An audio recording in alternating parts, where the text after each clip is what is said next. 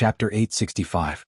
Although other folk and humans both shared the same word, their hatred for one another was so deep that it completely surpassed their hatred for the demons who ate the most humans. It was probably because demons could not tell so much from eating, and being killed and eaten was a common occurrence. What surprised Li Qingshan even more was Ru Xian's attitude. Just like how she felt for her own kind, she was extraordinarily indifferent towards merfolk, as if she did not treat herself as a merfolk at all. At the same time, she did not treat herself as a human either. Thinking up to there, Li Qingshan glanced around the beach, but he did not find any traces of Ru Xian. They had split up, so he had no idea where she was right now. However, he was not worried either. With the myriad poison ancestors' protection, she definitely would not be in any danger. The duration of the merfolk seafair was not fixed either. It could be as short as a night or as long as several days. This time, Gong Yuan had come in person, so it would probably be a little longer, so he was not afraid of missing it. "Kid, we've already reached the shore. Why aren't you getting off?" Elder Blue lost his temper. He swung his tail and kicked up a huge wave. Gong Yuan had already disembarked from the whale's back with the elders, currently meeting with Ji Changfeng on the platform. The two of them glanced over from time to time. Only Li Qingshan remained standing on the large blue whale, as if he was waiting for something. He smiled at Ji Changfeng and Gong Yuan before crossing his legs and patting Elder Blue's smooth head. "Don't be in such a hurry. I'm waiting for someone." "Hey kid, are you really treating me as your mount? Get off me right now." If it were not for the fact that Elder Blue was afraid of disrupting the seafair, he would have gone all out against Li Qingshan right now. As he said that, another figure flew over from the cloud mountains on the horizon. His target was Elder Blue's head. "Let's see who else dares to come." "Ah, what a beautiful little girl." Elder Blue was surprised for a moment. He forgot to get angry and let Little Un land on his head. That is. A ray of light flashed across Ji Changfeng's eyes. When he was young, he was also very promiscuous and flirtatious. Now that he had reached this age, although he had long thrown this thought out of the 9 heavens and thought that he had seen all kinds of beauties, he would no longer be stunned by them. However, at this moment he couldn't help but sigh in his heart. There's actually such a beauty in the world. There are so many talents in the 9 prefectures. Ji Qingyu and the rest of the cultivators with weaker composure were even more stunned, unable to shift their gazes away. The mermaid girls were indeed beautiful, but compared to her, it was like the difference between a pearl and the moon.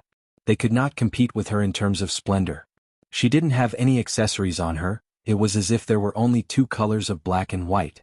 Her hair was black, her eyes were white, and her skin was snow white. She was even better than the mermaid queen. "She's little Anne." Just now, the dragon's roar came from her mouth.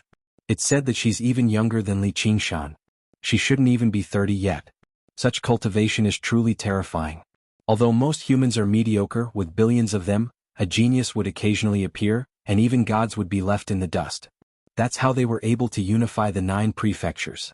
Gong Yuan thought to herself, but do Buddhist disciples also cultivate the art of charm? It's not as simple as the art of charm. Although the path of white bone and great beauty contained many techniques such as artifact forging and alchemy, there was no such thing as the art of charm. It derived the path of life and death, the appearance of emptiness. Great beauty as color, white bone as emptiness. The 2 words great beauty contained the pinnacle of beauty in the mortal world, and only then could it reflect the emptiness of white bone. It was not the art of charm, but it far surpassed all other arts of charm. It originated from the very essence, directly targeting one's heart. The people from the Sword Tower sure are slow. This is probably the so-called show of strength again. Do you think I'm the one begging you? If you're so good, then don't come." Li Qingshan found a bronze mask and had Little and put it on. Then he called out to the sky, "Yu Wufeng." The South Sea Sword Tower was just a pawn in the first place. It was not like he was the one asking the master of the Sword Tower for help, so it was good that they did not come to make trouble for him. Yu Wufeng stood in the sky and stared in the direction of the South Sea Sword Tower, but he did not see any sword flashes flying over. When he heard Li Qingshan's call, he showed a helpless expression. He turned into a streak of white light and arrived before Li Qingshan, but he did not land on the whale. He clasped his hands and said, "What are your orders, my king? It's not good to keep waiting like this. The brother below is already unwilling.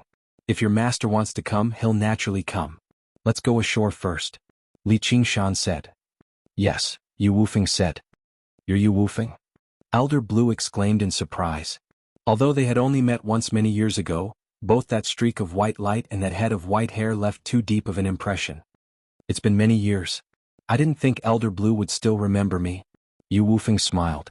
After Little and put on the mask, he had just caused a wave of disappointment.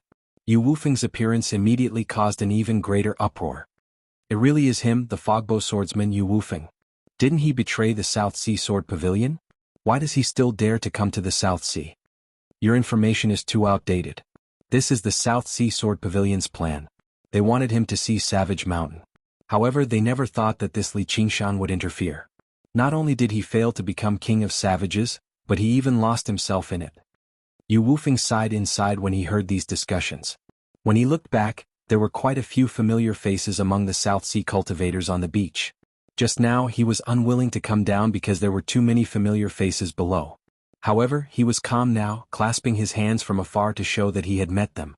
Almost all the cultivators returned the greeting from afar. In terms of reputation among the South Sea cultivators, Yu Wufeng was much more renowned than Li Qingshan. He had been a great genius in the past, wielding the Fogbow sword and roaming the South Sea alone. He had been in the limelight for a time. Afterwards, he betrayed the South Sea Sword Pavilion and became the first cave master of Savage Mountain, which added to his legend. Now that he had returned to the South Sea, the Fogbow sword was still the same, but his cultivation had improved. He was only a step away, which should have been something worthy of celebration. However, he had been bound by the blood oath scroll and become someone else's slave. How could people not sigh emotionally? A few of Yu Wufeng's old friends made their way over as soon as they saw him, but when they saw him refer to Li Qingshan as king and stand behind him silently, they all stopped and hesitated. They felt very conflicted inside. They would rather they had never seen this. Wufeng, you're quite popular in the South Sea, Li Qingshan smiled.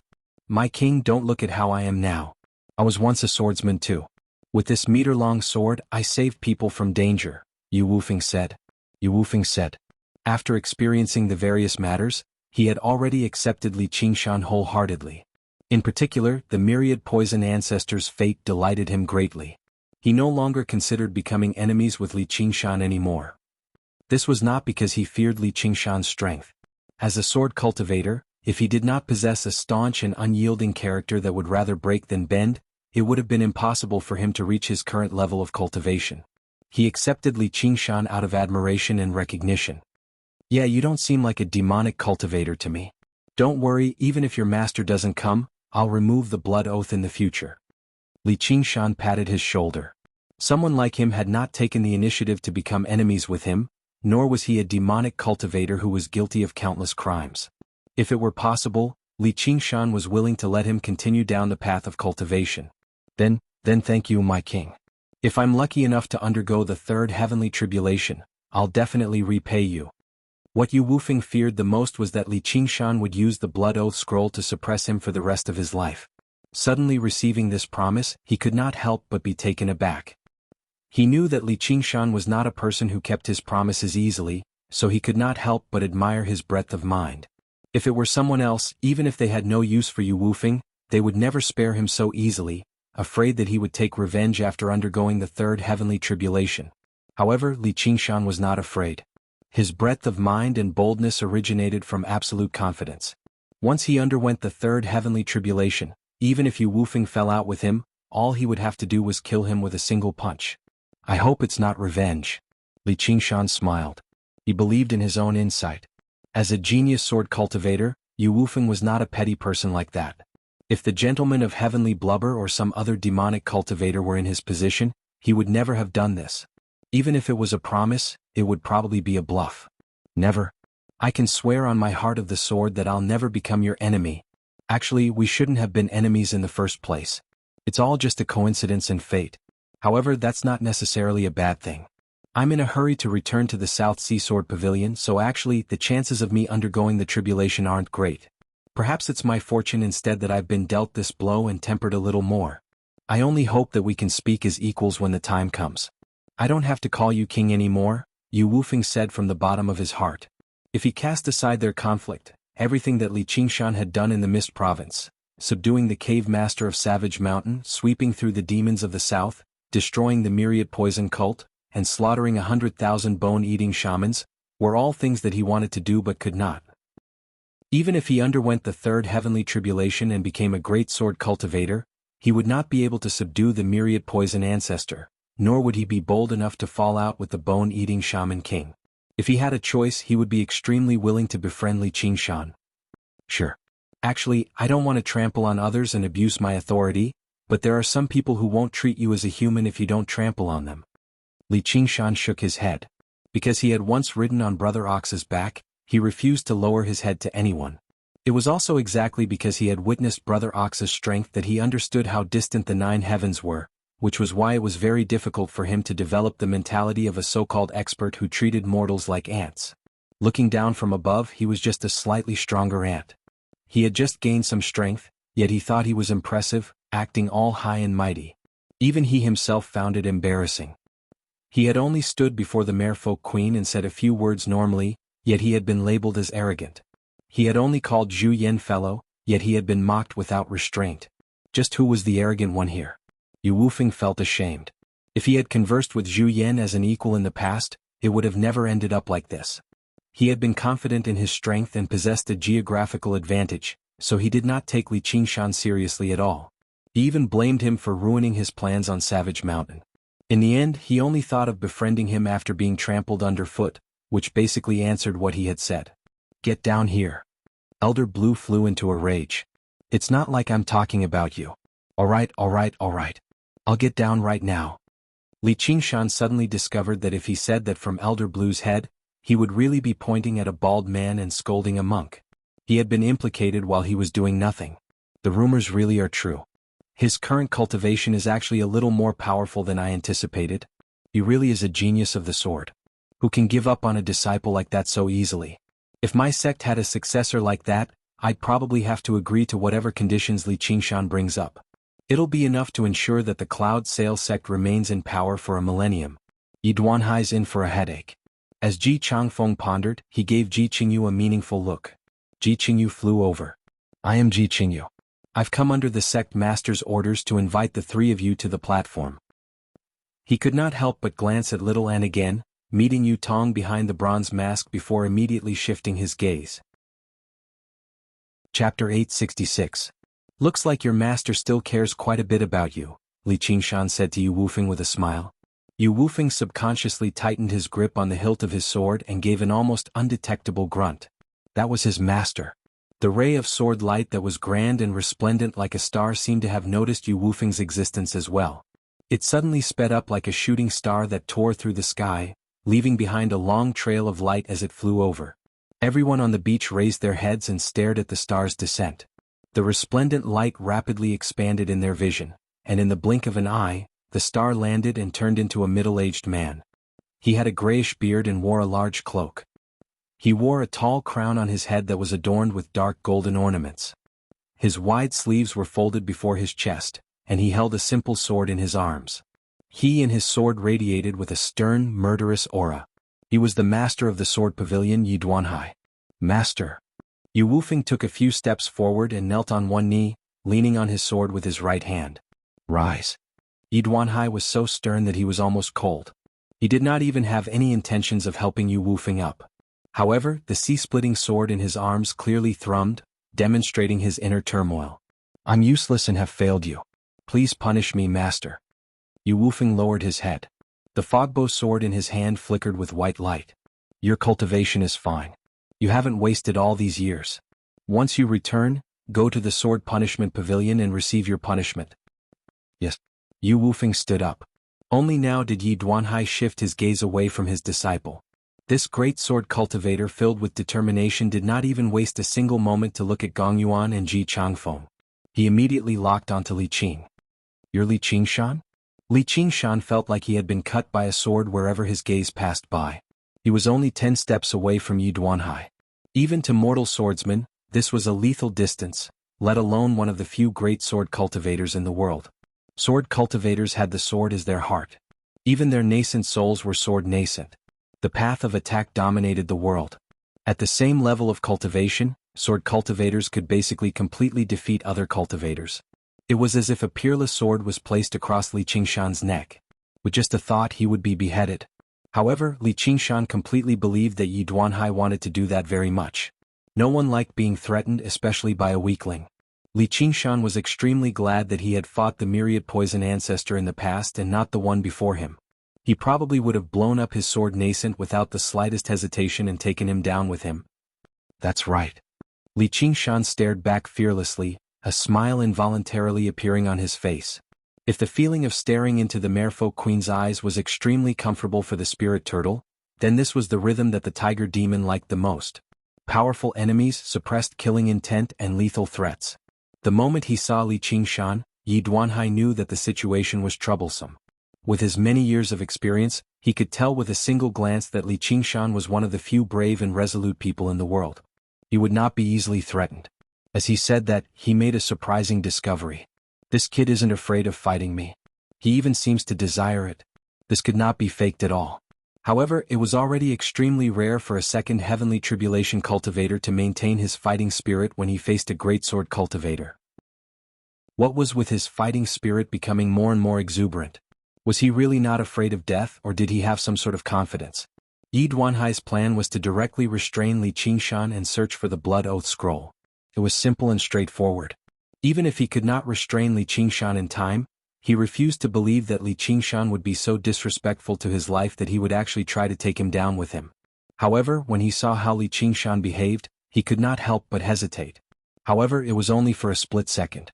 His mind immediately recovered its calmness, almost icy cold. As a matter of fact, he even dismissed his worry for his beloved disciple and dealt with the matter with absolute rationality. The sea-splitting sword was about to be drawn. A battle was about to erupt. A figure suddenly stood between him and Li Qingshan. "Master, please reconsider." After receiving Li Qingshan's promise, Yu Wufeng felt much more at ease. At the same time, he made up his mind that he could not allow the South Sea Sword Pavilion to become enemies with Li Qingshan. Only he knew just how terrifying of an enemy he would be. Yi Duanhai frowned. No one knew a disciple better than a master. This disciple of his had never been someone who feared death. He would not back down from this gamble just because his life was in danger. Very good. Yi Duanhai spat out those two words as if they were gold before turning around and making his way towards the platform. This matter had to do with his disciple, as well as the future of the entire South Sea Sword Pavilion. After receiving such a clear warning, he would not stubbornly insist on taking the gamble. He was prepared to think of a countermeasure and observe the situation. It was not like Li Qingshan and Yu Wufeng were here, so the situation could not worsen. He was confident about that. His gaze paused on Little and for a moment. He had already guessed her identity, and he sensed a profound and unpredictable sword intent. With her age, it was impossible for her to possess such a sword intent. Moreover, she was not a sword cultivator. Was she hiding a treasured sword? His senses were very accurate, but it was not because he had discovered the existence of the Buddha-slaying sword. After Li Qingshan gave up on the path of the sword, he had given the three absolutes calligraphy to Little and to Refine. They complemented each other. Li Qingshan nodded towards Yu Wufeng, indicating that he could move about freely. He showed a hint of gratitude as he deliberated over his words, considering how he should tell his master. After all, the Blood Oath Scroll was present. If he accidentally leaked the secret, the Blood Oath would be no laughing matter. He had finally reached this step after so much difficulty, and he could already see the light at the end of the tunnel. If he lost his life because of a single careless word, that would be the greatest joke in the world. His life was fine, but once he was cursed to death by the Blood Oath Scroll, the South Sea Sword Pavilion would definitely not rest until Li Qingshan was dead. He would become a sinner of the South Sea Sword Pavilion. He was about to catch up to Yi Duanhai when calls of surprise and joy rang out by his ears. "Senior brother!" Wufeng. Peng Jingni and the other disciples of the Sword Pavilion immediately surrounded Yu Wufeng, Li Qingshan and Little and exchanged glances. As long as Yi Duanhai did not fall out with them as soon as they met, the chances of them taking action would be greatly reduced. Everything was going according to plan. Most importantly, he had no fundamental conflict with the South Sea Sword Pavilion. He did not plan on using Wufeng to threaten Yi Duanhai. This was just a deal. "I've captured your disciple in a battle of life and death, and he knows many of my secrets. Of course, it's impossible for you to take him back as soon as you open your mouth. It makes sense for you to pay a slight price. If it were Ji Changfeng or the Merfolk Queen making this deal, it would be perfectly normal. Yi Duanhai would not have behaved like this at all. Instead, he would have negotiated from the very beginning. As a result, the crux of the matter was still equality. It's been several years since we last met. Your cultivation has improved. Peng Jingni stood out from the crowd and took the initiative to greet Li Qingshan. Although Li Qingshan had hidden his demon qi, he did not purposefully suppress the demon qi from his demon heart. After exploding and condensing many times, his demon heart had become much more powerful than before. Chapter 867. At least it's not too slow.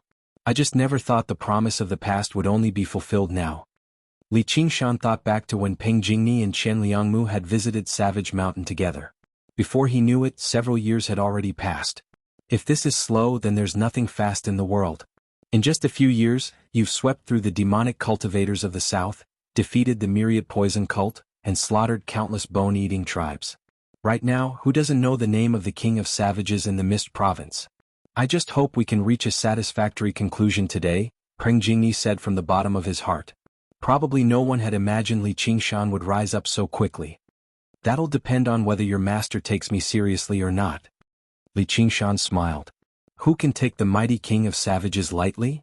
Peng Jingni shook his head with a bitter smile. The two of them conversed happily, but the elders and disciples of the South Sea Sword Pavilion behind them were not so friendly. Many of them showed hostility in their eyes. Not only had Li Qingshan destroyed the South Sea Sword Pavilion's plans, but he had even enslaved Yu Wufeng, forcing the master of the Sword Pavilion to lead everyone to Giant Ship Island. They were obviously not in a good mood. Some of the older elders were still able to keep a straight face, but the younger disciples were not as good at maintaining their composure. If Peng Jingni had not expressed his stance quickly, probably some of them would have been unable to hold themselves back from mocking Li Qingshan, which would have led to many more setbacks in their lives. Yu Wufeng saw this and nodded to himself. Junior brother Peng had already done a very good job as the first senior brother. Sir, Ji Qingyu called out carefully from the side. I've made you wait. We'll be going right now. Li Qingshan arrived on the platform with little An and clasped his hands. I've long heard of the Wind Gale King's great name. Now that I've seen you today, you really do live up to your reputation. I'll be troubling you for the next few days. The King of Savages has graced the Cloud Sail sect with your presence. Please wait a moment. There really is quite a lot of goods this time. Ji Changfeng returned the gesture politely, treating Li Qingshan as an equal. Although there are many things, there doesn't seem to be anything particularly precious. The goods on the whale's back were naturally priceless to ordinary cultivators, but Li Qingshan did not think much of them.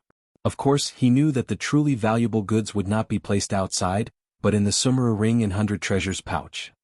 That was very strange. Could it be that the two great cultivators and the Merfolk Queen were here just to look at these common goods?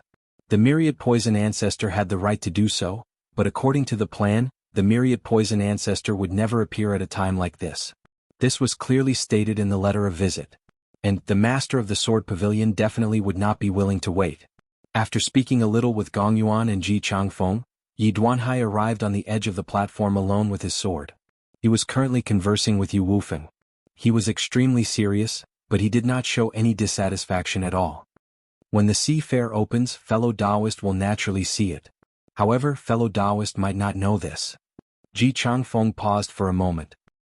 This time, the head butler of the Yu King's mansion, Mr. Ram, isn't he here? Yu Wangfu. Li Qingshan raised an eyebrow.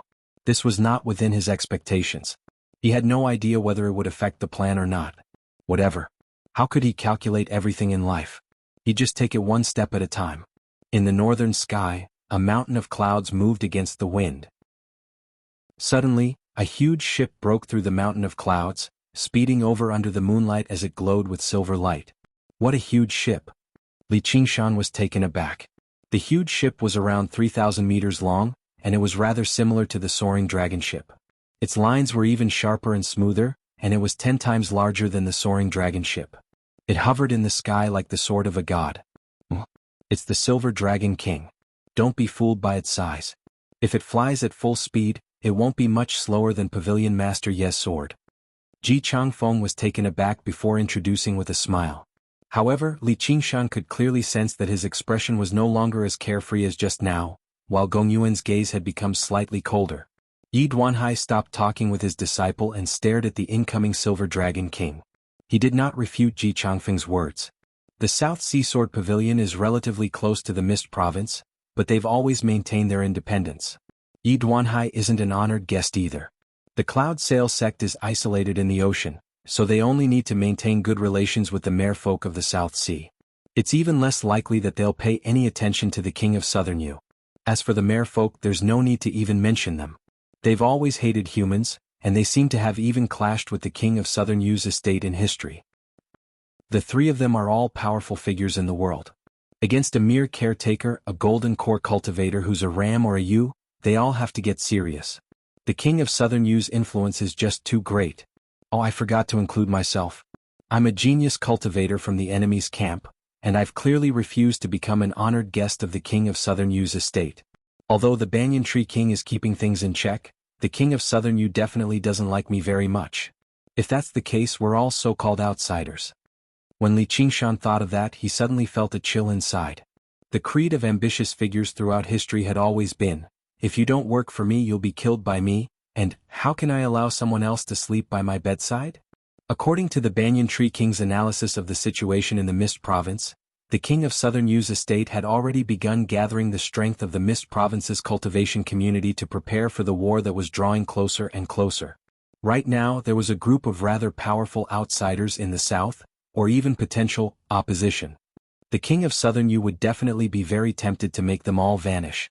And through the merfolk seafair, they just happened to gather together. The Silver Dragon King drew closer and closer. It was clearly an inanimate object, yet it gave off a great pressure. After Ji Changfeng said that it was very fast, he lost interest in talking. However, Li Qingshan knew that regular soaring dragon ships were not renowned for their speed. Instead, they were renowned for their indestructible defenses and terrifying destructive power. He doubted whether they could take down this thing even if they worked together. Only a single person knew the answer among everyone present. It was not Ji Changfeng, Gong Yuan, or Yi Duanhai, but Little An, as the king's estate of the Green Province also possessed a similar Scarlet Dragon King. And the answer was, absolutely not. This was a war machine that great cultivators of Moism had created after expending tremendous amounts of time, effort and materials that could be used to forge many arcane treasures. Compared to regular soaring dragon ships, it was like the difference between nascent soul cultivators and foundation establishment cultivators. Its purpose was not to deal with individual cultivators, but to destroy sections. If the Silver Dragon King launched an attack, the protective formation of the Cloud Sail sect would definitely fall. A single shot from the main cannon of the Dragon's Roar would be enough. Just like how regular soaring dragon ships were equipped with a large number of puppet soldiers, the Silver Dragon King was no different. There was probably a puppet king in there, and there might even be more than one. Coupled with the price of hiring the great cultivators of Moism, even large sects would not be able to afford it, let alone a single cultivator. Only a king's estate that ruled over an entire province possessed the strength, but they could only create a single one. Chapter 869. If the situation doesn't look good, we'll retreat. Li Qingshan called out to Little An secretly. Whoosh. He tried using the spirit turtle to sense around, but he could not sense any danger. However, he dared not be careless either. If the King of Southern Yu really was determined to eliminate them, he would definitely confuse the heavenly secrets. The Silver Dragon King slowly slowed down and stopped firmly in the sky above Giant Ship Island, casting a huge shadow over it. Everyone on the island stopped what they were doing and raised their heads. They could not help but hold their breaths. Li Qingshan suddenly raised an eyebrow. He sensed two extremely familiar auras. Why were they on the Silver Dragon King? Three figures descended from above. The one in the middle was an old man with a goatee dressed like a scholar. The most eye-catching part was the pair of curved goat horns on his head, clearly possessing the bloodline of demons. Mr. Ram's nickname, Ram, was actually true to his name. To the left and right of the head caretaker of the King of Southern Yu's estate were two people that Li Qingshan could not be more familiar with, the Myriad Poison Ancestor and the Masked Ruexin. This was different from the plan. However, at least they did not directly start fighting without saying anything. Ji Changfeng clearly let out a sigh of relief, and the Merfolk Queen lowered her eyes too. Yi Duanhai gazed at the Myriad Poison Ancestor and frowned. Why had he become a ghost cultivator? Although their auras didn't weaken and instead became stronger, this world was the Yang world, and ghost cultivators would be suppressed by nature. Therefore, even a world-famous sect like the mysterious Dark Sect would mainly control ghosts, and the cultivators would still retain their human bodies. The Myriad Poison Ancestor shot a vicious glare back at him. Yi Duanhai looked away before exchanging glances with Yu Wufeng beside him. He thought about what he had said. Yu Wufeng had made it clear right from the beginning that he could not divulge Li Qingshan's secret because of the Blood Oath Scroll. He asked for his master's understanding, but he had repeatedly expressed one thing very clearly, which was to never become enemies with Li Qingshan. Yi Duanhai understood his disciple's temperament extremely well. He was not the type to nag even if it was for his own life. Suddenly an unbelievable thought occurred to him. Had the myriad poison ancestor's body been destroyed by Li Qingshan? That was far too unbelievable. Had the myriad poison ancestor spent all his years living like a dog? So be it if he could not take down Savage Mountain, but his body had been destroyed by a junior, forcing him to become a ghost cultivator. The biggest problem was, how could he endure this? Please investigate clearly, master. Yu Wufeng had a lot of things he wanted to say, but he didn't dare to say a single one. He didn't even dare to give too obvious a hint. He was very tempted to tell Yi Duanhai that the myriad poison ancestor's body had not just been destroyed. Instead, he had been completely subdued by Li Qingshan. However, even if he said that, Yi Duanhai probably would not believe him. My apologies, I've made everyone wait for a long time. Originally the timing was just right, but I heard that an imperial official was also coming. Oh, it's this senior myriad poisons beside me.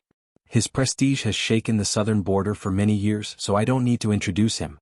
So I took a detour and missed the opportunity to welcome Her Majesty. It's really a sin. As soon as Mr. Ram landed on the platform, he apologized profusely. He behaved very humbly, even a little wretched. He did not possess the awe-inspiring bearing of the head caretaker of the King of Yu's estate at all. He was the complete opposite of Li Qingshan's high profile. Li Qingshan was forced to maintain a high profile. No matter how polite this Mr. Ram was, who would dare to look down on him? As the host, Ji Changfeng was as amiable as he could be. Let alone the King of Yu's estate, just the Silver Dragon King hovering in the air gave off a tremendous sense of deterrence. There was also the myriad poison ancestor, an imperial official of the king's estate. The myriad poison ancestor's eyes were half opened, and he clasped his hands casually in greeting. He stared at Li Qingshan resentfully as if he was ready to strike and kill him at any time.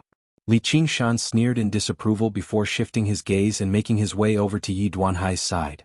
Pavilion Master Yi, your sword sure is a fine one. That was basically the same as, the weather is nice today.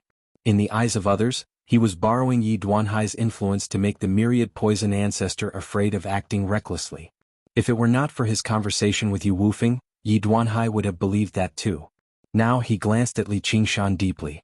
I heard you also practice the path of the sword. This left the people in the surroundings greatly surprised. They never expected Yi Duanhai to respond. Sure enough, their successor was under someone else's control. Even someone as proud and aloof as Yi Duanhai could not be stubborn to the very end. As for those who thought further ahead, they believed the South Sea Sword Pavilion intended to work with Savage Mountain to fend off the great enemy that was the myriad poison cult.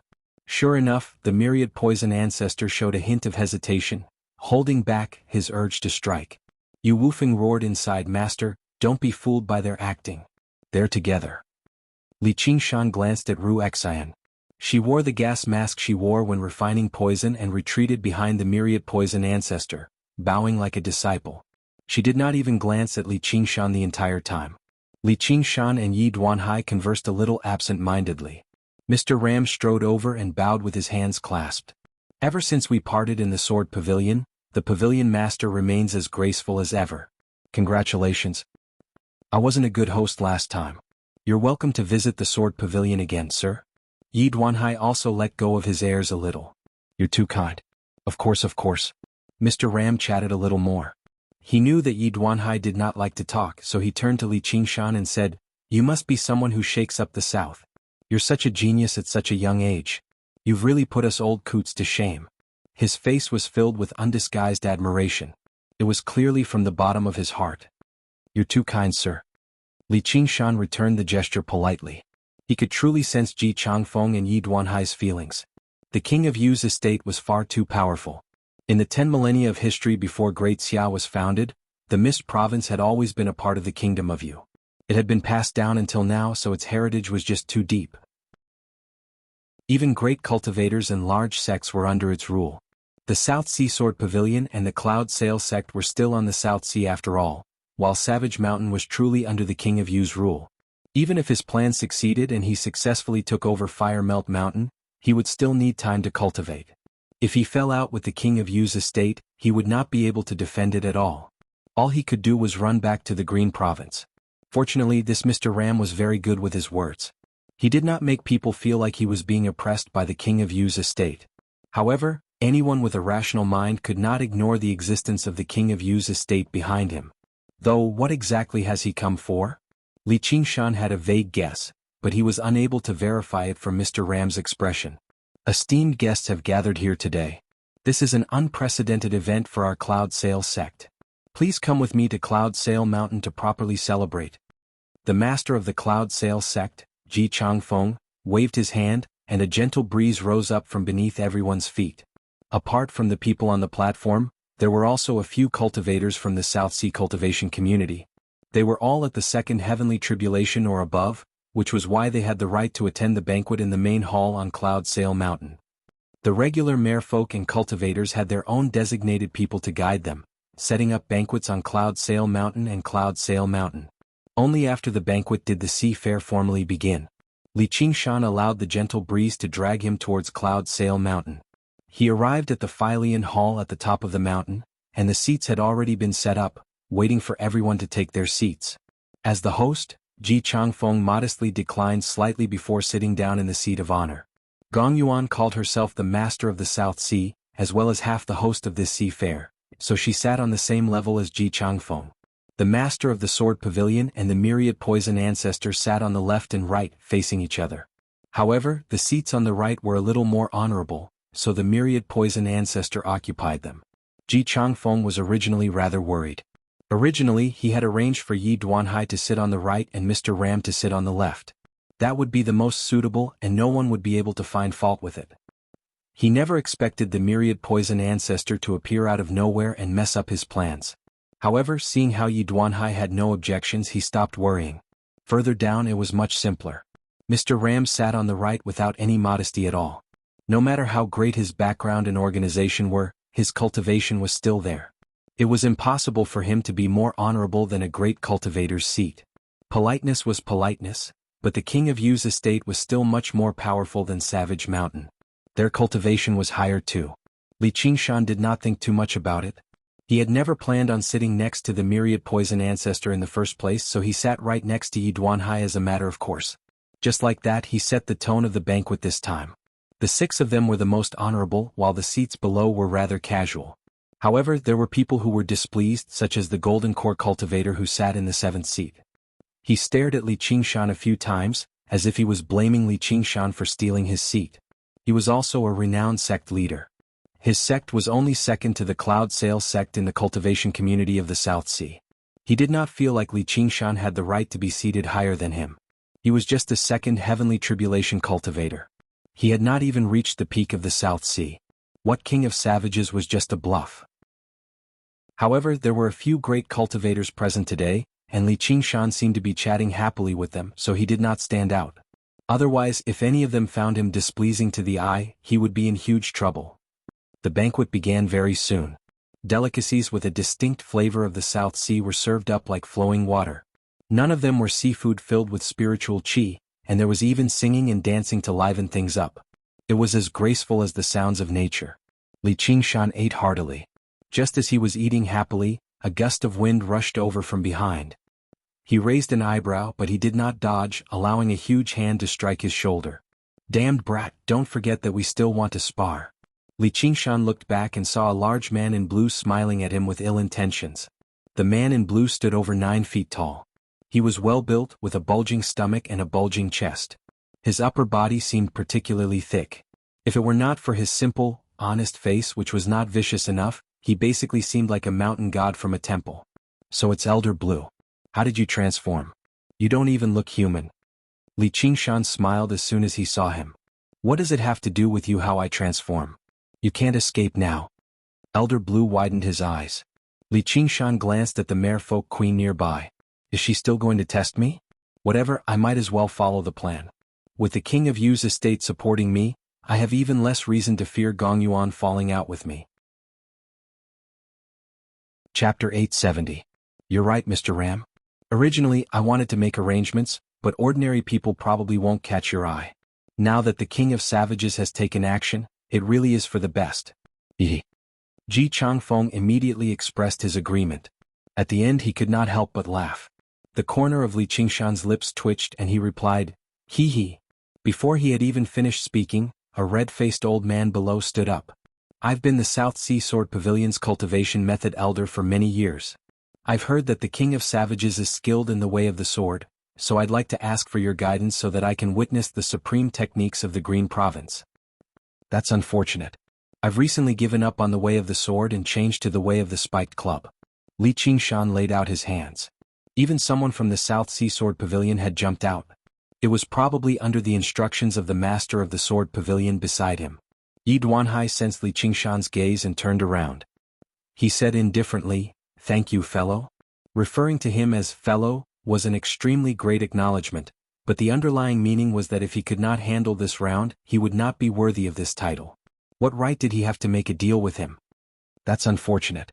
I've already given up on the way of the sword. I don't want to use the sword anymore."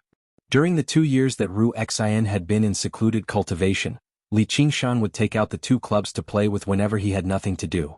The more he played, the more he found Yin Qing's words to be reasonable. It was exactly because he accepted this setting that he found it rather interesting. The way of the sword really did not suit him.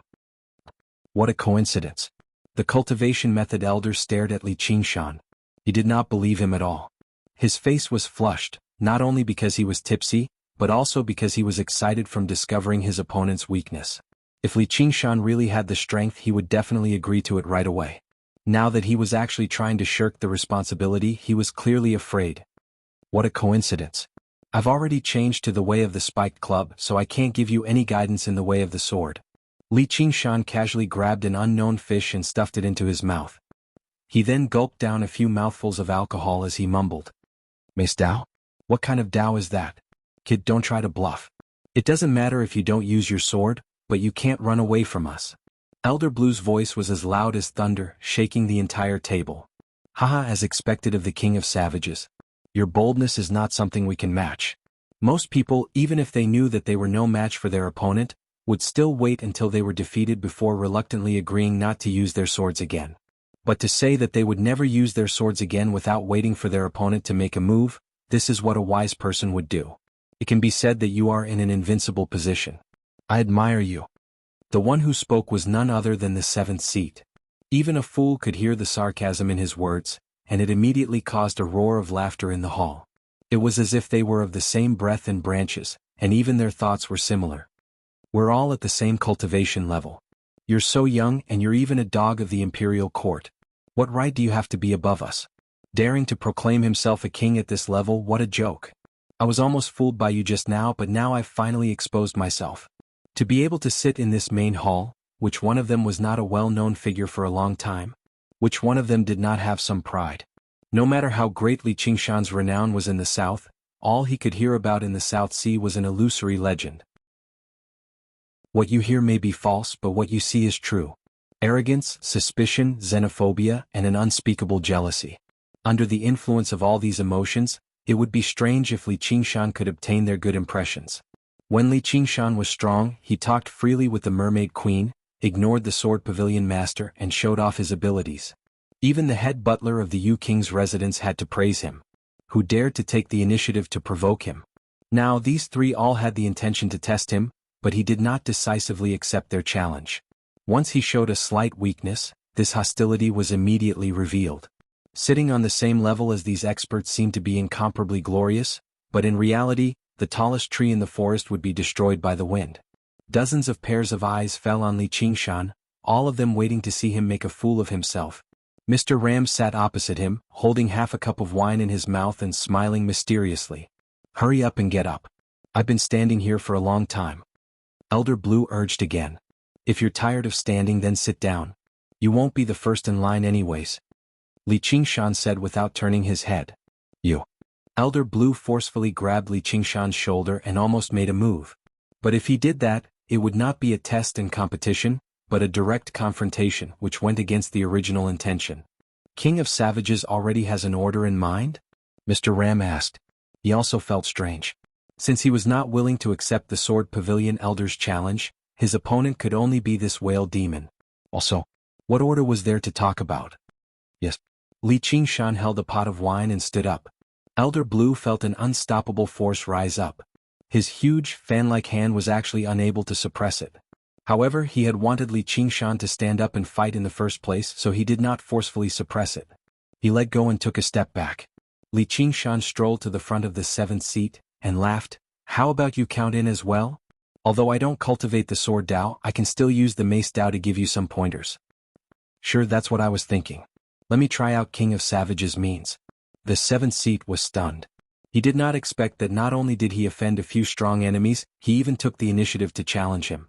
Although his heart was beating like a drum, how could he show weakness in front of so many people? After hearing the word first, Li Qingshan turned his head and used his hand to point at the heads one by one. And you all count in? He casually pointed at almost everyone in the hall. Other than a few more experienced and prudent cultivators who just now did not laugh, everyone was counted in. Everyone's expression changed, especially the 7th seat. Li Qingshan clearly did not care about him. The hall suddenly went silent and then everyone became excited. They all stood up to accept the challenge, and then they felt the same anger as the 7th seat. This was because Li Qingshan had already turned around. He did not waste a second to see their reaction and pointed at Elder Blue. You will be the last. Elder Blue's face immediately turned green. Li Qingshan even comforted him. Don't worry, I can wait. The crowd mocked undisguised mockery. He almost perfectly pulled everyone's hatred. Even Mr. Ram was greatly surprised. Alright, I will be the first. I'm afraid there is no need for a second fellow Taoist. The 7th seat suddenly stood up, the spiritual energy on his body surging, and a hook-shaped magic treasure was already in his hand. Oh no, you are not the first. Seeing that you are so enthusiastic, you will be the second. Come. The Elder of Cultivation Methods over there, you are the first. Li Qingshan waved his left hand and beckoned at the Elder of Cultivation Methods with his right. The 7th seat only felt anger attack his heart. He was almost tempted to slap Li Qingshan's face. The Elder of Cultivation Methods' face became even redder. He held back his anger and stood up to enter the hall. Didn't you say you don't use the sword anymore? It's not like I said I was going to guide you. Li Qingshan dodged to the side, revealing a graceful figure standing behind him. Shaoan, give him some guidance on his sword style. Veins bulged on the Elder of Cultivation Methods' forehead. Fortunately, he had trained his patience over many years of teaching disciples, which was why he did not erupt. Yi Duanhai nodded at the Elder of Cultivation Methods.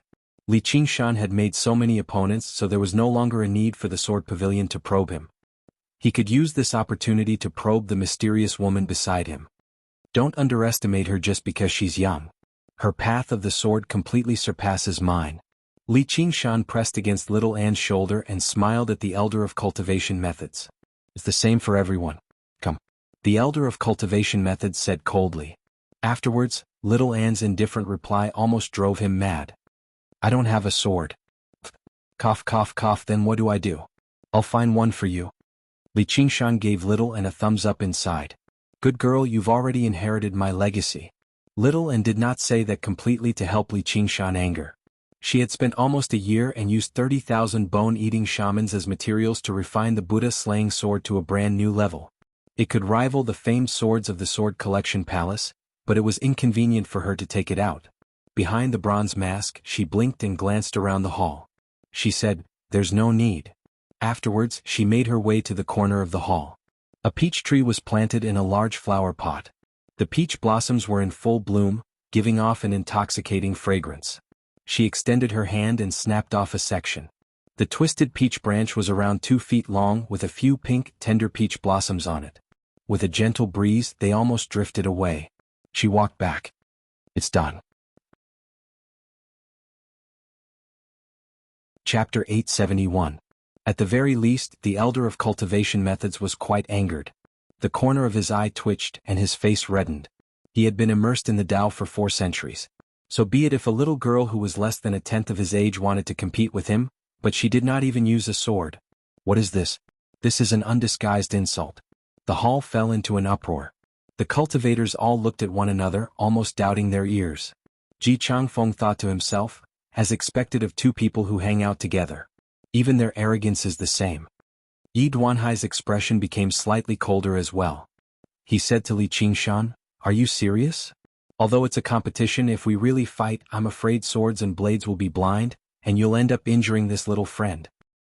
A competition. Isn't it guidance? I don't have a sword in my hand, but I have a sword in my heart. Elder over there, are you afraid? Li Qingshan never expected Little N to do something like this. He could not help but sigh inside. Sure enough, the student surpasses the master, the new generation surpasses the old, I'm already old, and so on. However, he did not worry for Little N at all. This girl was even more meticulous than him. Since she was bold enough to do something like this, she had absolute confidence. Only mortals would believe that. Even the slightly more experienced people of the Jianghu would not believe that, let alone the great swordsman Yi Duanhai. Unless the difference in strength between the two sides was too great, the effect of a divine weapon was absolutely decisive. Cultivation was not useless, but when it came to actual combat, it was still a battle of strength. If an old monk who had studied the Buddhist Dharma for his entire life did not cultivate, all he could do was pray to the Buddha to keep the tiger from hunger if he encountered a tiger. She was using a peach branch as a sword against a true treasured sword. And the owner of the treasured sword was a sword cultivator who had undergone the second heavenly tribulation and condensed a sword embryo. She seemed like she was looking to die no matter how she looked at it. Afraid? I don't even know how to write that word. The elder of cultivation method's eyes shone with cold light. The temperature in the entire hall plummeted. I can teach you. Little Anne's voice remained as calm and emotionless as before, as if she really believed the elder of cultivation methods did not know how to write. Sharp-tongued girl, cut the nonsense. How about I witnessed the sword style of the Chan monastery of Devanaga? The long sword was unsheathed, and a purple light illuminated the entire hall, accompanied by the low rumbling of thunder. This sword is 3 feet 7 inches and 5 fun. It is named Violet Lightning. The technique imparting elder's robes fluttered even though there was no wind. Arcs of electricity coiled around his body as he held his sword horizontally in front of his chest with his right hand. His left hand brushed across the blade of the sword, causing electricity to surge between his hand and the blade of the sword. In an instant he seemed to have become a completely different person. He was calm and composed without a trace of anger, just like the sword in his hand. This is not a sword, but a branch of peach blossom. Little N replied calmly. Compared to the elder of technique imparting elder's magnificent aura, she did not have any aura at all. It was as if she had already fallen into a disadvantageous position even before she had attacked. Sword chi surged and lightning was about to strike. Her figure became more and more delicate. Only his right hand, which was holding the peach branch, glowed with a faint golden light. If one did not look carefully, they would almost miss it. However, no matter how hostile the people present were, they still possessed some insight. They could all tell that the Buddhist light was extraordinary. Mr. Ram thought her Buddhist cultivation method really is profound. Across the entire South Sea, there probably isn't a single Buddhist disciple who can rival her apart from the mysterious divine nun of the South Sea. It's just a pity that this is a competition of the sword. If her strength far exceeds her opponent, then so be it, but this elder of the sword pavilion is already at the peak of the second heavenly tribulation.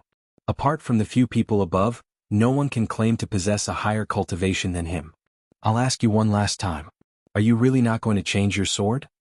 The elder of technique imparting elder stood with his sword. The electricity blazed even more intensely, producing a hissing sound. He no longer seemed to hold a sword in his hand, but a bolt of lightning plucked from the sky.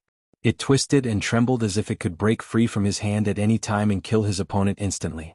Everyone could tell that once he struck, it would definitely be an earth-shaking strike of lightning. Perhaps he would not even need a second strike to determine victory. Little Anne said nothing. She shook her head gently. In that moment, the elder of technique imparting elder vanished. Only a bolt of violet lightning remained in the hall. He had become one with his sword, and the lightning sword chi he had accumulated for a very long time erupted instantly, but there was only a flash of lightning. The violet lightning was as thin as a snake, twisting and turning. It was unpredictable, but it was also extremely fast. There were not many people in the hall who could see the purple lightning clearly. The blazing lightning and the roaring thunder caused the weaker cultivators to be unable to see or hear. They were shocked. If the target of this sword was me, wouldn't I be dead for sure? Even the more powerful cultivators became stern. I never thought the elder of technique imparting elder would actually be so impressive. It's not without reason that the South Sea Sword Pavilion has always looked down on the cultivation community of the South Sea. The combination of a sword cultivator and a treasured sword is far too terrifying. was basically unstoppable and unstoppable. Even 7th seat felt that the reason the elder of technique imparting elder was willing to sit below him was because he did not care much about his reputation. Otherwise he really would have to give up his seat. The rumbling only subsided after a very long time. Little and remained where she was. The peach branch drooped beside her, scattering the peach blossoms. It was as if she could not even swing her sword in time to block the strike. She wore a mask so no one could see her expression. The elder of technique imparting elder stood 10 steps away with his back towards her. His expression was stern as he slowly sheathed the violet lightning sword. The outcome had been determined. That was what all the cultivators thought. Although most of them did not even see the strike clearly, it did not stop them from evaluating the outcome of the battle. In the end, it was 7th seat who sensed that something was amiss, as Yi Duanhai, who had always been solemn and expressionless, was actually stunned. His cup of alcohol stopped by his mouth just like that. Ji Changfeng and Gong Yuan both looked at Little N in surprise. They did not look at the elder of technique imparting elder who was even closer. Only Mr. Ram looked at the elder of technique imparting elder's face. His expression was also one of surprise. The elder of technique imparting elder's back trembled slightly. His breathing became rather disorderly. As for the detestable Li Qingshan, he stood with his arms crossed. His smile became even more detestable. Li Qingshan, how can you still smile? It'll be our turn once they're done. I definitely won't be the last. I'll fight you first. Elder Blue glared at Li Qingshan. Alright, I've already given you guidance on the path of the sword. You're next. Li Qingshan said. You're still talking about guidance? Are you out of your mind? Just now, if it weren't for the fact that this old man showed mercy, this girl would be dead already. Elder Blue pointed at his own eyes, expressing that he had seen it very clearly. You know, with your age, it's impossible for you to possess such a path of the sword. The elder of technique imparting elder suddenly turned around. His expression was both excited and haggard, as if he had aged a decade in that instant. His face was extremely pale, making the faint red dot on his forehead stand out. It was obviously not from him. If that's the case, that doesn't make sense. The old man was one with the sword earlier. He didn't even show his head. Elder Blue was stunned. He did see Little and swing the peach branch, but compared to the violet lightning, it was far too slow. Little and adjusted her mask and said nothing. Apart from Li Qingshan, she had never liked talking nonsense with others. She directly practiced silent meditation in the Chan monastery of Devanaga, so she did not want to explain anything right now either. Li Qingshan smiled. I've already said I don't have a sword in my hand, but I have a sword in my heart. Do you believe me now? I'm not using a real sword because I have no grievances with you. I just don't want to take your life. No one knew that he was actually telling the truth. However, this was not a victory of cultivation. Little and might be a talented prodigy, but she was not a sword cultivator after all. No matter how powerful her swordsmanship was, it was impossible for her to surpass the elder of technique imparting elder who had immersed himself in the path of the sword for 4 centuries. This was a victory of strength. Although she only had a peach branch in her hand, there was sword chi that contained the 5 absolutes immortals' profound path of the sword in her heart. In the moment they clashed, she had used the path of white bone and great beauty, going from life to death, from color to emptiness. As a result, the elder of technique imparting elder's sure kill strike lost its target. His heart of the sword was like a blind man. She used this state to completely unleash the 5 absolutes immortals' path of the sword.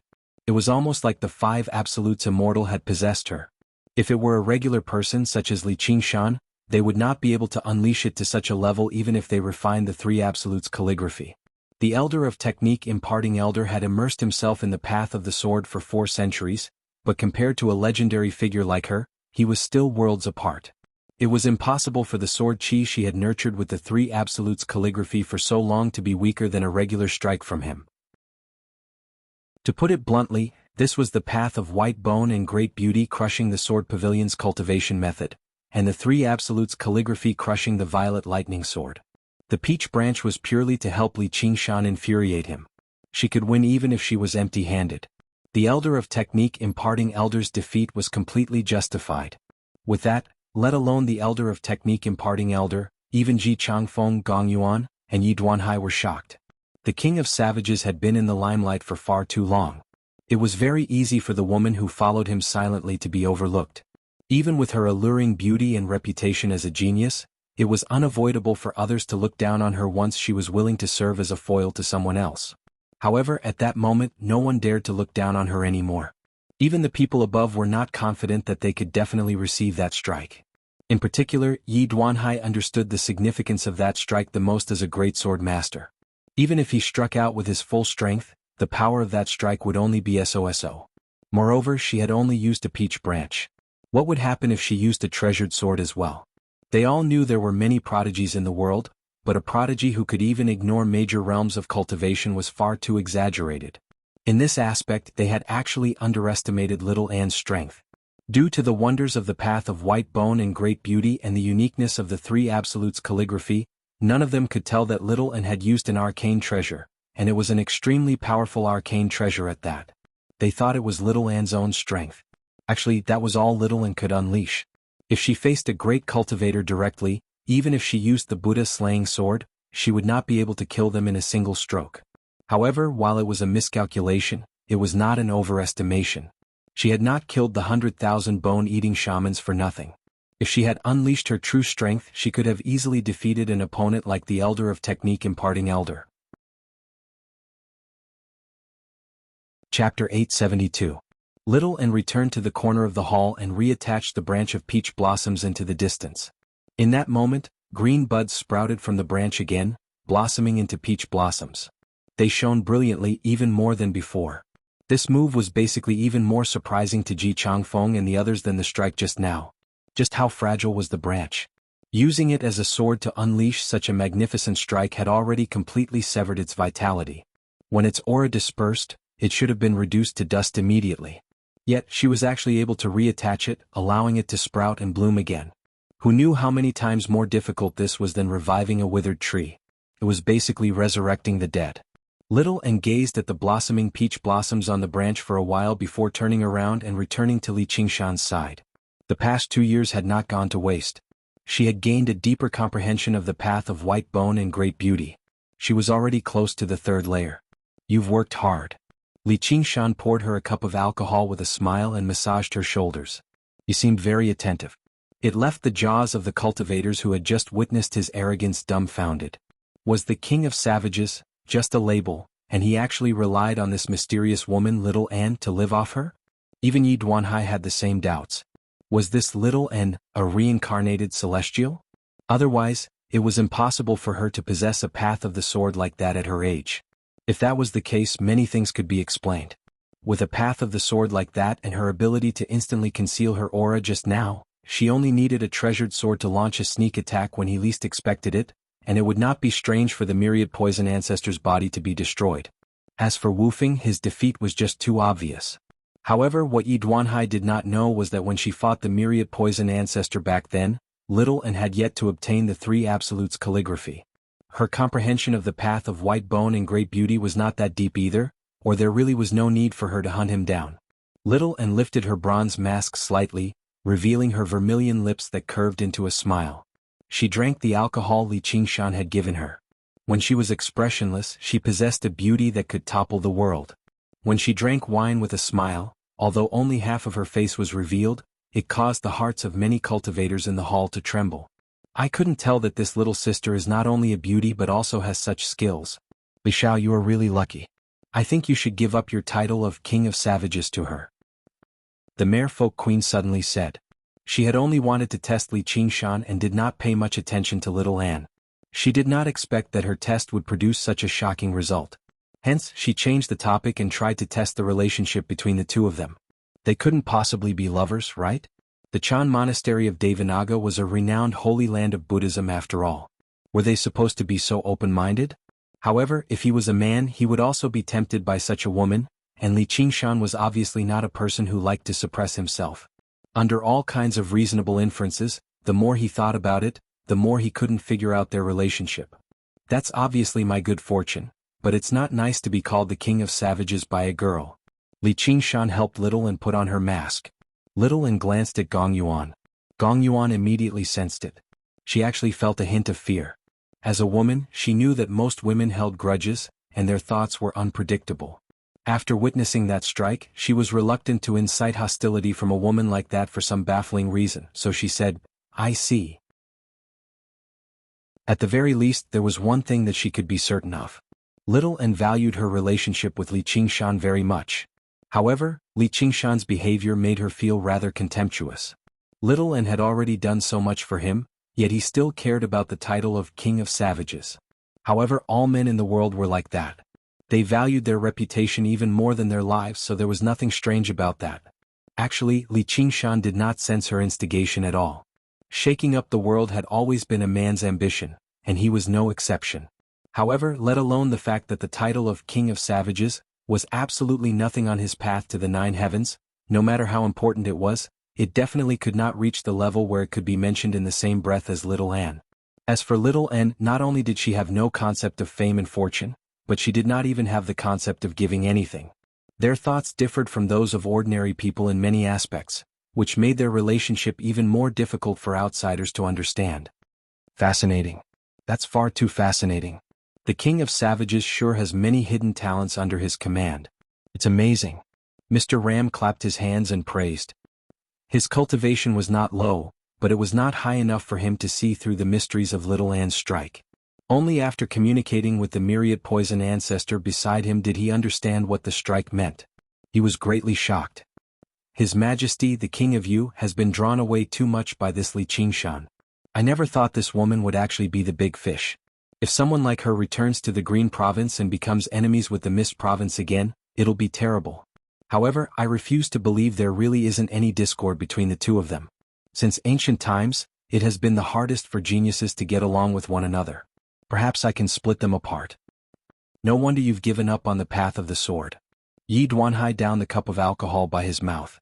The elder of cultivation methods had been defeated in a single stroke. Not only had it humiliated him, but it also made him feel threatened. Perhaps he would be forced to swallow his pride and sit down to make a deal with Li Qingshan, so he went along with Gong Yuan and Mr. Ram's conversation. No matter how stupid Li Qingshan was, he could tell that every single one of them was trying to drive a wedge between them. Although it was absolutely impossible for him to fall for it, it still made him feel disgusted.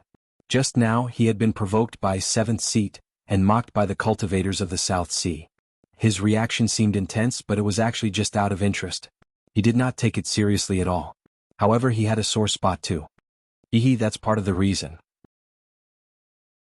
However, this elder of cultivation methods under Pavilion Master Ye's tutelage better not give up on the path of the sword like me after just a few pointers. If I make the disciples of the South Sea Sword Pavilion give up on the path of the sword too, then I'll be committing a grave sin. Alright, Mr. Ram, I wonder what was so interesting about that strike earlier. Did you see it clearly? And Your Majesty, the word beauty doesn't really suit Little An. You better keep it to yourself. With that, Yi Duanhai looked down. Killing people in a fit of rage had always been the duty of a sword cultivator. Gong Yuan's eyes turned cold. How could the dignity of the queen be offended in the slightest? Mr. Ram was still smiling, but it was slightly unnatural. His modesty was established on the basis that no one dared to show him any displeasure. As the head caretaker of the King of Yu's estate, he was no kind person. The atmosphere in the hall immediately froze. The cultivators of the South Sea suddenly realized that as it turned out, Li Qingshan had not been particularly arrogant earlier. He was not exactly provoking them either. Now this was arrogance, this was provocation. From the beginning until now, I've never purposefully caused any trouble. You can say that I've shown you respect. You're just seeing that I haven't undergone the 3rd heavenly tribulation. If you want to test me, then test me. Don't be so underhanded and ruin your reputation. Li Qingshan had never liked scheming and putting on airs in the first place. It was only because of the spirit turtle's influence that he had feigned civility with them for so long. Now that he had been provoked like that, he might as well just expose the truth. At worst, he would just fall out with them. He just happened to have broken through to the 5th layer of the Tiger Demon. Coupled with Little An and the myriad poison ancestor, he could guarantee that there would be less than a handful of people who could make it out of the hall alive. Chapter 873. The smile that had been hanging on his face the entire time vanished. His face sank slightly. It was just one. It was just a simple change in expression, but it was like a vicious demon had ripped off its disguise, replaced by ruthlessness. Originally, the impression he gave off was that of gallantry, but that was only a description for humans. The tiger demon did not have the so-called gallantry, only brutality and bloodthirstiness, grinding its teeth and sucking blood, going on a rampage to eat people. Just like how the subject had to die when the master was humiliated, the merfolk and elders of the sword pavilion all stood up when they saw how the queen and the pavilion master had been provoked. They were just about to go up and berate Li Qingshan. Li Qingshan's eyes narrowed slightly.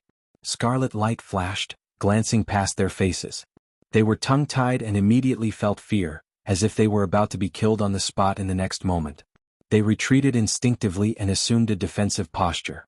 The group of people all stood up at the same time before shrinking back.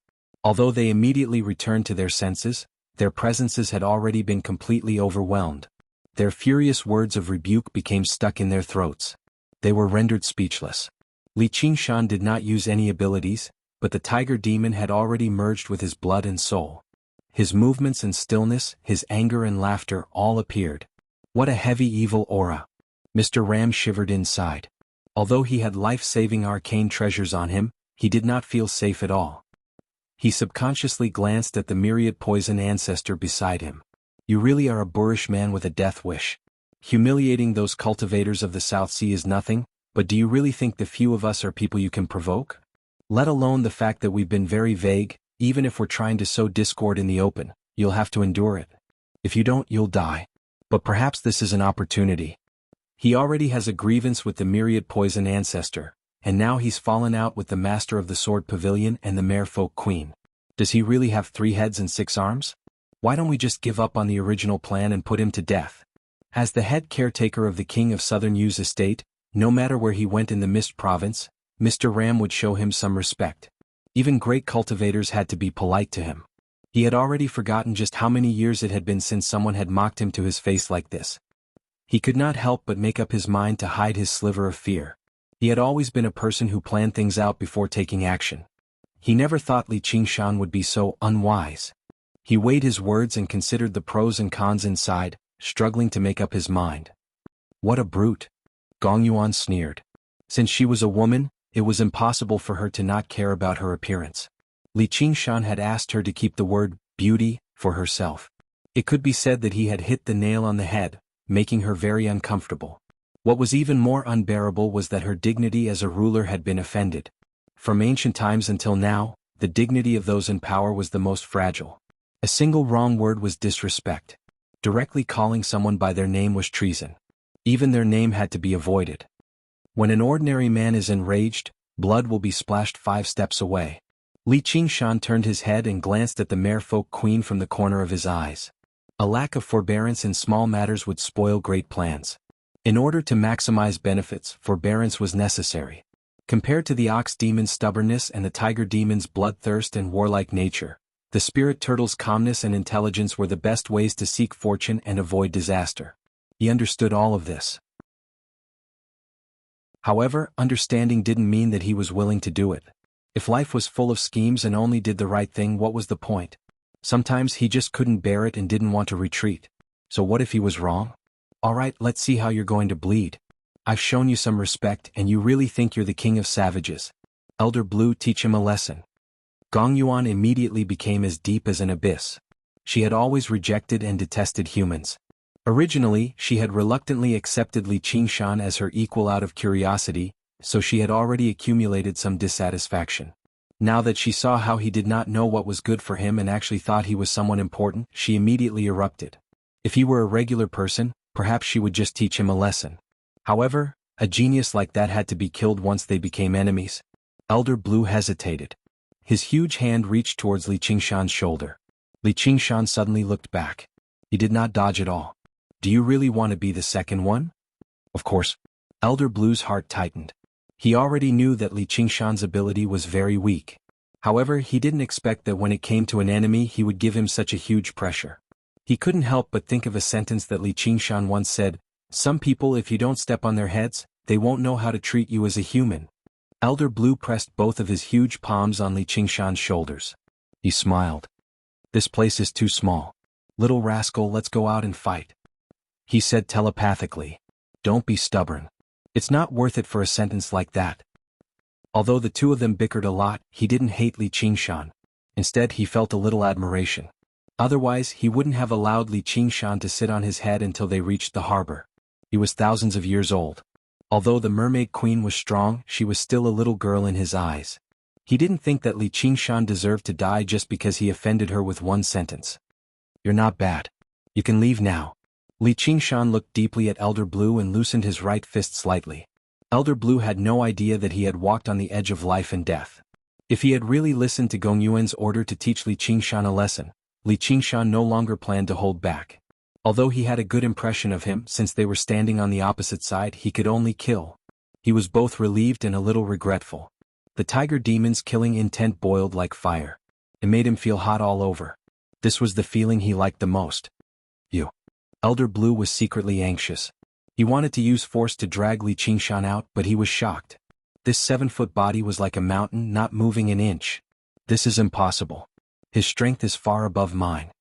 Then Li Qingshan said to the cultivators of the South Sea, "Just now, the people I haven't chosen can leave as well." Perhaps the spirit turtle's perfect plan did not suit him at all. Wanting to reach a certain level of strength before exposing his identity as the North Moon and fighting the Dragon King of the Sea was far too conservative. Whatever, I can't think too much about it. I'll just use these guys as practice for now. Without any surprise, Little N removed his bronze mask and stood beside him quietly. Everyone in the hall shivered inside when they heard Li Qingshan's words. What was he trying to do? Regular people would definitely be thinking about how to flee and avoid her wrath when they spoke rudely and angered the Mermaid Queen. Yet he seemed determined to remain here. Gong Yuan frowned heavily. For some reason she felt a hint of fear. "My king, please reconsider." Yu Wufeng blocked Li Qingshan's way. "Apologies, there's no wind. Looks like I'll have to go back on my word." Li Qingshan smiled again, but it was completely different from just now. It seemed much more sincere, giving off a sense of joy from the bottom of his heart. If he killed any elder or disciple of the South Sea Sword Pavilion today, he would develop irreconcilable grievances with Yu Wufeng. He obviously would not act pretentiously or care about his promise. He would let Yu Wufeng undergo the third heavenly tribulation before seeking revenge. That's just a small matter. It's not worth mentioning. However, those who achieve great things do not bother with trifles. "My king, please focus on the great things." Yu Wufeng tried to persuade Li Qingshan as he cast a pleading gaze at Yi Duanhai. What he feared the most was not his own safety, but the entire South Sea Sword Pavilion falling into danger because of him. Chapter 874. Mount Cloud Mass stood above the surging waves. Before they knew it, the clouds had become connected, shrouding the vast starry sky. They weighed down on the mountain heavily, as if they were about to touch the roof of the Phylian Hall at the very top. The Silver Dragon King hovering in the air was vaguely visible in the sea of clouds. A storm was brewing and the world was dusky.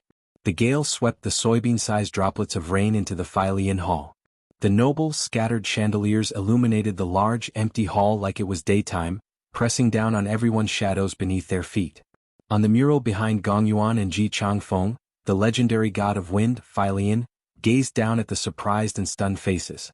For a moment, there was only the sound of wind and rain. With a rumble of thunder, the elder of cultivation method's shadow used the even brighter lightning to escape from beneath his feet, arriving before little Anne.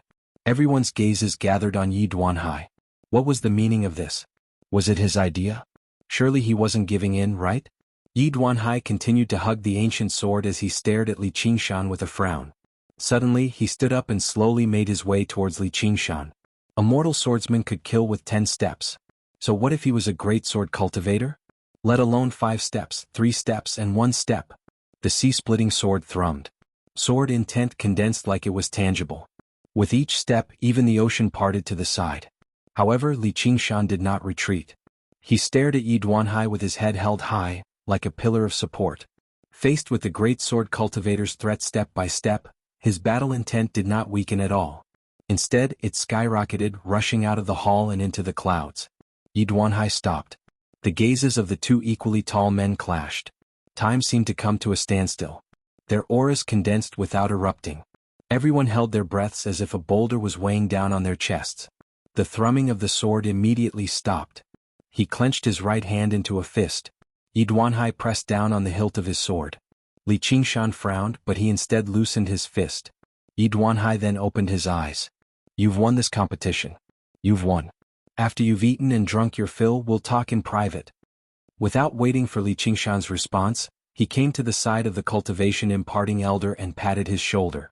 Then he walked out of the hall, facing the wind and rain without looking back. His back view was a little bleak, and the elders and disciples of the Sword Pavilion followed closely behind him.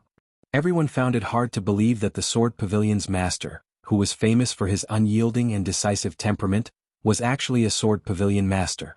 Facing a junior who hadn't even undergone 3 heavenly tribulations, he was actually forced to retreat in a head-on confrontation. Yu Wufeng let out a long sigh. He was both relieved and sighed. "Master, I'm not sure. It's Windless who let you down." Killing in a fit of rage was the duty of a sword cultivator, but Yi Duanhai was not alone. He was also the pavilion master of the South Sea Sword Pavilion. He needed to consider the bigger picture and the entire sect, so he was unable to swing his sword in the end. When Li Qingshan didn't want to care about the big picture, someone else did. Just now we're just joking. Why do you have to be so serious? If I have offended you in any way, please forgive me. I will punish myself with a cup of wine as an apology to you." Mr. Ram stood up with a smile. He picked up his cup and drank it all in one gulp. "Sect Master Ji, I can't handle alcohol. I'll be going to rest first." Suddenly he seemed to remember something. "Oh right, His Majesty the King of Yu knows the King of Savages is a wine lover. He specially made me bring a jar of fine alcohol this time. Even I covet it very much. I'll be basking in his glory tomorrow." Before Ji Changfeng could stand up and see him off, he strode off. The myriad poison ancestor caught up with him and walked beside him, while Ru Xen followed behind. Everyone was dumbfounded. The head caretaker of the King of Southern Yu's estate had actually taken the initiative to apologize. Was he different from what they had imagined? Was this Mr. Ram really a good person who was as good as he seemed? Yi Duanhai's decision to back out was understandable. After all, his beloved disciple was in his hands, but what was Mr. Ram afraid of? Was he afraid Li Qingshan would suddenly attack him? The Silver Dragon King was right in the air, and the myriad poison ancestor was right beside him. Who could harm him? Not to mention, didn't the myriad poison ancestor have a deep grievance with Li Qingshan? Let alone them, even Ji Changfeng was greatly surprised. The King of Southern Yu has taken the initiative to give him alcohol to express his goodwill. Just what are Li Qingshan's origins? Why does he have such great prestige? Don't tell me the head caretaker of the estate's main objective this time is Li Qingshan? Otherwise, why would he put up with this? He had no idea that Li Qingshan had once gifted the King of Southern Yu a jar of alcohol. He was merely returning the favor. All he knew was that he could not drink the alcohol. Mr. Ram crossed the door sill and actually felt his body lighten. He could not help but glance back. Li Qingshan was also looking at him with some pity. He clasped his hands with a smile and glanced past the myriad poison ancestor. His heart sank. Just now he had already made up his mind. He wanted to destroy the 2 geniuses of the Chan Monastery of Devanaga, Li Qingshan and Little An in the Philian Hall, and he could use this opportunity to suppress the cultivation community of the South Sea. Right when he was about to communicate with the myriad poison ancestor beside him, he suddenly sensed something amiss. The myriad poison ancestor had behaved far too calmly. Li Qingshan had almost destroyed the myriad poison cult after all. Ever since the myriad poison ancestor entered the Philian Hall, he had actually not said anything about this irreconcilable grievance at all. Even when Li Qingshan provoked everyone, he did not say a single word against Li Qingshan. If the myriad poison ancestor were a person of deep emotions, then so be it, but he just happened to be renowned for his narrow-mindedness. There was definitely something wrong when something was out of the ordinary. An unpredictable change had happened to the person he relied on the most for this trip, which made Mr. Ram very uneasy. He no longer communicated with the myriad poison ancestor. Instead, he carefully observed his reaction. When Yi Duanhai retreated with his disciples, the myriad poison ancestor showed no intentions of doing anything either. Mr. Ram could clearly sense a hint of danger, so he immediately decided to give up on this opportunity and hold it in, returning the matter to its original trajectory. When Li Qingshan no longer wanted to hold it in, someone chose to hold it in. Cough cough, Sect Master Ji, about that. I'll be taking my leave as well. I've drunk too much today and said some nonsense. I've really made a fool of myself. Haha, please forgive me. Seventh Seat smiled, but his smile was rather unnatural. A moment ago he was so high-spirited that he wanted to fight Li Qingshan to the death, but now it was like that did not exist at all. He cursed himself inside. God damn it, it's just a seat. Only if I'm crazy would I get involved in this mess. When those important figures fight, what does it have to do with me? I cultivate in the South Sea precisely because I don't want to get involved in these battles. Can't I just watch the show properly? Why did I have to jump out myself? Even the king of Southern Yu has to show respect to that kid Li Qingshan, so why should I be angry with him? If we really do fight, just that woman called Little and will swing her sword over. I'll struggle to block her. Sigh, I can't hold my liquor either, so I'll be taking my leave first. Please forgive me, Sect Master Ji. The cultivators who had been singled out by Li Qingshan had already felt like they were sitting on pins and needles. With 7th seat taking the lead, they all stood up and bid farewell. The light in their eyes flickered as their gazes basically moved past Li Qingshan. Some of them even lowered their heads and looked at their toes. Stop right there. Li Qingshan called out. Don't go overboard. This is the Cloud Sail sect. This is the South Sea, not your savage mountain. 7th seat shuddered and turned around. His expression was extremely ugly. Some of the other cultivators stopped, while others just made their way out with their heads lowered. They even sped up a little. When the people who had stopped saw this, they gritted their teeth and followed him in a hurry. They thought to themselves, he might not necessarily be calling for me. No matter how powerful you, Li Qingshan, are, you can't make me stop just because you want me to. The more you make me stop, the more I want to leave. Swish, swish, swish. Over a dozen streaks of light flew out of the Philean hall. Gazing at the sky covered in dark clouds, their moods immediately lightened up. Not only am I leaving, but I'm also leaving. What can you do to me if I walk out? Fortunately, you're not calling for me. Some of them glanced back at 7th seat and said, good luck. Some of them did not even look back. They even grumbled inside, if it weren't for your nonsense, we wouldn't have been dragged into this. Why did we have to provoke this king of savages for no reason? Cultivating in the South Sea is about peace. You're also the leader of a sect, yet you don't even understand that. Regardless of whether they looked back or not, they did not slow down at all. The group of people vanished into the curtain of rain very soon, only leaving 7th seat standing there facing Li Qingshan. His expression became uglier, and he was filled with regret. Why did I stop? Fellow Li, when it's possible to forgive, one should forgive. Ji Changfeng said. 7th seat glanced at Ji Changfeng gratefully. It was not that he was afraid of death. If a great enemy truly stood before them, he would not hesitate to fight to the death.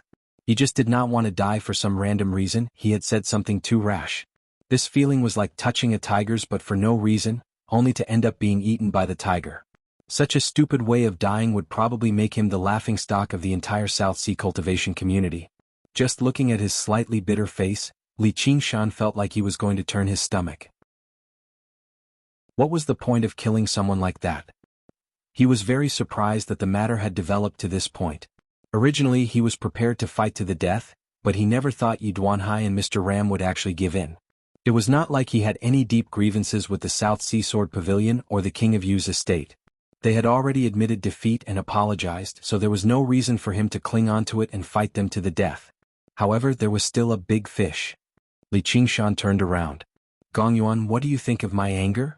The Merfolk Queen's expression wavered. If Li Qingshan had been bold enough to call her name so rudely a moment ago, she definitely would have taught him a lesson. Yet now, as she gazed at the hall that had suddenly emptied out and the figure that 7th seat had flown out of the hall like he was fleeing, she was actually speechless for a moment. Even the Merfolk elders felt uneasy. They no longer dared to casually scold the man before them. Ji Changfeng opened his mouth, but he said nothing. He could persuade Li Qingshan to spare someone who had nothing to do with him, but when it came to the Merfolk Queen, he could only let them deal with it themselves, just in case they offended either side. Yi Duanhai could admit defeat for the sake of his disciple, and Mr. Ram could apologize for the sake of his safety, but Gong Yuan could not swallow her pride. Just now she could still fall out with Li Qingshan without any hesitation, but right now she was unable to make that decision. Let alone just how much strength Li Qingshan was hiding, just the little and was difficult to deal with. She was fearless, but the Merfolk under her command were not that powerful. She could not lose them pointlessly. If Ji Changfeng assisted them, then the formations of Cloud Sail Mountain would be enough to suppress the two of them. However, Ji Changfeng clearly had no plans to do that. He maintained a neutral stance. Ji Changfeng was only cooperating with the Merfolk of the South Sea. He was not their lackey, nor would he fall out with the Chan Monastery of Devanaga over the momentary displeasure of the Merfolk Queen. Li Qingshan crossed his arms and gazed at the Merfolk Queen, who was caught between a rock and a hard place. He was delighted inside. After making his choice, it was now her turn to make her choice. Chapter 875. A thin layer of cold mist radiated from Gong Yuan. The delicacies before her were immediately covered in frost, and the cup in her hand immediately shattered. Crack crack. The frost crawled up the white jade table, producing cracks. The temperature in the hall plummeted. The coldness was oppressive. The surprised cries of mortals rang out in Three Sails City. Both the adults and children arrived on the streets, raising their heads and gazing at the mountain. As soon as the rain approached the top of the mountain, it turned into snow and hail, pitter-pattering against the glazed roof tiles. Has the Merfolk Queen finally taken action?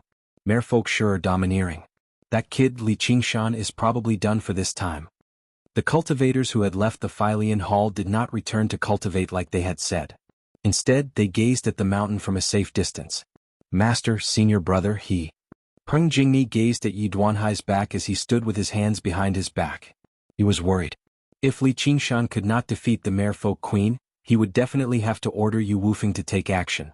He would basically die for sure. Yi Duanhai said nothing. As long as he's dead.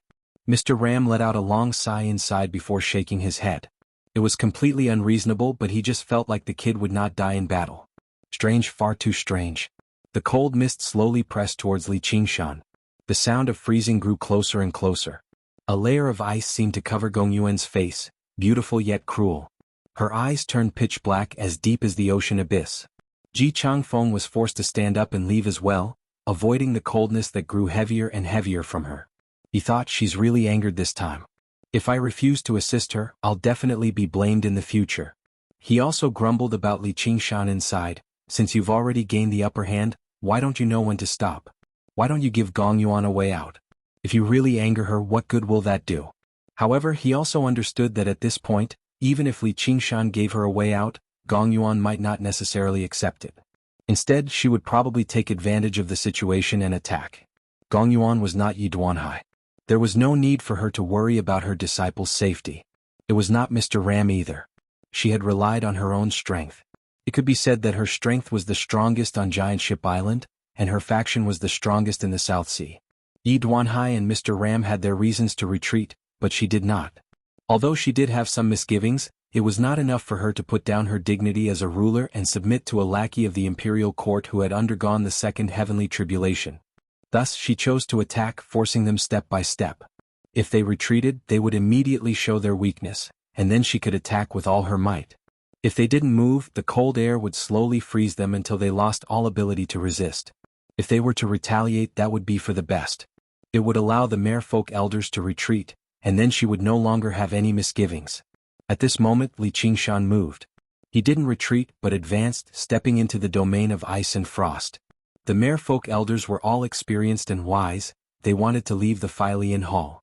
At this time, a white shadow flashed, and Little stood in front of the main hall, staring at them expressionlessly. So fast. The Merfolk elders stopped in amazement. Thinking back to the sharpness of that strike, none of them had the confidence to escape from it. Damn it, but since you dare to split up, I'll take care of you one by one. Gong Yuan's dark eyes gazed at Li Qingshan as he walked over step by step, as if she was looking at a dead man. She cultivated a cultivation method passed down by the Merfolk from the ancient divine kingdom. It was called All Water to Ruin's End. Ruin's End was the legendary bottomless abyss, the place where all water gathered. Even the heavenly river would flow there in the end. In order to cultivate the All Water to Ruin's End, she had to hide in the abyss of the ocean all year round, using the Merfolk's secret technique to communicate with the mysterious Ruin's End. The process of cultivation was extremely difficult. Not only did she have to endure the heavy pressure of the ocean, but her mind was also tormented. There were many times when she almost fell into despair, and her soul was completely sucked into Ruin's End. Compared to that, the physical pain was nothing.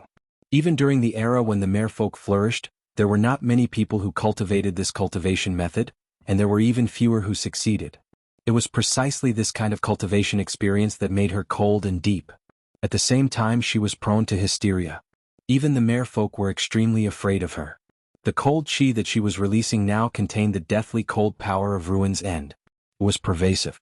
Even Ji Changfeng could not endure it for a long time. Li Qingshan was simply courting death by walking over step by step. The black and red demonic chi that Li Qingshan released was of no use at all. Waves of cold pierced into his bones. His clothes were frozen and shredded in the blink of an eye, and the demonic armor that replaced them was still useless. The White Eagle commander's uniform was almost equivalent to a supreme-grade defensive artifact. It was impervious to blades and spears, and impervious to water and fire, but it could not even last a moment in this cold chi. The distance between them was less than 30 steps, but it was as far as the horizon. Every step he took felt like he was walking into an abyss. His exposed skin quickly turned blue and purple, and a layer of frost appeared on his demonic armor. He didn't know when it would shatter like his clothes. His battle boots were frozen as soon as they touched the ground. He needed to use force to lift them up and continue onwards. Li Qingshan should have sped up and rapidly closed the distance between him and Gong Yuan so that he could engage her in close combat, or he could just stand a little further away and launch an attack. Without a doubt, this was an opportunity for Gong Yuan to push the all-water to ruins end to the limit. But for some reason he continued to walk forward step by step, neither too fast nor too slow. Don't tell me he's so confident in his strength? Even I wouldn't compete against Gong Yuan in cultivation like this, as there's no chance of victory at all. Even if the fire-devouring kings were bold enough to do this, defeat would be certain. Even if he's a supreme genius, it's impossible for him to win. The outcome has really been determined this time.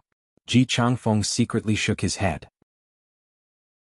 He was forced to activate the formation, not because he wanted to help either side, but because he was afraid that the Filian Hall would be destroyed by Gong Yuan. Originally, there were still a few bold cultivators of the South Sea who lingered around, but they had all been forced out by the coldness now. There was no need for them to risk their lives just to watch a show. If they died to the shockwaves of the battle, that would be an undeserved disaster. Large areas of Li Qingshan's body suffered from frostbite and necrosis. His eyes turned white too, covered in a layer of frost. However, he continued to stare at Gong Yuan with his blind eyes. What he saw was no longer the noble ice-cold merfolk queen, but a pitch-black, bottomless abyss. He could not help but think of a saying, when you stare into the abyss stares back at you. Right now that was exactly what he felt. The abyss was ice-cold and deathly still, but it seemed to possess its own consciousness. However, what he felt was not terror or despair, but a call from the depths of his soul. It was exactly this wondrous feeling that prevented him from attacking in a hurry. When the ground became frozen soil, the tiger bones stiffened, and even the phoenix lost its endless vitality. However, the spirit turtle's mind became especially clear. The spirit turtle's method of sea suppression circulated at an unprecedented speed, radiating with divine light. What's going on? Li Qingshan was perplexed. Back when he met Gong Yuan's gaze on the whale's back, he felt very comfortable. However, when Gong Yuan struck out with her full strength, the feeling was no longer just comfortable. It was basically gratifying. There was no longer any ruthlessness on his face at all. He became extremely peaceful. What's going on? Gong Yuan also wanted to know why Li Qingshan, who should have been frozen a long time ago, could still walk towards her. Why was his expression so strange, and why did his presence give her a sense of intimacy, even instinctively wanting to get close to him? What's going on? Ji Changfeng felt like he was at a loss as well. If he only looked at their expressions, he would never believe that they were about to fight to the death. Finally, Li Qingshan stepped over the white jade table that had been frozen into shards and arrived before Gong Yuan.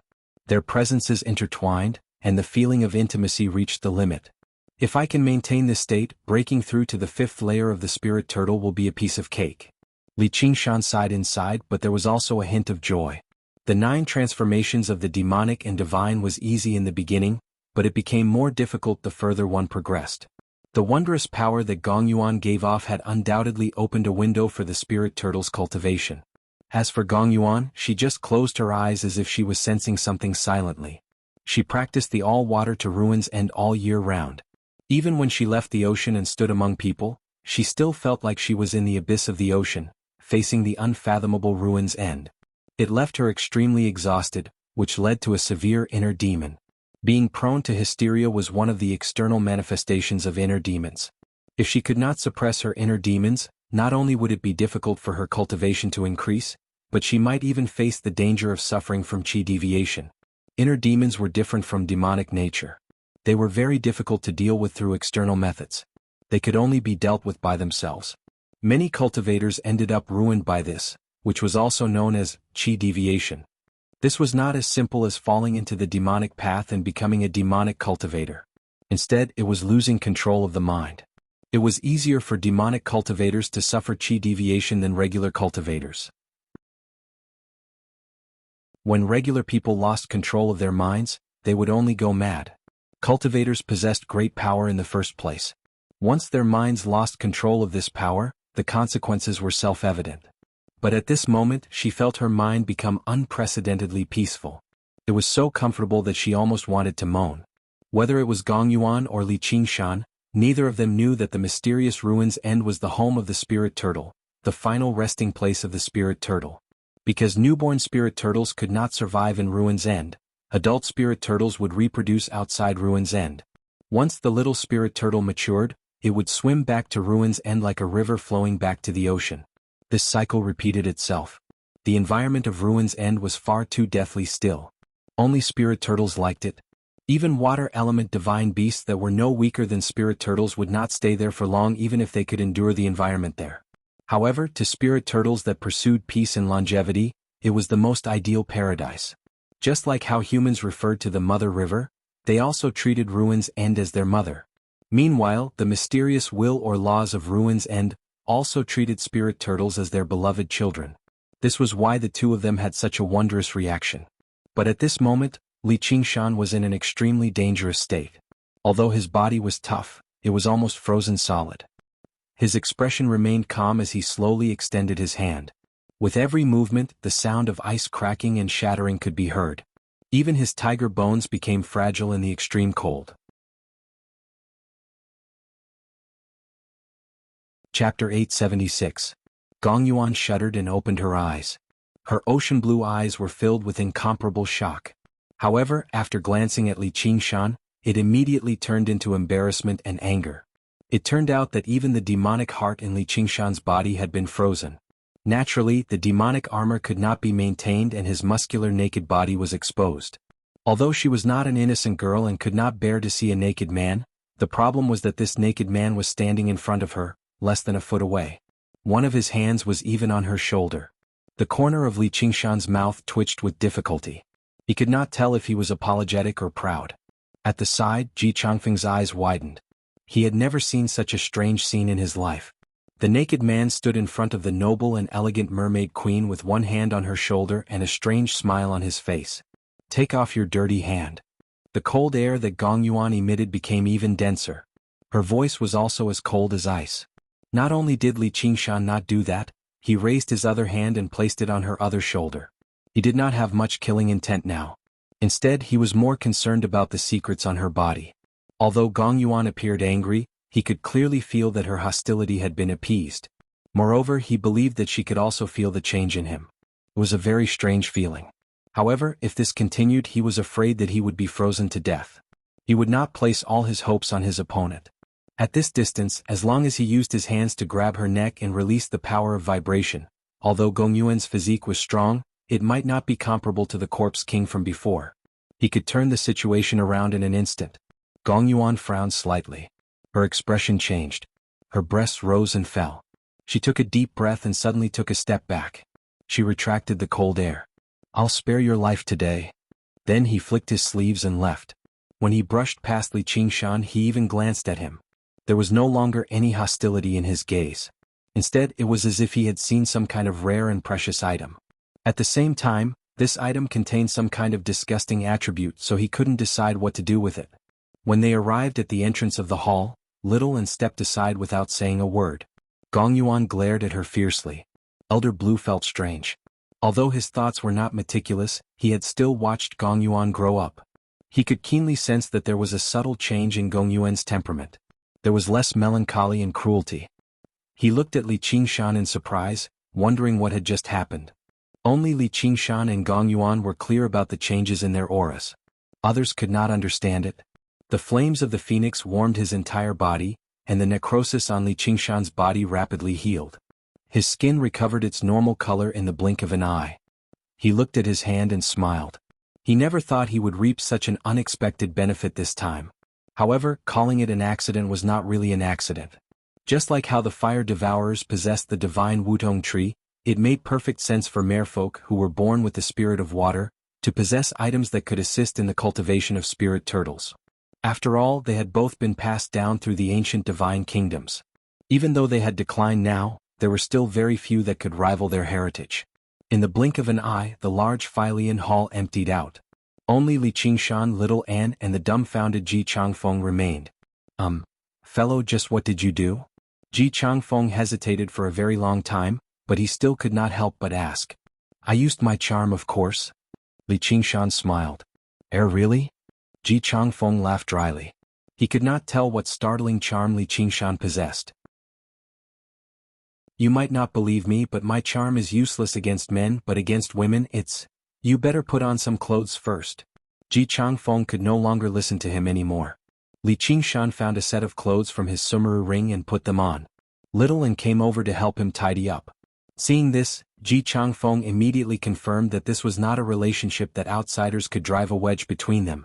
With her alluring beauty, talent, and cultivation, there was no reason for her to do something like this for a man. For a moment he almost believed in Li Qingshan's so-called charm, but he immediately dismissed this nonsensical thought. Everyone's gone anyway. It's perfect. I was just worried that I wouldn't have enough to eat by myself. Li Qingshan glanced around and nodded in great satisfaction. Everyone who disliked him had all left, so he could do as he pleased. The corner of Ji Changfeng's eye twitched. He was still in the mood to eat. However, after hesitating for a moment, he still ordered the banquet to resume. Originally he was just trying not to offend Li Qingshan. But now he really put Li Qingshan on the same level as him, so much so that he even felt that Li Qingshan was unfathomable. Fellow cultivator, you're really impressive today. You've really broadened my horizons. You're only at the second heavenly tribulation, yet you're already so impressive.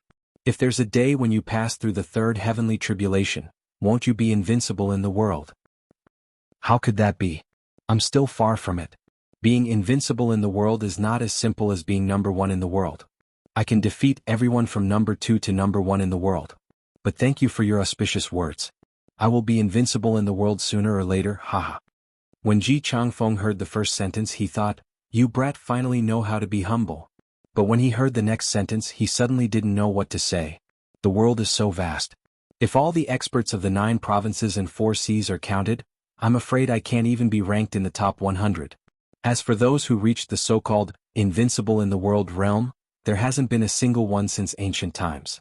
If Li Qingshan spoke to him like this 2 hours ago, he would definitely mock him a little. But now, facing Li Qingshan's admiring expression of you have good taste, he could only pick up the wine cup and drink. You're indeed ambitious. This old man admires you. Let's drink. Not long after, Ji Changfeng couldn't sit still anymore. I've drunk quite a lot tonight. I'm also a little drunk. It's all right. Fellow cultivator, you can go and rest. You're welcome. Li Qingshan supported his head with one hand and held the wine cup with the other. He reclined on the main seat and leisurely enjoyed the singing and dancing below.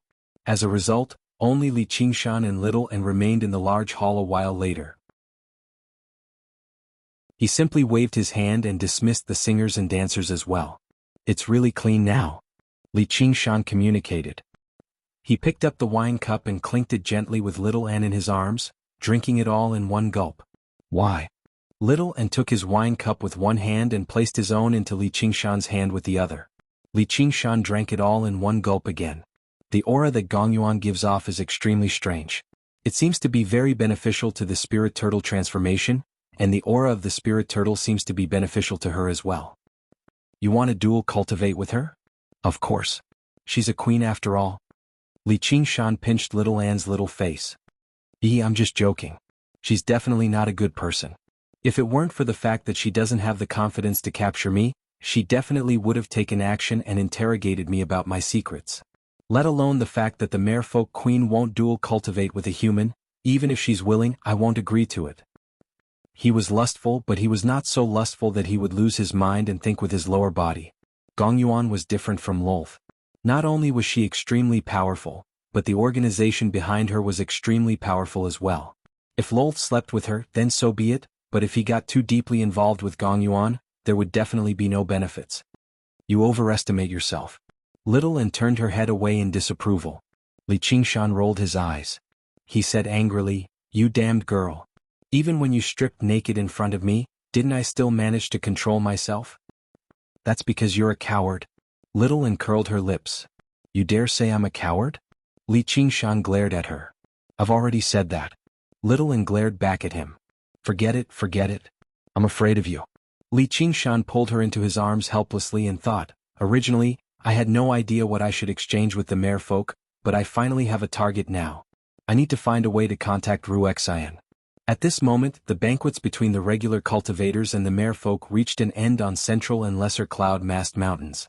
The goods the merfolk had brought from the sea had been properly arranged too.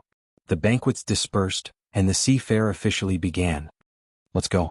Let's go for a walk too. Li Qingshan stood up and said to Little N. Walking through the antique pavilions, they were surrounded by a dazzling array of goods, but most of them were not worth much. They were just warming up right now. There would be an auction in 3 days' time. That would be the climax of the sea fair this time. As low-level cultivators still made up the vast majority, it was still extremely lively. However, wherever Li Qingshan and Little N went, the place would fall silent. The cultivators avoided them from afar, and even if they could not avoid them, they lowered their heads and maintained a respectful attitude. Only when they had traveled far away did they quietly discuss among themselves. Everything that had happened in the Philian Hall had already spread. The cultivation community of the South Sea had basically accepted the King of Savage's might. However, the one who attracted the most attention was still Little An. The sight of her descending from the sky had already become an unforgettable memory for many people. Li Qingshan and Little An looked around. Sure enough, there was nothing worth paying attention to. They arrived on the balcony outside the pavilion and leaned against the railing, gazing into the distance. The heavy rain was still pouring down, falling into the South Sea in an overwhelming manner. The waves constantly surged towards the shore, splashing against the rocks and cliffs.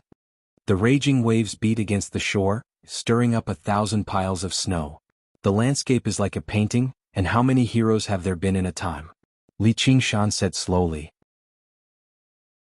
Little Li II, even if you don't recite poems, we are still friends. A familiar voice suddenly appeared in his mind.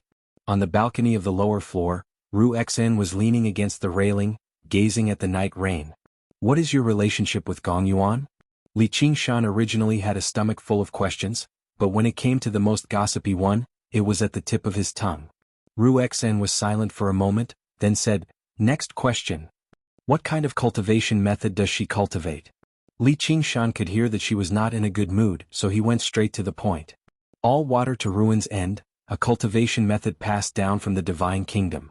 The End is the legendary place where all water gathers. It is a mysterious and unpredictable world.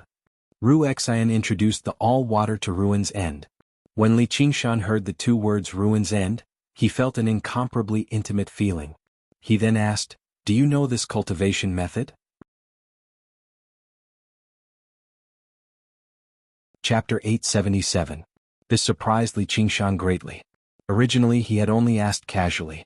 Probably even the merfolk elders he met today did not know about something as secret as all water to Ruin's End. He never thought she would actually know about it. He became even more certain that her resemblance to Gongyuan was not just a misconception. However, since she refused to say anything more, it was inappropriate for him to pry, so he cut to the chase. Can you teach me? Yes. Wuxia agreed without any hesitation. However, even if I teach you, you won't be able to cultivate it. What? Cultivating this cultivation method requires you to connect with Ruin's End. That's not something you can achieve just by finding a random sea abyss. According to what I know, it can only be done with the heart of the abyss, but that's a supreme treasure that only merfolk can refine. It's in Gongyuan's hands right now. Then what if I exchange it with her? For example, I can use that virus of yours. That's impossible. The refinement method for the heart of the abyss has already been lost.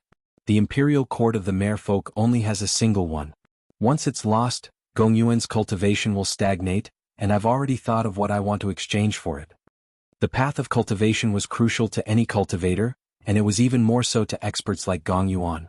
Li Qingshan suspected that even if he threatened her with the fate of the entire merfolk race, she might not necessarily hand over the heart of the abyss. That's a little troublesome. Whatever, I'm not in a hurry anyway. I'll think about it when the time comes. His priority right now was to raise the Phoenix transformation to the 4th layer. Once his strength increased, forcefully stealing it was not impossible. Alright, what do you want to exchange for? Li Qingshan asked curiously. The lost stalks of the King of Yu. What's that? one of the things that the king of Southern Yu wants the most. More accurately speaking, it's an incomplete stock. That's the main objective of the ram's trip. I still don't understand. In ancient times, a king of Yu skilled in divination attacked the Crystal Palace in an attempt to take the South Sea under the Kingdom of Yu's control. Because of a great storm as well as the tenacious resistance of the merfolk, it finally ended in failure. Moreover, half of a set of calculation rods refined from dragon bones and dragon horns was lost in the Southern Sea. It is known as the King of Yu's remaining calculation. Refined with dragon bones and dragon horns. Li Qingshan was slightly surprised. Just by looking at the materials he could understand the value of this calculation token. Legend has it that in the ancient times before the humankind unified the world and established the divine kingdom, the demon race once ruled the 9 regions. At that time there were many mythological beasts such as the phoenix, Xieji and Qiongqi, while the dragon race was the leader of all demons. This was where the name of the dragon province came from. The minds of merfolk are unfathomable, which is why the King of Yu ordered the myriad poison ancestor to accompany him, as well as the silver dragon king as a form of deterrence. As a result, I hitched a ride, which makes it easier for me to bargain with Gong Yuan. Doesn't that mean you'll be in direct conflict with the King of Southern Yu's estate? Little and said you've already been suspected by that Mr. Ram. The King of Yu's remaining calculation was not of much practical use to Li Qingshan. Even if he obtained it, it would be incomplete. However, it was different to the King of Southern Yu. Right now, a war with the Green Province was imminent. Just like how it was said that the more you calculate, the less you calculate, the more you calculate, the less you calculate, the less you calculate. The use of the path of divination in a war like this could be described as crucial. It could basically determine the outcome of the war. This aspect also happened to be the greatest shortcoming of the Mist Province. The Green Province was much smaller than the Mist Province, but the system of the academy was relatively complete. The school of Yin Yang specialized in this aspect, while the Mist Province was far too chaotic. Basically no one was willing to practice the path of divination that was slow to cultivate and lacking in battle prowess. As a result, the King of Southern Yu's remaining calculation was one of the items the King of Southern Yu wanted the most right now. It was not wrong at all. However, it was exactly because of this that the King of Southern Yu's estate would view anyone who tried to sabotage or obstruct them. If the saboteur just happened to run over from the Green Province, then they could basically label them as spies immediately. They would not stop until they were completely killed. At the very least, right now, Li Qingshan still did not want to directly clash with the King of Southern Yu. Otherwise his attack on Fire Melt Mountain would be completely pointless. If the Silver Dragon King above him blasted wildly, no formations would be able to protect him. If you suspect him, then so be it. It's not like we'll ruin his plans. We'll just let him negotiate with Gong Yuan first. Though, with that woman's temperament, once you obtain the King of Southern Yu's remaining calculation, you'll have done the King of Southern Yu's estate a great service. Of course, I can't just hand over such a precious treasure so easily. It'll be the King of Southern Yu's estate's turn to beg me. Li Qingshan came to a realization. He was already relatively close to the Banyan Tree King. If he dealt with the King of Southern Yu too, just who in the Mist Province could touch him? Whether it was Savage Mountain or Fire Melt Mountain, his position would be as stable as a rock. He felt rather touched inside. Ru Xian had considered so much, still helping him out at the end of the day. Apart from devoting myself to you, there's really nothing else I can do to repay Miss Ru Xian's kindness. You're doing this for revenge. Haha, compared to repaying kindness, I still prefer revenge. Ru Xian fell silent for a while. All she heard was the desolate night rain. Suddenly she said, "When you're free, come with me somewhere. Even if it's a mountain of blades or a sea of fire, I won't turn it down." After Ru Xian left, Li Qingshan shared the information he had obtained with Little and thought for a while. I was originally worried that helping the merfolk take down Fire Melt Mountain and disrupt the balance between the two races would be beyond the King of Southern Yu's tolerance. Now it's safe. Li Qingshan also felt like the path ahead had become much clearer. Right when he was about to leave the building and return to his residence, a streak of white light passed through the night rain and arrived before him. Yu Wufeng said, "My king, my master invites you over. From tonight onwards, there's no need for you to call me my king anymore. After all, the path of the sword is about being unyielding and resolute. It's not good to always be under someone else's command." Li Qingshan's voice was filled with confidence. "Let's hope so." Yu Wufeng smiled. Sure enough, when Li Qingshan arrived before Yi Duanhai again, What he received was the equal treatment he had been anticipating for a long time. There were not a lot of people present. Only Yi Duanhai, the elder of cultivation methods, Li Qingshan, Little An, and Yu Wufeng were present. They negotiated amicably as equals. The actual process was extremely short. Yi Duanhai did not make any small talk at all, cutting right to the chase. One strike. Li Qingshan did not demand an exorbitant price, which allowed Yu Wufeng and the elder of cultivation methods to let out a sigh of relief. Compared to a genius disciple who could become a great sword cultivator and an arcane treasure fogbow sword, the conditions could basically be described as generous. When, where, and who? The king of Southern Yu's estate definitely won't do.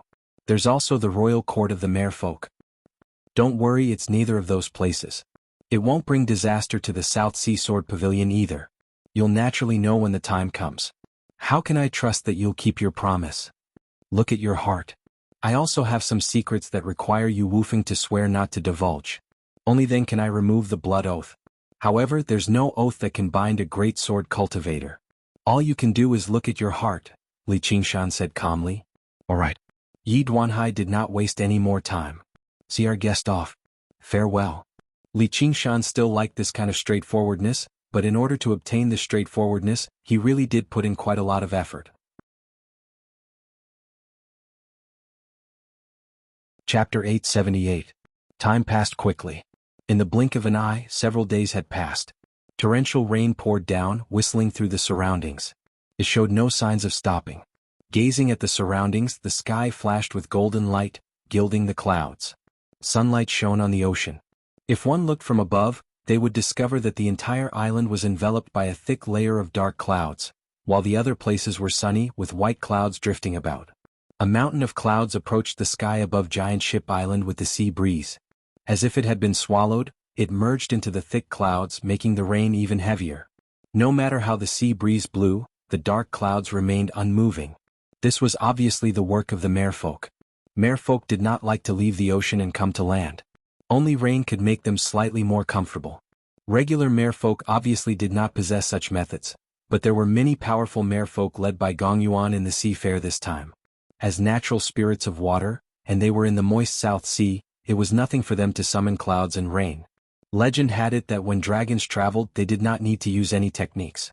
They were accompanied by clouds and rain, which was also known as dragons following clouds. At the center of the storm was a lake. A magnificent palace rose out of nowhere on the lake. The pillars, walls, and eaves were all constructed from jelly-like water. The rain fell on the palace, kicking up ripples. Enveloped in the hazy mist, it was filled with illusory beauty. At this moment, the mist above the lake parted. An old man with a goatee and goat horns appeared. He arrived on the shore under the accompaniment of a merfolk elder. There's no need to send me off. Mr. Ram clasped his hands and emerged from the merfolk palace once again. Even with his mental fortitude he could not hide his bad luck. This was already the 5th time he had tried to persuade her in the past few days. The price he offered each time was higher than the last, already infinitely close to his bottom line. However, Gongyuan never relented. If it was just that, then so be it. In the past few days he had visited Ji Changfeng, Yi Duanhai, and the detestable Li Qingshan one after another. He only had a single objective, which was to pull them onto the chariot of the kingdom of Yu and make them honored guests of the king's estate. However, all of his attempts had ended in failure. This result was far too difficult to accept. It was basically one of the rare mistakes he had made in his life. Li Qingshan. Mr. Ram gritted his teeth in hatred. He'd had a premonition about this outcome since the moment he was forced to retreat in Failian Hall. With his cultivation at the second heavenly tribulation, Li Qingshan had to be a little more forceful. Only then would he be able to treat Yi Duanhai and the others as equals and carry out the transaction smoothly.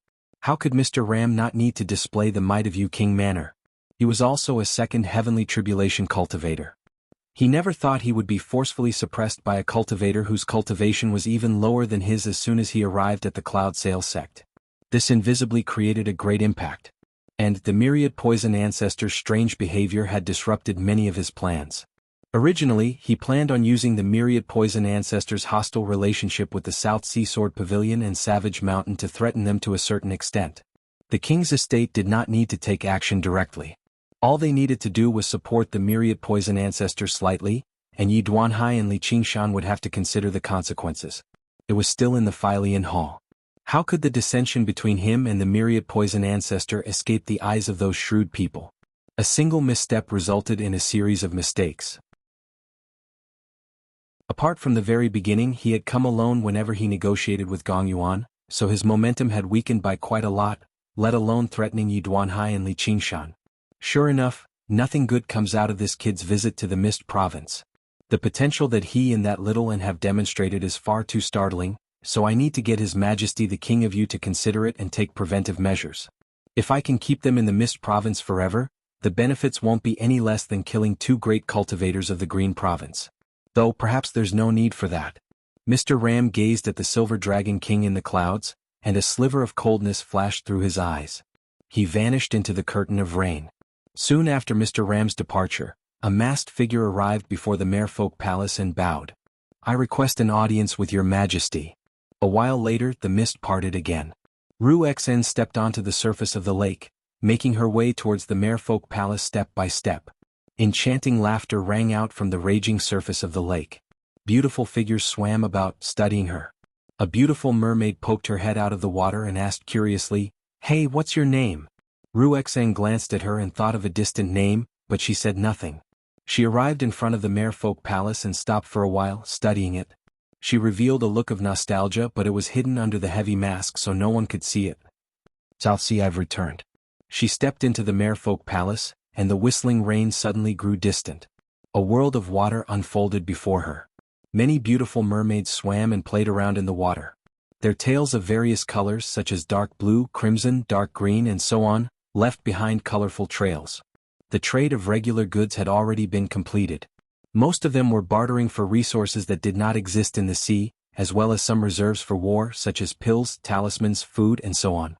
They finally did not have to conjure up legs to deal with those ugly humans anymore. Splitting their tails did not feel comfortable at all, and walking was very difficult too. It was nowhere near as difficult as swimming.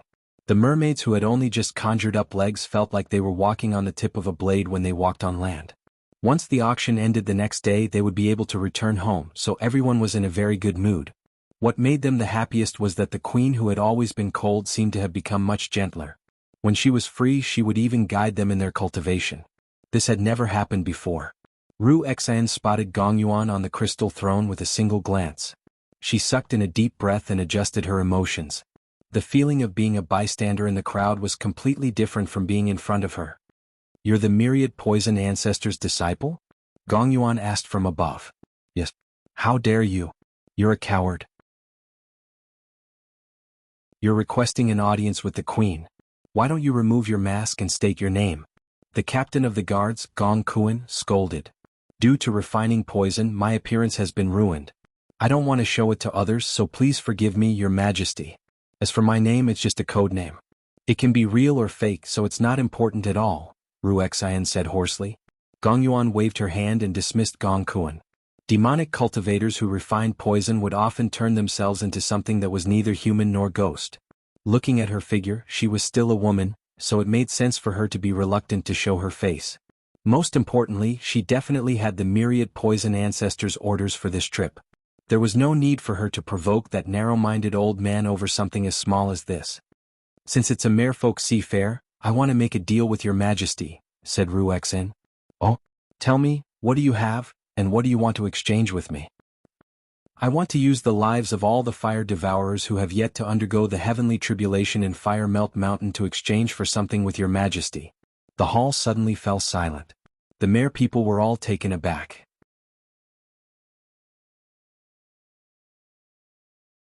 Chapter 879. The greatest weakness of other folk was their difficulty in reproducing, which was why they valued every single clansman very much. In particular, it was even more so in this age where humanity flourished. Even the weakest of the clansmen might be able to produce powerful descendants. Fire Melt Mountain stretched for several hundred kilometers. There were only around 100,000 fire devourers, and around 100,000 of them had yet to undergo the heavenly tribulation.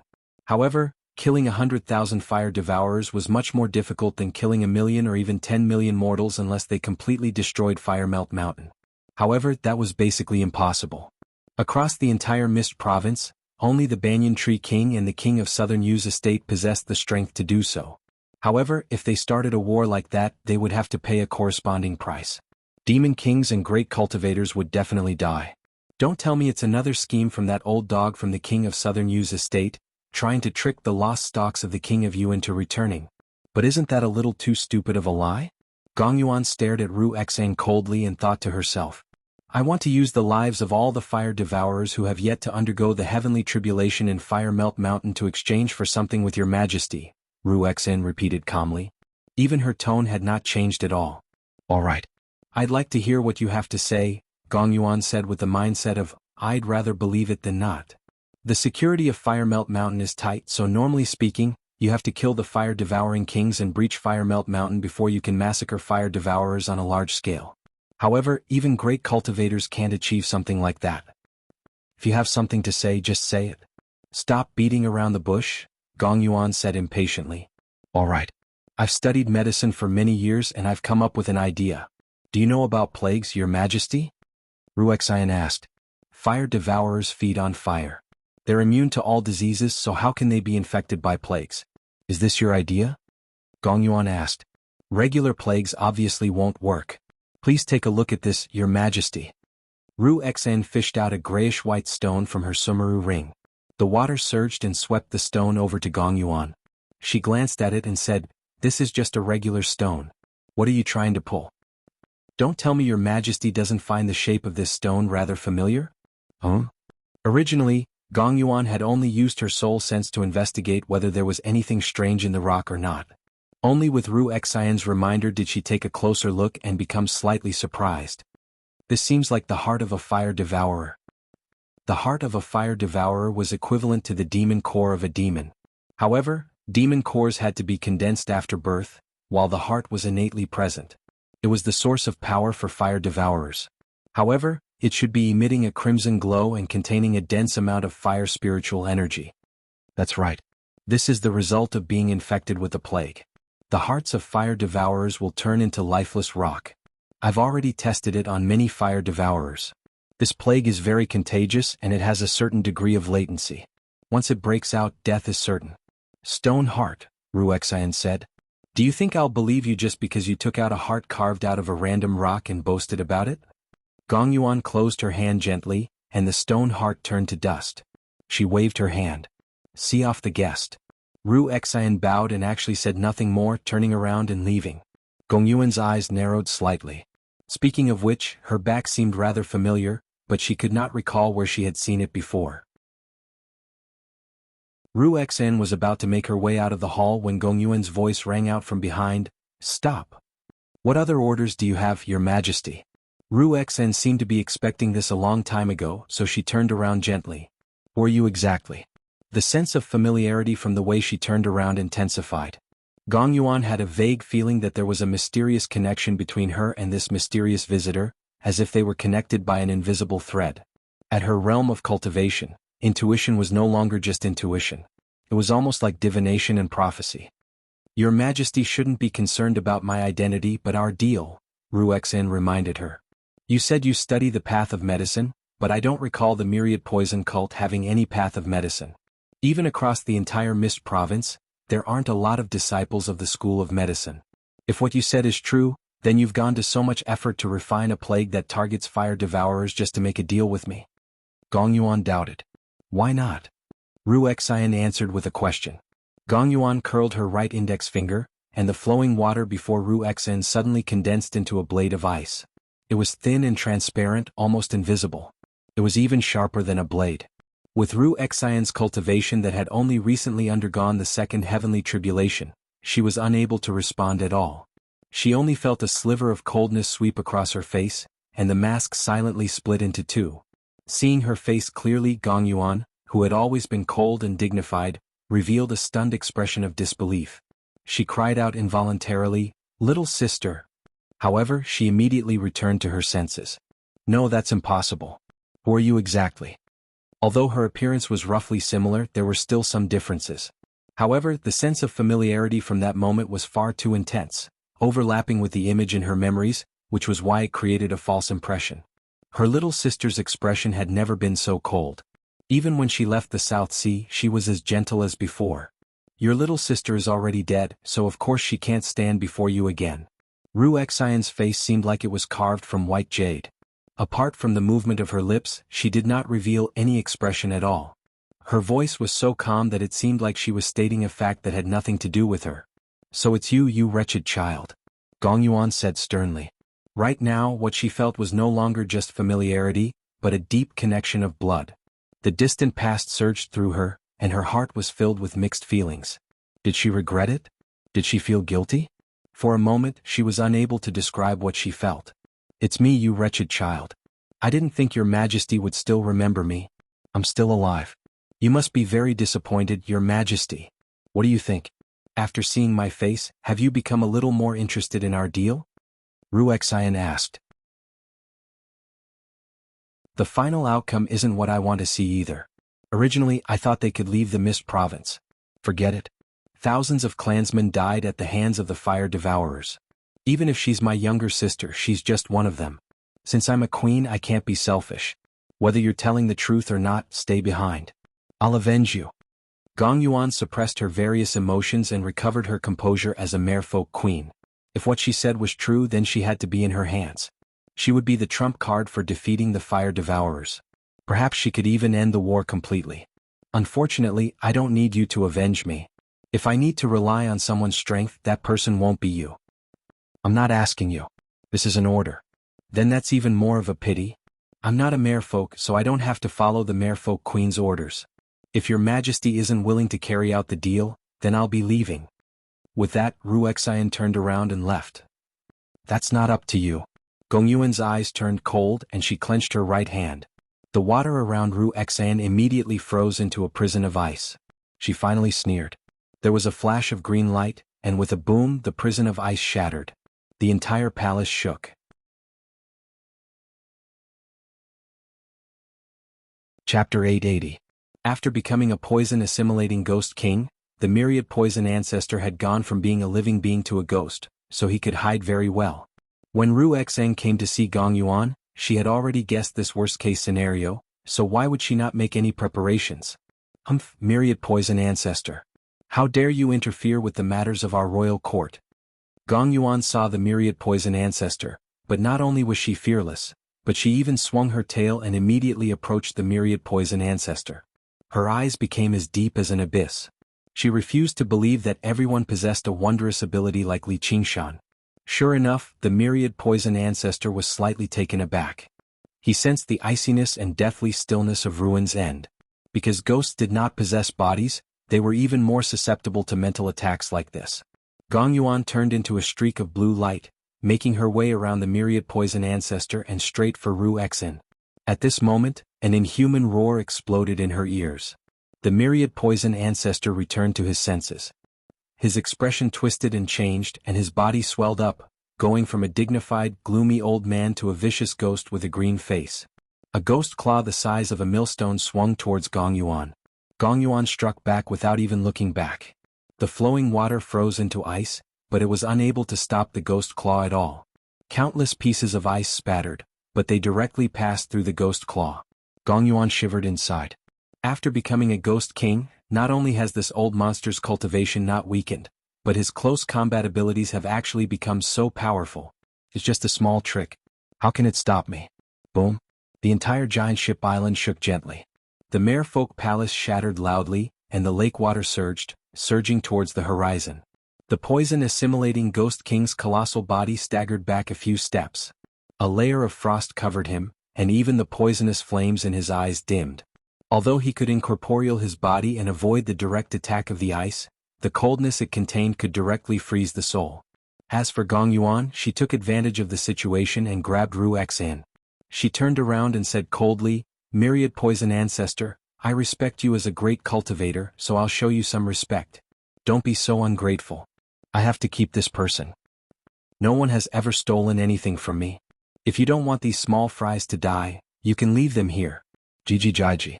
The poison-assimilating Ghost King's eyes burned with green poisonous flames as it let out a creepy laugh. "Your Majesty, this is bad. There's poison." Gong Kuan said with difficulty, his lips turning blue. The mere people in the surroundings all lost their senses and fainted. Their bodies were dyed in a layer of green. Even the merman elders had to circulate their magic power to resist. Since it was called the Poison-Assimilating Ghost King, it naturally did not focus on close combat, but on controlling poison. Killing without a trace. The myriad poison ancestor knew he was not Gong Yuan's opponent, so when he appeared to help Ru Xan break out of the ice prison, he treated the merfolk as targets and silently dispersed his poison. After he became a ghost cultivator, his methods of poisoning became even more insidious and secretive. Even an Azura commander could not endure his poison. Not everyone possessed a body as tough as Li Qingshan's. Gong Yuan also felt her hand turn numb. She lowered her head and took a look. Her face had turned green too. The myriad poison ancestor's silent release of poison was already startling, let alone forcefully taking a palm strike from him. You other folk think you're some god, or something, but you're nothing in my eyes. If you touch my disciple, I'll kill all of your elders. If you're so capable, come to the Mist Province and attack the myriad poison cult. I don't think you have the courage either. Cut the bullshit and release her, or I'll make them all die from the poison with a single thought. The myriad poison ancestor reverted to his original appearance and stood with his hands behind his back, displaying his true nature as a demonic cultivator. I'll release her if you remove the poison, or your disciple will die with them too. Gong Yuan grabbed Ru Xian's shoulder with her left hand and squeezed it gently.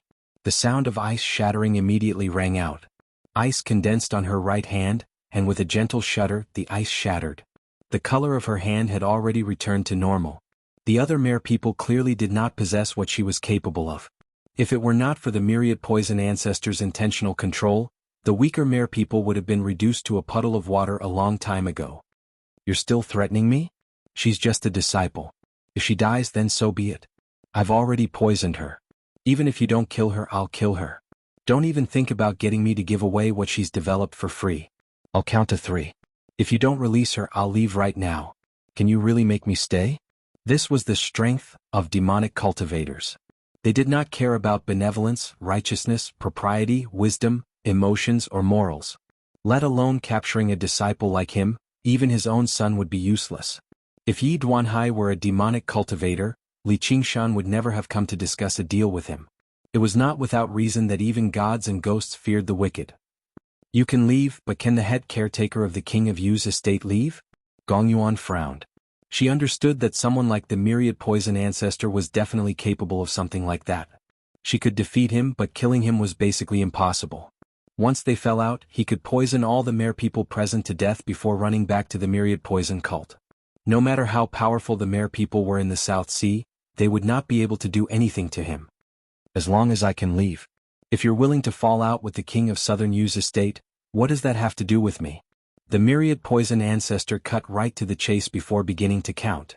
1. Is this what you want? Gong Yuan stared at Ru Xian closely. Her familiar face remained calm and cold the entire time. Even when the coldness had cracked her shoulder, she did not show the slightest hint of pain. What do you think? Ru Xian replied with a smile. The myriad poison ancestor was ready to go, not to fight or save Ru Xian, but to flee. You vile spawn, piss off. He gritted his teeth and sent a palm strike towards Ru Xian's back. Originally, he wanted to heavily injure her, but a face suddenly appeared before him and his heart softened. All he felt was coldness. At least you know what's good for you. The myriad poison ancestor was complacent. He did not even look at Ru Xian. You still haven't cured her? Gong Yuan said coldly, I've already planted coldness in her body. I've already said it. She's just a disciple. She dies, then she dies. Don't make me say it a second time. Before I cure her, let's complete our deal first. If we can't make a deal, keeping her alive is useless. Feel free to kill her. You still want to make a deal with me? What do you want? Gong Yuan was both surprised and furious. Normally, great cultivators would still have some sense of pride, whether they were righteous or evil. She never expected the myriad poison ancestor to be so shameless. She gritted her teeth. She had never been so humiliated in her life. The lost stalks of the King of Yu. Sure enough, it's still that ram who's behind all this. Fine, I can give you the lost stalks of the King of Yu, but we'll talk about it after you, my disciple, fulfill your promise and kill 100,000 fire devourers. Not a single one less. As soon as Gong Yuan heard the lost stalks of the King of Yu, she confirmed that this was Mr. Ram's scheme. After all, this item was useless to regular cultivators. She also hated herself for being agitated when she saw this wretched spawn, which was why he managed to poison her successfully. Mr. Ram is about to leave. I want it right now. The myriad poison ancestor extended his hand. Your Majesty, we can die, but we can't lower our heads to humans. Spurt. A merfolk elder propped himself up and said, but as soon as he said that, he coughed up a mouthful of poisonous blood and collapsed on the ground unconscious. You're still blabbering. The myriad poison ancestor sneered. We'll never lower our heads. Old monster, feel free to kill us. The merfolk all called out before coughing up blood again and fainting. They still cherished the glory of the ancient times, looking down on the despicable, shameless humans. They would rather die than yield. Don't worry. If you die, I'll immediately destroy the lost stocks of the King of Yu and bury them with you. Since the King of Yu's estate wants to restart the war, then come. Gong Yuan calmed down and stared at the myriad poison ancestor coldly. Why must you? My stone heart isn't fake. You should be able to tell. I've studied it painstakingly for all these years, returning without any hesitation to help the merfolk kill powerful enemies. I'm much more loyal than these elders or whatnot. Your Majesty should be rewarding me. Ru Xen stood up on the surface of the lake and made her way over to Gong Yuan, staring straight into her eyes. Don't you claim to be calm and rational? Don't you have to consider the entire merfolk race? Don't you say you can't make decisions based on your emotions? Come, give me the lost stocks of the King of Yu. I'll help you kill 100,000 fire devourers, or you can kill me. It's fine. This group of merfolk will be buried with me anyway. Alright, I'll have to endure the King of Yu's wrath too. There's the threat of the destruction of the entire race. Hurry up and think about it, Your Majesty. Come. After the residence of the merfolk shattered, it rapidly recovered. The entire hall fell silent. All that could be heard was the pouring rain outside. Ru Xian's voice echoed through the hall, growing louder and louder until it was almost a roar in the end. Gong Yuan fell silent for a while before taking out a handful of stalks. The black ones were dragon horns while the white ones were dragon bones. After who knew how long, they still gave off the deep, unfathomable might of a dragon. Ru Xian accepted the lost stalks of the King of Yu and turned around, arriving before the myriad poison ancestor. The myriad poison ancestor examined them and confirmed they were real, but he raised his head. Why are you missing 2 stalks? There were a total of 49 stalks of the lost stalks of the King of Yu. The King of Yu's estate had 30 stalks, so Gong Yuan should have possessed 19, but there were only 17 here right now. She was missing a black stalk and a white stalk. It was just like how as long as there was a hole at the bottom of a bucket, it was a broken bucket. It could still be used to draw water, but it would be much less effective. The lost stalks of the King of Yu were the same. Once we're done, I'll give you the 2 stalks. Gong Yuan closed her eyes, no longer willing to look at them. She was afraid she would lose control and attack them. Alright, then it's a deal. Just when the myriad poison ancestor was about to say something, Ru Xen could tell that Gong Yuan had already backed away as far as she could. If she continued to force the issue, she would only end up falling apart, so she beat him to it. The lost stalks of the King of Yu were only used to keep the King of Yu's estate busy anyway. Whether they could collect them or not was the King of Southern Yu's concern. The myriad poison ancestor said nothing more. With a wave of his hand, specks of poisonous fire flew out from the mere people, and they all returned to their senses. Gong Yuan suddenly realized this wretched spawn of hers was definitely not as simple as the myriad poison ancestor's disciple. Otherwise, why would a disciple make a decision for their master without any objections from their master? However, it was too late to say anything now, and she did indeed need this stone heart to destroy the fire devourers. Very good. You've triumphed over your personal feelings once again and made the correct choice. You've earned my admiration. Farewell, Your Majesty. Wait for my good news. Someone once told me that a person's hatred will be avenged 100-fold, which is why I think 100,000 fire devourers is still a little too little. The rest will be up to you. Ru Xian recovered her composure. Before she left the residence, she said to Gong Yuan from behind. Gong Yuan was alarmed. She also considered how the fire devourers would respond after she used the stone heart. This battle would probably not end until one of them was dead.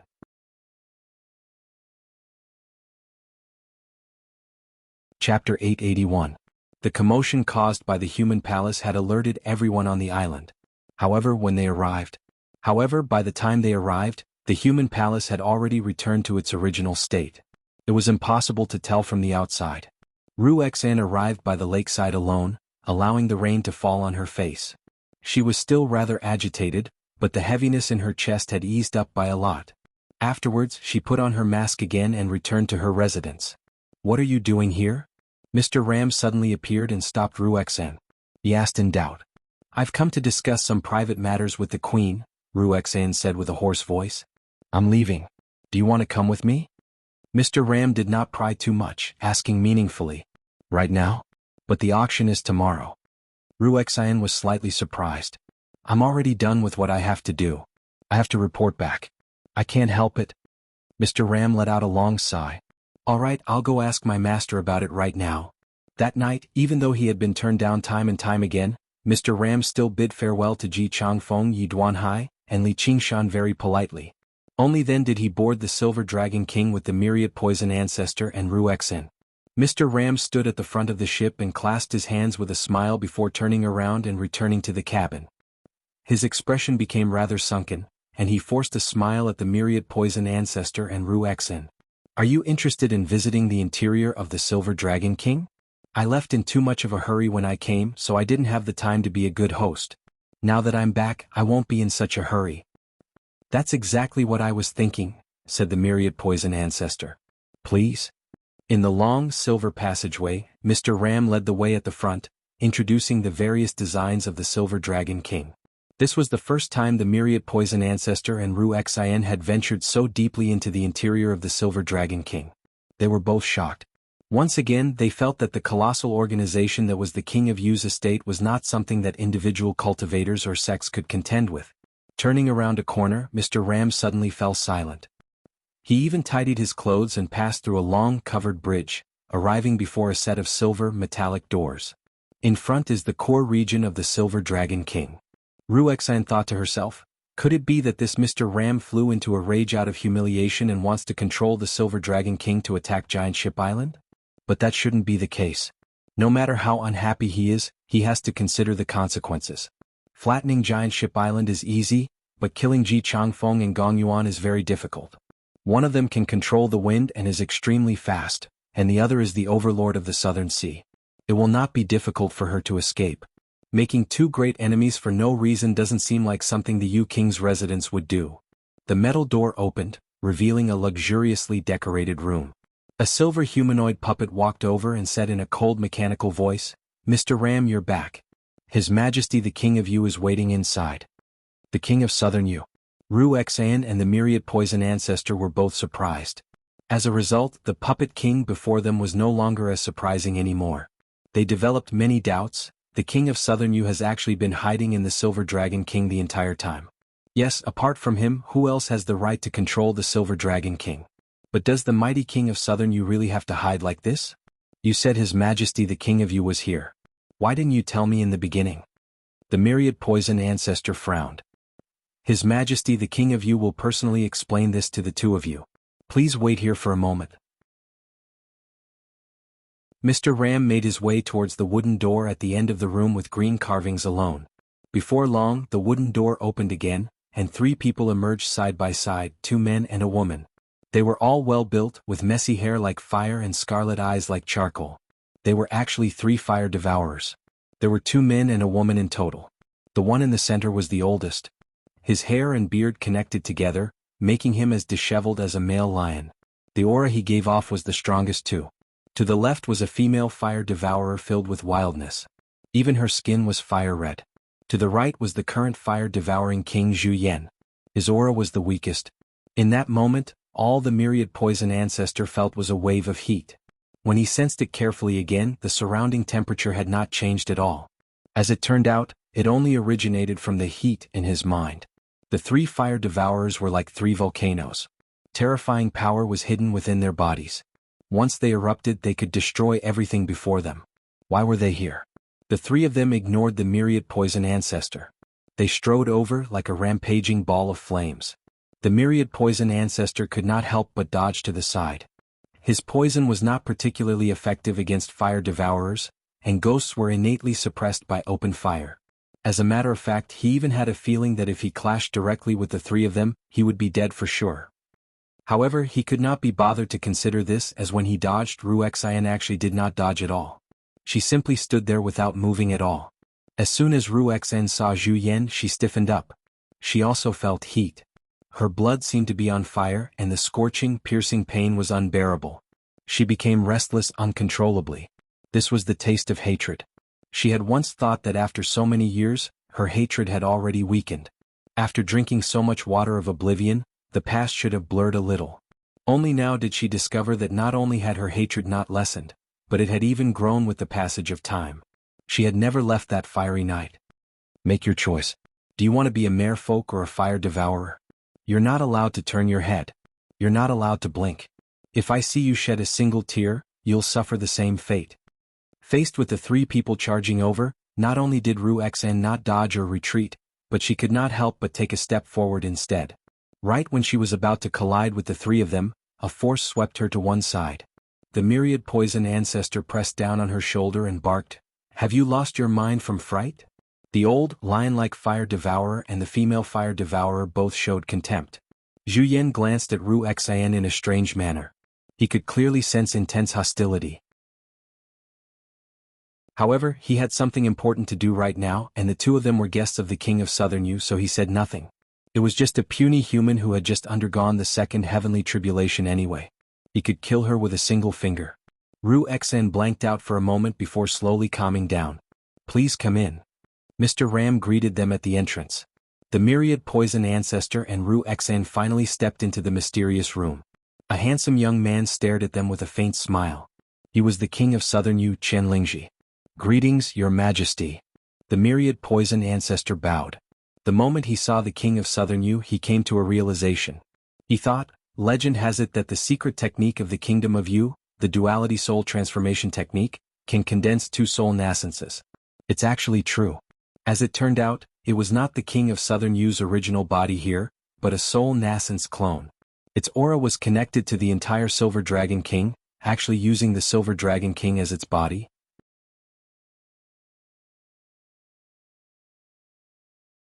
Chapter 882. At the top of Cloud Sail Mountain, Ji Changfeng stood against the wind. The mountain breeze ruffled his robes. He stared at the Silver Dragon King floating in the air, completely unaware of it. Actually, he did not directly turn down the King of Southern Yu's invitation. Instead, he agreed to provide a certain amount of resources and support, but who knew whether the King of Southern Yu would make an example out of him and destroy the Cloud Sail sect first. Before they knew it, the storm had eased up slightly. Gong Yuan held a black and a white divination token in her hand. Her eyes were as deep as the sea as she thought, "King of Southern Yu, oh King of Southern Yu, if you take action right now, you won't have the chance to obtain the two lost amulets of the King of Yu anymore." Yes, one of the main reasons why she agreed to give most of the lost stocks of the King of Yu to Ru Xn was because she wanted to give the King of Southern Yu a certain amount of hope. She did not want any unexpected problems to arise when they were about to declare war against the Fire Devourers. However, she had no idea there were so many twists and turns involved. Only Yi Duanhai was not too worried. As a sword cultivator, he was not afraid of being sucked into war like Ji Changfeng. However, even if he wanted to join the King of Southern Yu's estate, he would have to wait for an appropriate time. The South Sea Sword Pavilion had always been isolated overseas. They did not have much contact with the cultivation community of the Mist Province. Instead, their grievances with the myriad poison cult ran deep. Most importantly, the South Sea Sword Pavilion was not a demonic sect. If they joined from the very beginning, they would easily be ostracized or even reduced to cannon fodder. It was better to wait until a critical moment to make a decision. Sending charcoal in snowy weather was better than icing on the cake. Mr. Ram should be able to understand this. This was the might of a king's estate that guarded a province. Although Mr. Ram's persuasion was a complete failure, every single person who turned him down had made a certain level of preparation, afraid of actually falling out with the King of Southern Yu. Even Li Qingshan was no exception. Finally, the Silver Dragon King slowly set off, parting the rain clouds and heading to the distant north, leaving behind a starry heavens trail. As a result, everyone let out a sigh of relief. In particular, as the host, Ji Changfeng was the happiest. "Phew, we've passed another obstacle. I knew the King of Southern Yu wouldn't be so unwise. Though there seems to be fire at the bow of the ship?" The clouds closed up and the rain poured down. Li Qingshan watched the Silver Dragon King leave, but he felt a little uneasy. He couldn't get anything even with the Spirit Tortoise's divination. He said to Little Anne, "Let's get ready to retreat too." Are you not going to wait for the auction tomorrow? I won't wait any longer. It's not very useful to me anyway. I'll go back and prepare to cooperate with Ru Xian's operation. Li Qingshan muttered Ru Xin, and frowned as if he had overlooked something. He thought, with the myriad poison ancestor watching over her, she should be fine. Ji Changfeng was about to return to the Filian Hall when he suddenly sensed something and turned around. What's that? The instant the clouds were about to close, he saw several dazzling scarlet stars appear in the resplendent river of stars. Radiance radiated in all directions like fire. Your Majesty. The myriad poison ancestor took a step forward. Right when he was about to say something, the king of Southern Yu raised his hand and stared straight at Ru Xin. I'm not talking to your disciple. This was already a warning. The myriad poison ancestor furrowed his brows firmly as he rapidly thought of a countermeasure. Li Qingshan had ordered him to protect Ru Xin no matter the cost, but if he took action here, he had no confidence at all. All right. Ru Xin bowed slightly. Even when the king of Southern Yu had exposed her identity, she did not panic at all. She slowly took off her mask with both hands.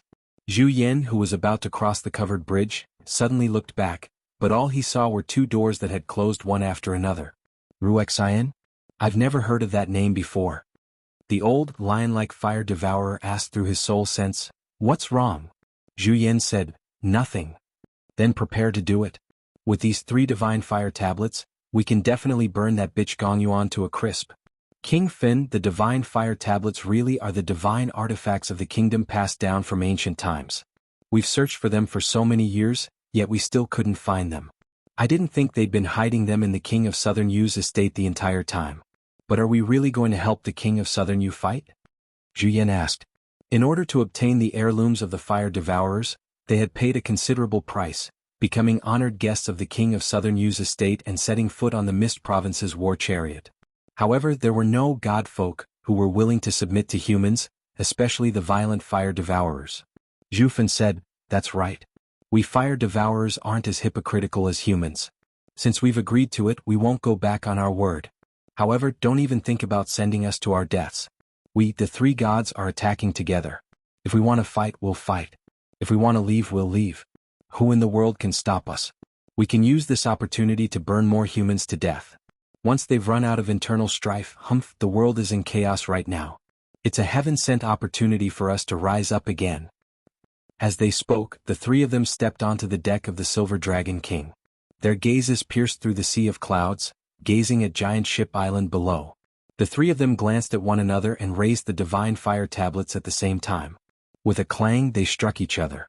The divine fire tablets were around a foot long and scarlet red, like 3 pieces of red-hot branding iron. At the top were 3 balls of flames that merged together. The tablets were engraved with the words Heaven, Earth, and Man. They possessed the power to incinerate everything. The scorching heat dispersed the thick clouds. In the moment they struck each other, there were bright sparks that rose extremely high into the sky. However, they seemed to have become much larger, as if many dazzling scarlet stars had lit up in the sky. Heavenly fire, meteors fall. Zhu Fan held the fire medallion of heaven in his hand and pointed at Giant Ship Island. Star after star flew downwards and grew larger and larger, dragging long tails of fire behind it. It whistled through the clouds and illuminated the dark and rainy night as well as everyone's eyes. Meteors of the heavenly fire, kill the merfolk. Unrelated people die quickly. Zhu Fan laughed madly.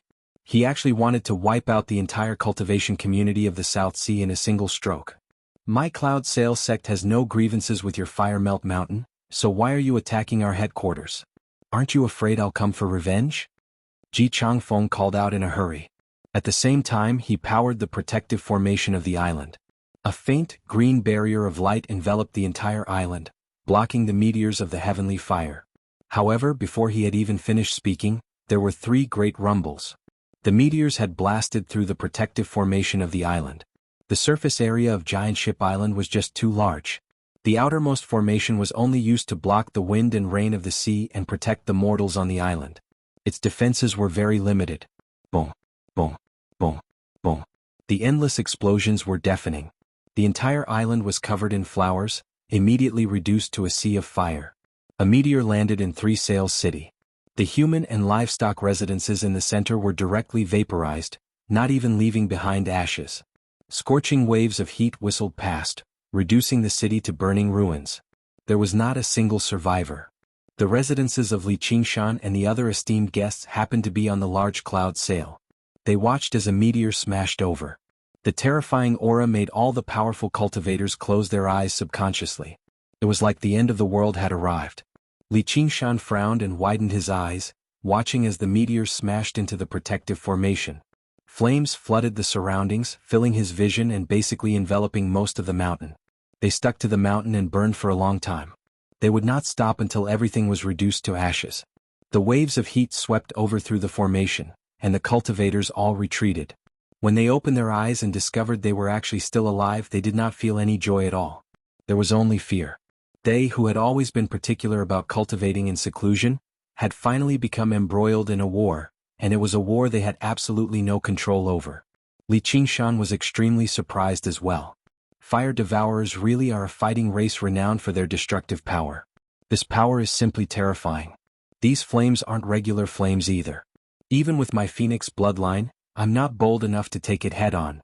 Suddenly, a huge ball of ice burst through the sea of fire, passing through the protective formation and landing on Mainmast Mountain. The cultivators basically cursed aloud. Li Qingshan frowned too. Now this really was troublesome. Your Majesty, why have you come? As it turned out, the ball of ice was Gong Yuan and the Mare people. The moment the meteor struck the protective formation on the outskirts, Gong Yuan immediately took action, condensing the entire residence and lake into a huge ball of ice and rushing towards Mainmast Mountain.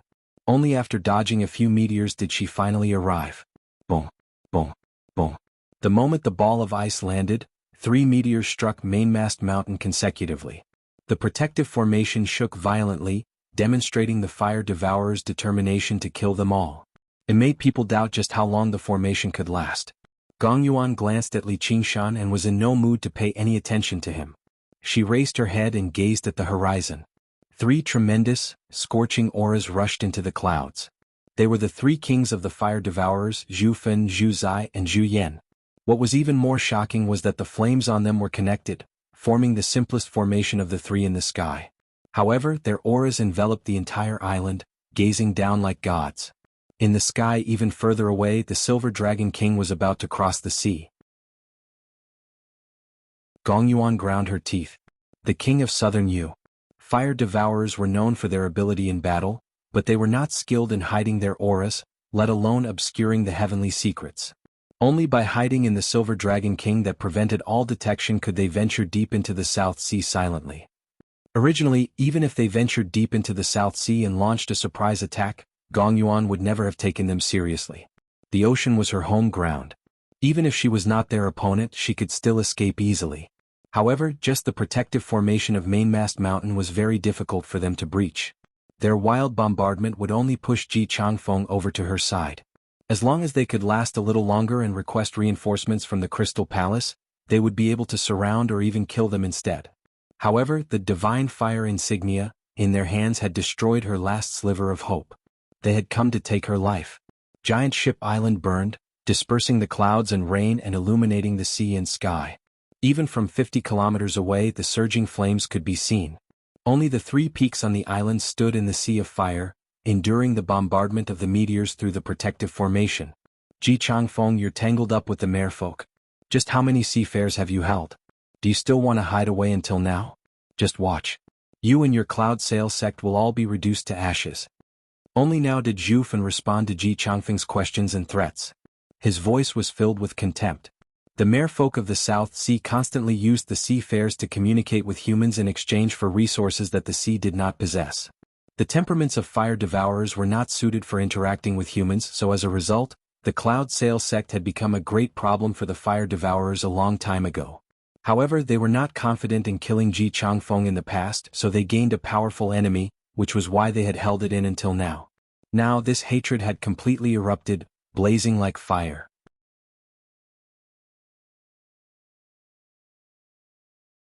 Chapter 883.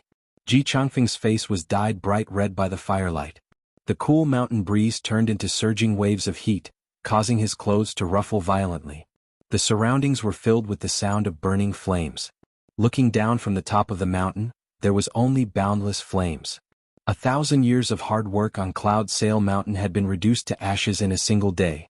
Originally, one of the main reasons why Gong Yuan had come this time was to ask him to help her deal with the fire devourers, but he turned her down politely.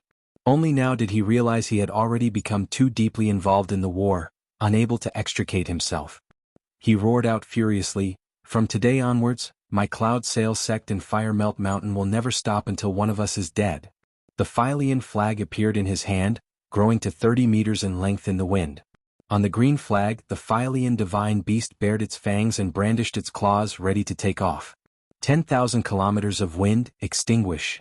Ji Changfeng gripped the flagpole firmly with both hands and swung it violently.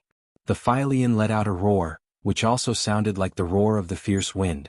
The wind swept through, dispersing the flames on Cloud Sail Mountain before suppressing the flames on the entire island. The sky cleared up. "Fellow Daoist Ji, let me lend you a hand." Gong Yuan flew to the top of the mountain.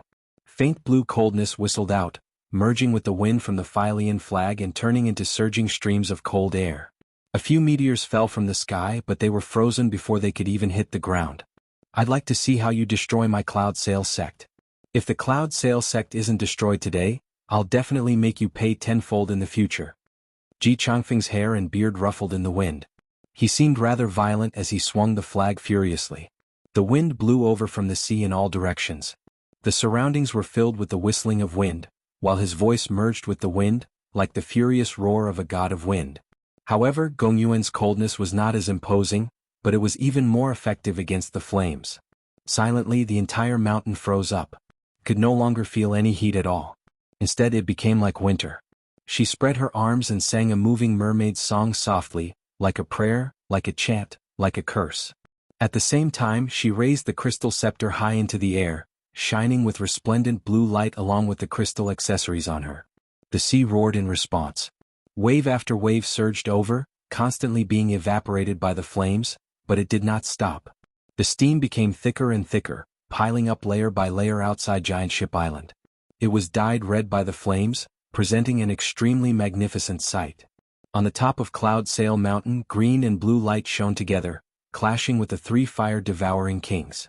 Of the 3 fire-devouring kings, one of them was the master of Mount Cloud Sail, while the other was the ruler of the South Sea.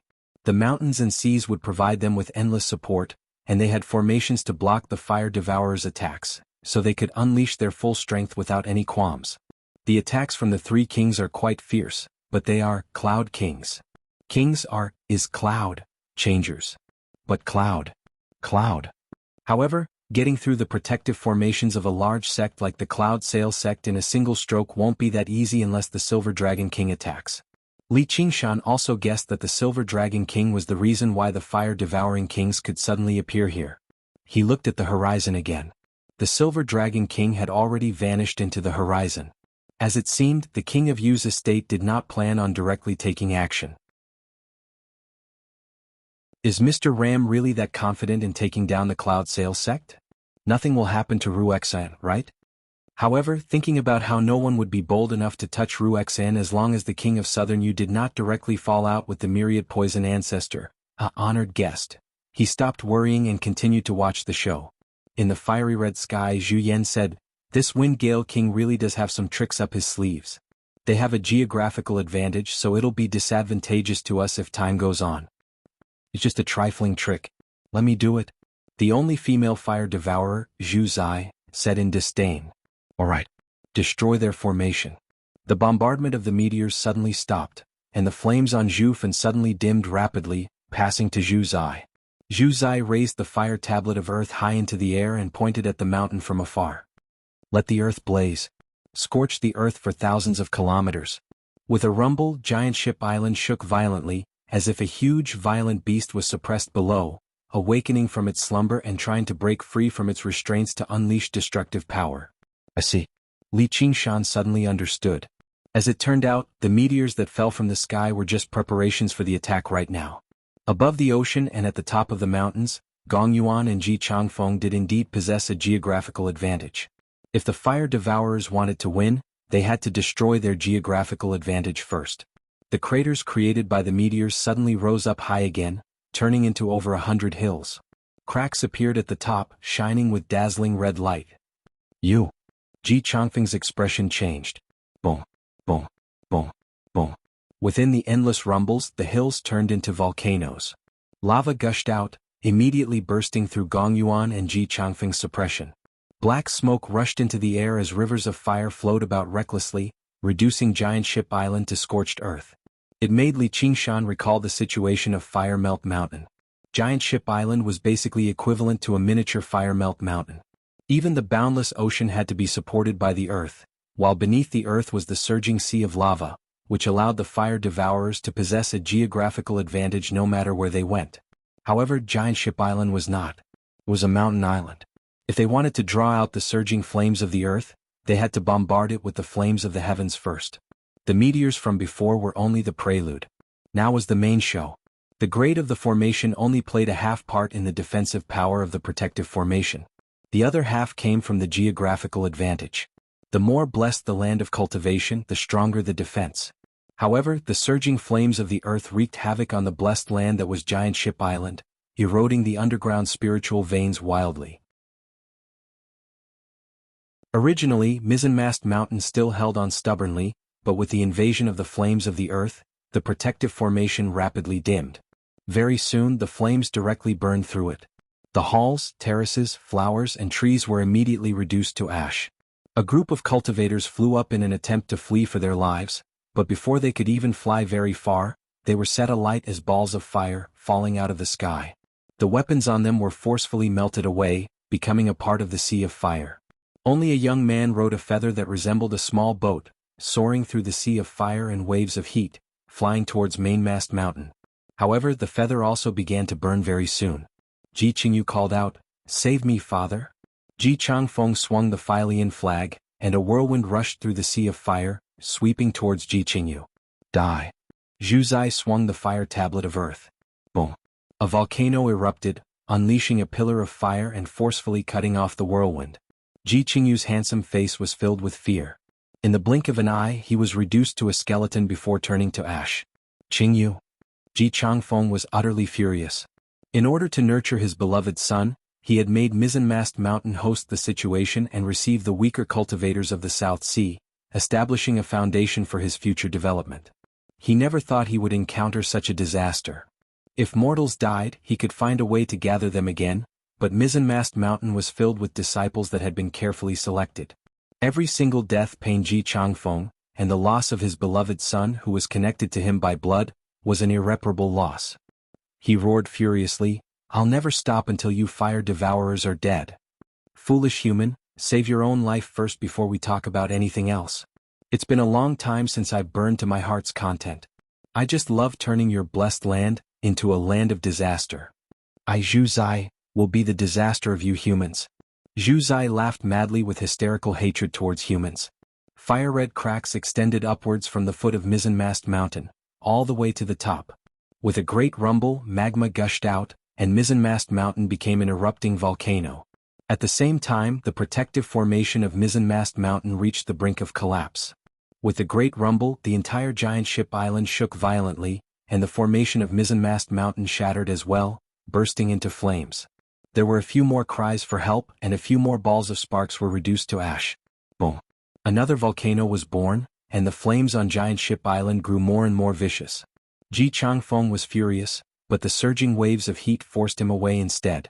As soon as the coldness Gongyuan had released left Mizzenmast Mountain, it was nullified. The thick mist around Giant Ship Island was also swallowed by the black, oppressive ash. Mizzenmast Mountain had become a lone island in the sea of fire. We're in deep trouble now. Li Qingshan and Little N exchanged glances, and Little N nodded in agreement as Mizzenmast Mountain was shaking too. The protective formation flickered with light. Who knew when it would shatter? Who knew when it would shatter? By then it would be the true killing move. The flames of heaven and earth were already so violent and vicious, so what would happen to the flames of man? That would truly be a case of fish in the moat being caught in a fire. However, he had come to deal with the fire devourers in the first place, so he was not exactly a fish in the moat. It was just that they had come knocking on his door before his scheme had even arrived. This efficiency was truly worth learning from. As for the cultivators of the South Sea, they were the true fish in the moat. Never did they think they would lose their lives in the Merfolk Seafair this time. Against the combined attacks of the three fire devourers, they did not have the slightest chance of survival. Fellow cultivators, the other folk are vicious. In this moment of life and death, if we don't work together to fend off the enemy, when are we going to wait? Ji Changfeng called out, and the elders and disciples of the Cloud Sail sect all responded. Many of their friends and relatives had been burned to death by the fire devourers. The merfolk went without saying.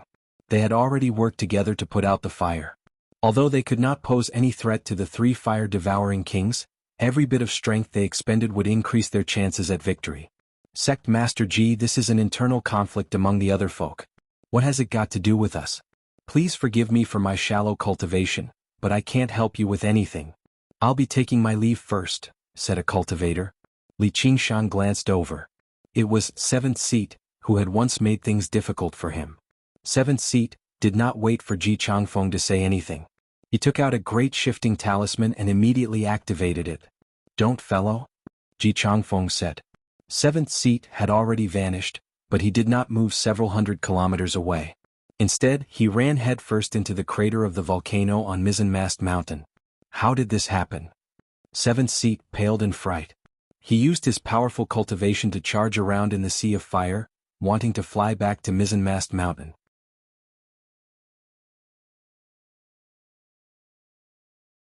Chapter 884. What a foolish human. They've put on such a great show. If they can't even seal off the region, Gong Yuan would have fled a long time ago, alright?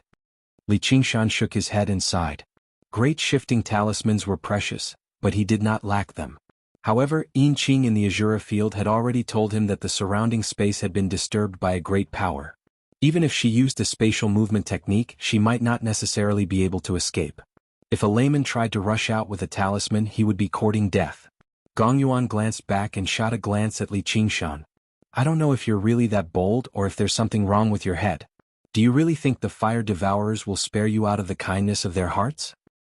I'm not that naive. They can spare anyone but not me. I'm guessing I'm their third target after you and fellow Ji, right, fire-devouring kings?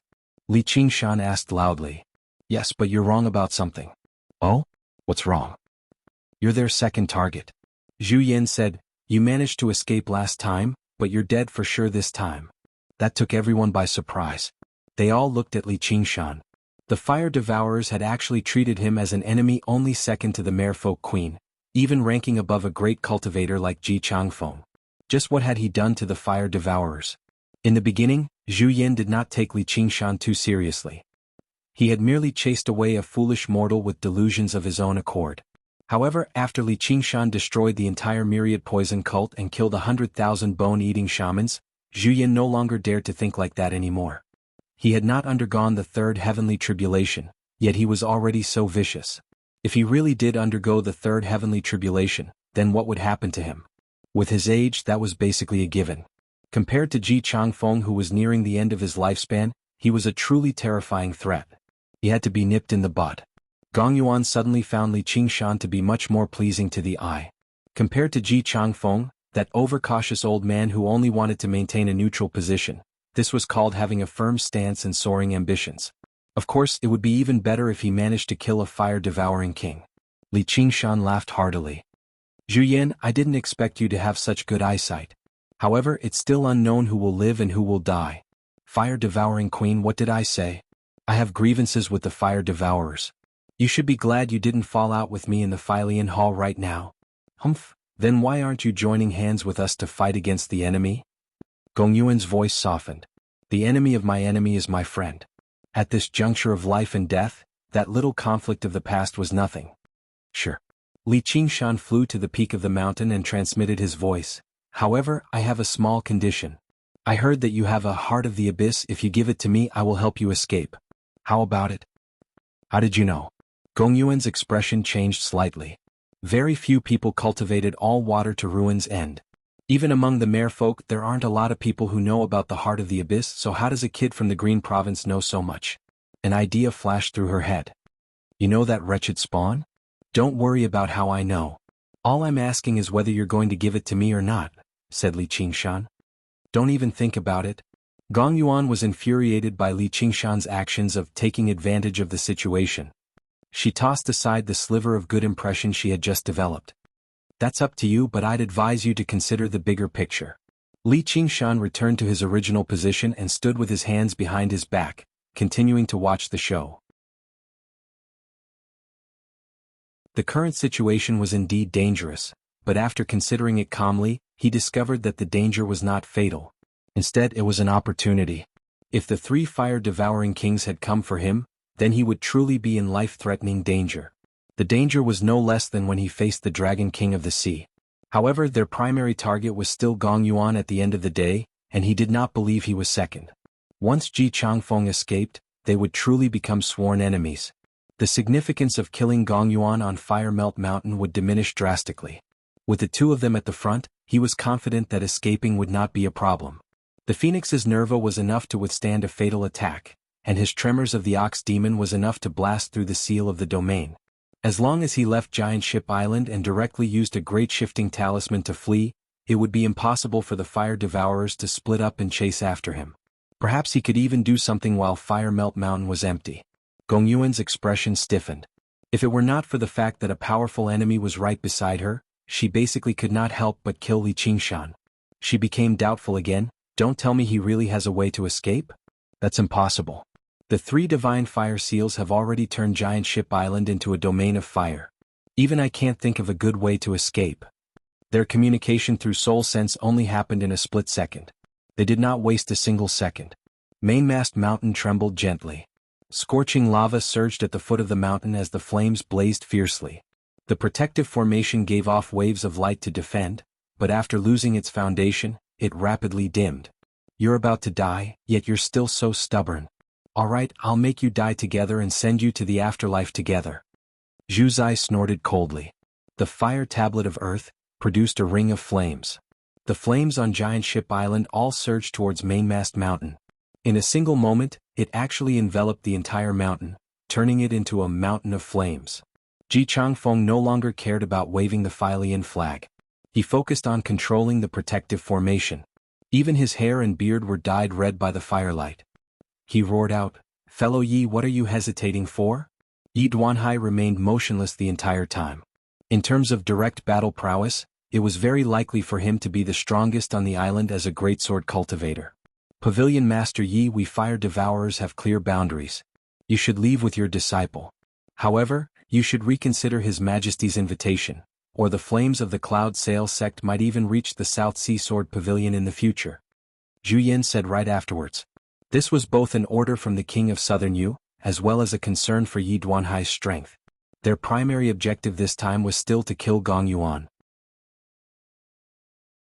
If the enemy gained another greatsword cultivator, it would add a lot of variables, so they might as well just let him go. Feel free to come. A sliver of cold light flashed through Yi Duanhai's eyes. He understood that the fire devourers had purposefully mentioned the King of Southern Yu to draw their hatred.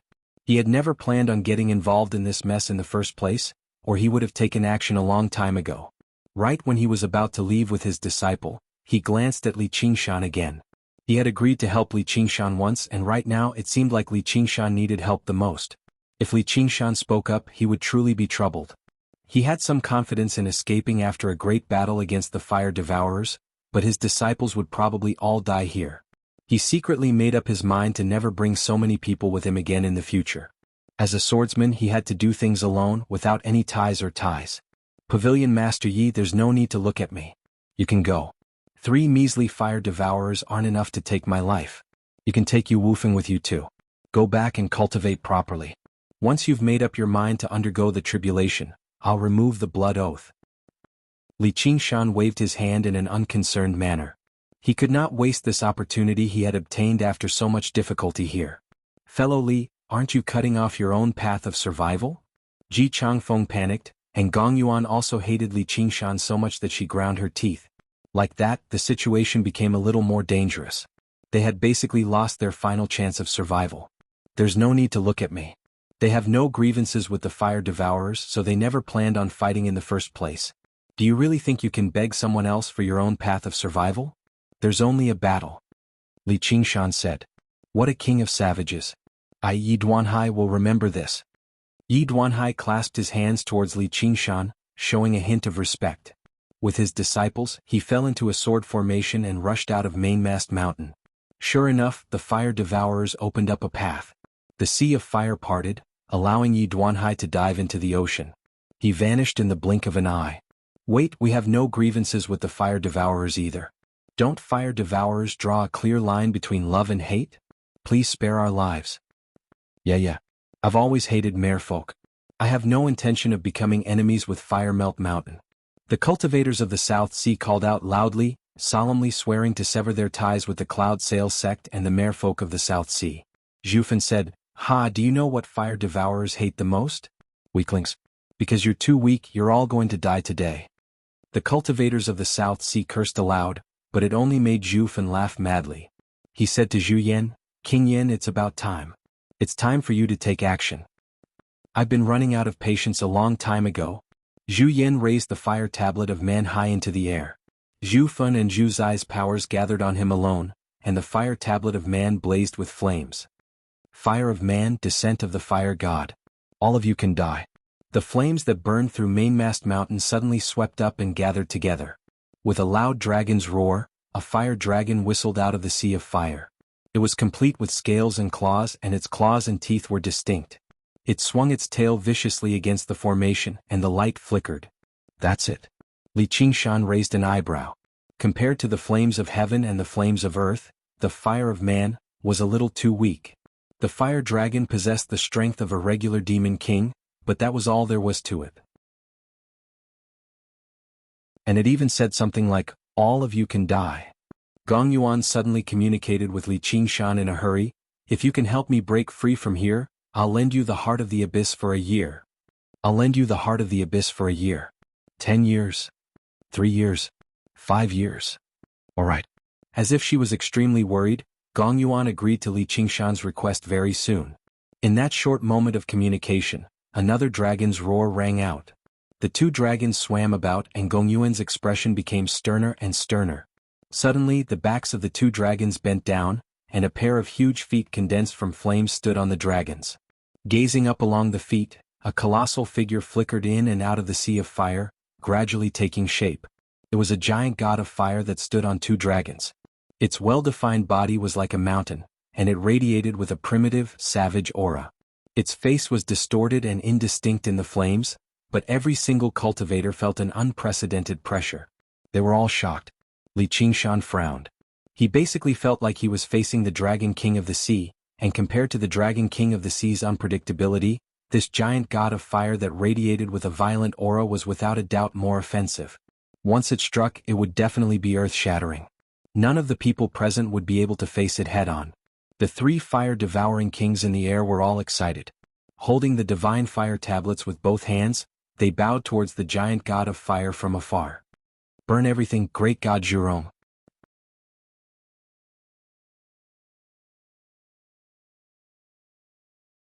Chapter 885. The cultivators of the South Sea and the merfolk all covered their ears and collapsed on the ground, wailing out in fear like mortals. Yes, they viewed mortals as ants, but in the face of this legendary god, weren't they also like ants?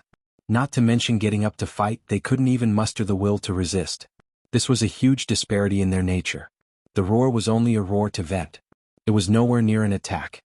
Li Qingshan also felt his blood surge as his ears rang. He used the spirit turtle in a hurry to compose himself. This definitely isn't the real fire god Zhurong. It can't even directly descend like Cheongqi. There's only a sliver of his aura at most. He doesn't even have a consciousness of his own, yet he's already so powerful. How spectacular. Li Qingshan, why aren't you doing anything yet? Gong Yuan took a step back almost instinctively. Water should have countered fire, but against a godlike existence like this, even she had lost the confidence to emerge victorious. The divine fire tablets truly were the divine artifact of the fire-devouring kingdom after all. They fell into formation, sealed off the region, bombarded it with heavenly fire, and seethed with earthly fire. In the end, it was all to summon the god that the fire-devourers worshipped, Zhurong. You're a mighty merfolk queen, yet you're placing your hopes on a second heavenly tribulation human like me. Isn't that a little too much? The demon heart in Li Qingshan's body flickered. Surging demon chi condensed into a set of demonic armor. Before he knew it, his eyes had already turned scarlet red. His face was hidden behind the horned helmet, but his smile did not change. Instead, it was filled with excitement. For the first time, Gong Yuan did not find his audacity to be so detestable anymore. As a matter of fact, she even felt a hint of relief that she refused to admit. No regular person could remain in high spirits before an existence like that. Little and beside him was even stranger. He remained expressionless as if the giant god of fire did not exist at all. Li Qingshan adjusted his helmet and sensed the various pitch-black powers. He nodded at Little and beside him. With two rumbles, the giant god of fire rode on the fire dragon, extending his arm and wrapping it around a small portion of the mountain. The protective formation twisted and collapsed, about to shatter in an instant. The giant god of fire suddenly exerted its strength and rammed its head against the mountain peak, making everyone's souls leave their bodies. Li Qingshan did something that nobody expected. He strode, accelerated, and spread his wings to charge at the giant god of fire. Is he tired of living and seeking death? Whether it was the lofty fire devourers or the regular cultivators of the South Sea, they all thought the same thing. Li Qingshan was the first to charge out of the spell formation. He was still several hundred meters away, but the heat waves that swept towards him had already turned his demonic armor bright red. The blurry face of the giant god of fire filled his vision, filled with violence and destruction. Compared to this giant god of fire that was several hundred zhang tall, he was as insignificant as a bug. The sense of danger and fear screamed in his heart, but it also made his blood boil and burn, giving him a kind of freedom that could cast aside everything. Within 1,000 feet, the helmet softened, the armor melted, and the devil chi was depleted. Within 10 zhang, his flesh was burning and his bones could be seen. He was also burned red. The instant he threw himself into the flames, he pushed his right hand forward, and the Azura field appeared in his hand. The blood-colored vortex spun and expanded. It was like a great gaping mouth that swallowed the giant god of fire. The firelight that filled the surroundings suddenly dimmed, which actually made the people on the mountain feel rather uncomfortable. They looked at one another. What's happened? It was not just the giant god of fire. Even Li Qingshan vanished.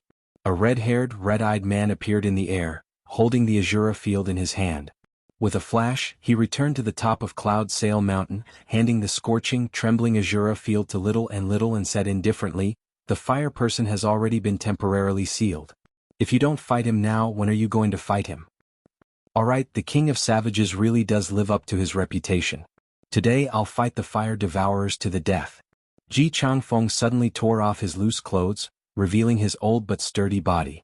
Then he swung the Fylian flag in his hand, and the Fylian hall collapsed loudly, producing a shrill howl of wind. A whirlwind rushed out of the dust and whistled over. Ji Changfeng leapt up and just happened to ride on the whirlwind.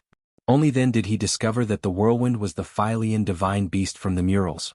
If Zhurong was the god of fire, then the Fylian was the god of wind. Although it was nowhere close to the giant god of fire summoned by the 3 fire-devouring kings with the fire god's tablets, it still possessed some power after being worshipped by the Cloud Sail sect for several millennia.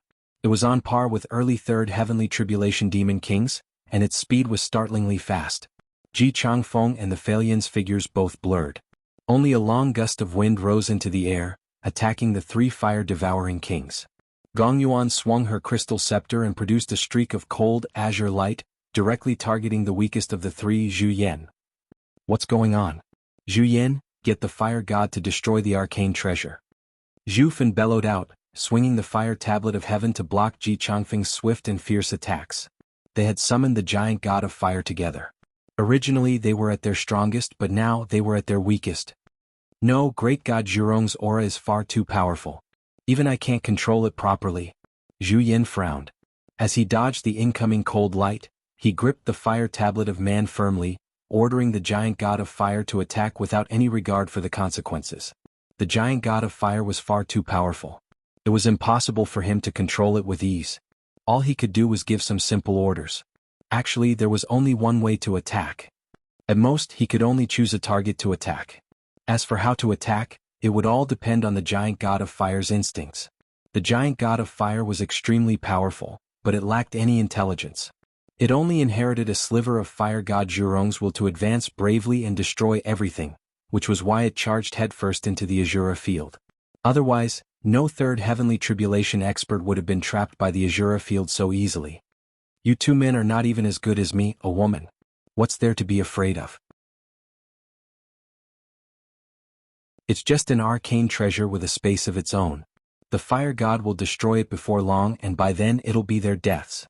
With the three of us working together and the divine fire tablets in our hands, do you really think they'll be able to escape?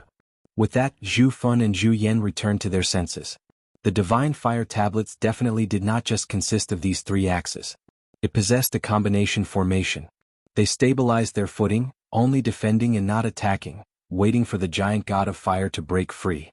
No matter what Ji Changfeng and Gong Yuan did, they were unable to break through the simplest formation of the three immediately. The giant god of fire did not break free as quickly as the fire devourers imagined it to be. Both sides were extremely worried. Just what had happened? It was impossible for a mere arcane treasure to possess such great sealing power. Was there some powerful existence hidden within that kept the giant god of fire busy? Or was it just Li Qingshan? That was impossible. Even if he underwent the third heavenly tribulation, the giant god of fire would still crush him to pieces. In the Azura field, Li Qingshan stood on the ground and gazed up. He found the giant god of fire to be even more indomitable, its pressure like that of a god.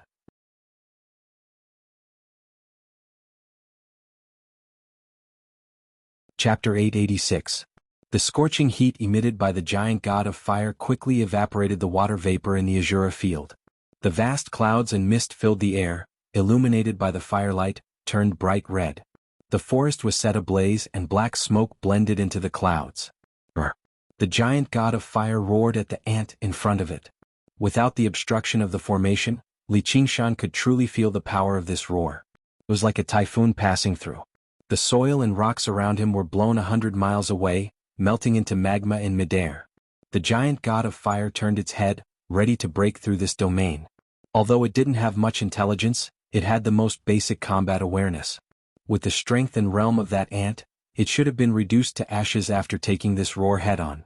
But in the next instant, the giant god of fire turned its head again. If the blurry face of flames couldn't make an expression, then it would definitely be surprise and doubt. Amidst the smoke and the boiling magma, Li Qingshan stood where he was without moving. His scarlet hair danced, and his scarlet eyes were like fire as he stared at the giant god of fire. He suddenly spread his arms, and his body rapidly expanded until it was almost 100 meters tall. Just now he stopped. His hair was like flames and his skin was like black iron. He was like a demon. His ox hooves stepped forward and the earth cracked. He roared at the sky and the wind became fierce. A gust of wind twisted and rolled like a dragon, rushing into the clouds, breaking through the layers of flames and blasting the giant god of fire's face. Sparks flew everywhere. The giant god of fire raised its head slightly, but that was all.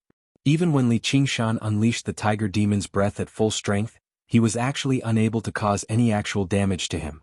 However, he had achieved his objective of provoking him 100%. The giant god of fire was infuriated. The flames on his body burned wildly, and he lunged at Li Qingshan on the fire dragon. Even if Li Qingshan's body had grown to an unprecedented height, almost equivalent to a 100-story building in his previous life, compared to this giant god of fire, the difference was like the difference between a child and a strong man. As the giant god of fire approached, the temperature of his body kept rising. Scorching, melting, boiling. There's no chance of victory if I fight him head-on. Li Qingshan made his judgment.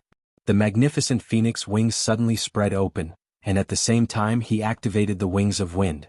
His huge body soared into the clouds, and he was about to use the palm technique that descended from the sky again when a scorching heat rapidly approached. The gigantic figure of the giant god of flame appeared from the clouds, and he flew over on the twin dragons. His speed was even faster than Li Qingshan's. The giant flaming palm blotted out the sky and came whistling towards him. Li Qingshan raised his red eyebrows. He had no time to dodge at all. He only felt his right leg tighten and heat up. The giant god of fire grabbed Li Qingshan and jumped down from the fire dragon, throwing him onto a small hill. Boom! The hill instantly turned into a basin. Li Qingshan's entire body felt like it was about to split apart. The two fire dragons coiled around him and locked his arms tightly like chains. They spat out two streams of blazing dragon fire, wanting to burn him alive into ashes. Is this the difference in power? Not only is it hard to win, but I can't even fight him. I can't even run away. But this is the opponent I want. If I don't even have a life and death crisis, how can I break through the 5th tier of the tiger demon? Tremors of the ox demon. Li Qingshan roared angrily. Black cracks tore apart the flames around him. He reached out and grabbed the heads of the two fire dragons, slamming them together violently. Only then did he break free. The giant god of fire's hand trembled and froze in midair. However, it still clenched tightly without letting go. This was Li Qingshan's most powerful mystical ability that had always been successful, but it could not crush such a powerful opponent head-on. Li Qingshan used the strength of the ox demon and punched the giant god of fire's wrist with all his strength. The power of tremors whistled out. Only then did the giant god of fire finally let go, allowing him to pull out his leg. His flesh had already been burned away, leaving only the leg bone that had been burned bright red. However, he did not have the time to look at it. Instead of retreating, he advanced and threw himself at the giant god of fire, slamming his fist into the giant god's face. Flames surged and scattered.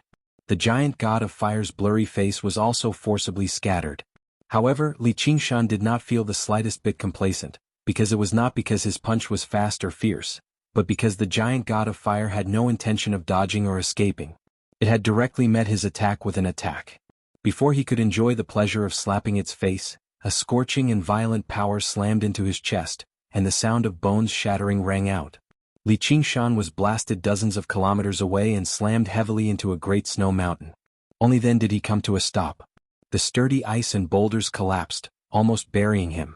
Before he could get up, the scorching sensation assaulted his face again. Boom boom boom boom boom. The giant god of fire swung its fists furiously. The fists rained down on Li Qingshan's body. It was not regular rain, but a meteor shower. The power of every single punch was on par with a meteor shower. The great snow mountain shook violently, or perhaps it could no longer be called a snow mountain anymore, as all the ice and snow had evaporated. The thousands of tons of rock that had collapsed had melted into scorching magma. Li Qingshan was unable to put up any resistance at all. He was punched into the mountain again and again. At a time like this, what kind of ability should he use? What kind of ability could he use? The power of tremors? Useless. The spirit turtle's profound shell? Useless. The nightmare tiger's demonic eye? Useless. Useless. Useless. Everything was useless. Against such overwhelming power, even if he had 1,000 variations and 10,000 abilities, it was useless. His attacks posed no threat, and his defenses were as fragile as paper. It seemed like he could only accept his fate and accept death. However, Li Qingshan did not admit defeat. His flesh was burnt to ashes, and the tiger bones that he was so proud of were covered in cracks. At this time, it was already too late to escape from the Azura field. The flames on the giant god of fire were so intense that even the void distorted from the heat. There was no way to teleport out. If he could not defeat it, only death awaited him. Even until this moment he did not have the slightest chance of victory. Instead he had fallen into fatal danger. The ox demon's great strength sinks into the mud, enduring and unmoving like the earth. Earth divine power. Li Qingshan simply gave up on all efforts to attack and defend. He fused all his consciousness into the boundless earth and activated earth divine power. Suddenly he entered a wondrous world that he had never seen before. It was as if he had really become a part of the earth, silently enduring the blows of wind, frost, rain, and snow for billions of years, holding up the sea and the sky. The raging fiery fists continuously bombarded his body, and then were drawn into the mountains and the earth. The speed at which his body was collapsing and being destroyed suddenly slowed down. I see. Li Qingshan seemed to have understood something. In the past, no matter when or against any enemy, he had never been like this, giving up on all actions and enduring all attacks. He now had a deeper understanding of the innate divine ability, strength of the earth. Still, this move really is a little useless in battle. I can't attack, I can't defend, and I can't even escape. Isn't this just a big sandbag? I can't just divert all my attacks into the earth. There will come a time when I can't hold on if I keep getting beaten up. Still, at least for now, his big sandbag still played a certain role. It allowed the giant god of fire to throw many more punches. Streaks of cracks climbed up the great snowy mountain. As Li Qingshan channeled the damage into the earth, the great snowy mountain was collapsing at an accelerated rate. Li Qingshan's body was also on the brink of shattering. The giant god of fire's attacks suddenly paused. It clenched its fists and raised them high. The flames on its body dimmed and gathered on its fists. It raised them high like torches, blazing like the sun and scorching the skies. Then it swung them down fiercely like a falling comet, crashing into the earth. Li Qingshan's tiger bones shattered, and a wave of air swept across the entire Azura field. The great snowy mountain trembled violently, and then collapsed with a rumble, burying him like a new grave. The giant god of fire took a few steps back. As if tired, it suddenly turned its head. It was at this moment that an Azura commander wielding a giant battle axe descended from the blood-colored vortex in the sky. The fierce battle between the giant god of fire and Li Qingshan, or rather one-sided suppression, had stirred up unprecedented fighting and killing intent. It was absorbed by the Azura field, and another Azura commander was summoned. When the Azura commander saw the giant god of fire, his eyes widened. Fire god Zhurong. The giant god of fire let out a furious roar, and the Azura commander blocked with his battle axe instinctively, only to be blown away by an unstoppable force. His body turned to ash in the air, unable to recover no matter how great his life force was. The battle axe melted into a lump of metal. Having conveniently dealt with a fly, the giant god of fire was about to break out of the world when it suddenly looked back and gazed at the collapsed snowy mountain. The aura that it had personally destroyed seeped out from the rock once more. Boom! Thousands of tons of rock collapsed, and Li Qingshan leapt out. The phoenix's Nerva had been reborn in fire, so he was completely unscathed. He said to the giant god of fire, "Don't fret. There's still the second round." Before he had even finished speaking, flames surged over. Spirit Turtle's profound shell block. Li Qingshan waved his hand, and the pieces of the Spirit Turtle's profound shell assembled into a smooth, mirror-like wall. Under the giant god of fire's attack, it only lasted for a split second before shattering with a clang. Li Qingshan crossed his arms in a defensive posture, but he was blown away again. He adjusted his posture in the air and stabilized himself, but a sliver of joy appeared on his face. He could finally see a chance at victory. If it were before the Nerva, the Spirit Turtle's profound shell would have served no defensive function at all apart from distracting him and wasting his demon chi. Once the difference in strength reached a certain level, even the greatest technique would become a pointless trick. But it was different now. After a series of furious attacks, the flames on the giant god of fire had already dimmed slightly compared to the beginning. Even its body had shrunk slightly. Although it was still much larger than Li Qingshan, its strength was clearly declining. This was the greatest flaw of the giant god of fire. Although it could rival the Dragon King of the Sea at its peak, it was not a living existence after all. Its strength would be depleted. Originally, this was not a flaw. If it were on Giant Ship Island where lava flowed and flames roared, the giant god of fire would be able to last a very long time. It could basically crush and destroy all existences. However, in the Azura field, there was no opportunity to replenish its strength. Every sliver it used was a sliver less. It was exactly because of this judgment that Li Qingshan was bold enough to drag it into the Azura field for a battle to the death. He had gone to the lengths of rebirth exactly to deplete the giant god of fire's strength. Otherwise, while it was battle-hungry, it did not like throwing its life away.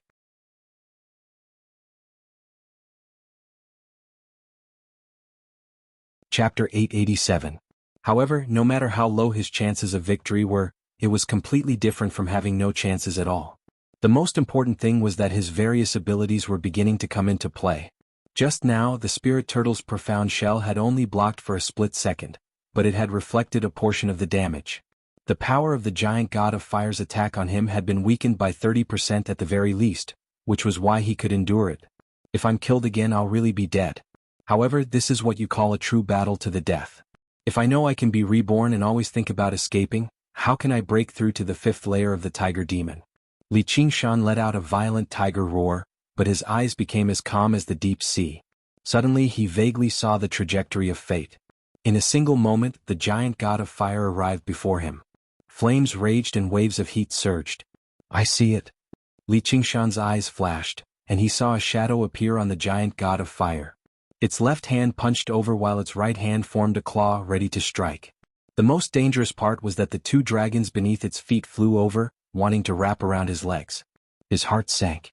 If he waited for the giant god of fire to actually strike before dodging, it would be impossible. Once he was caught again, all that awaited him was being burned to death.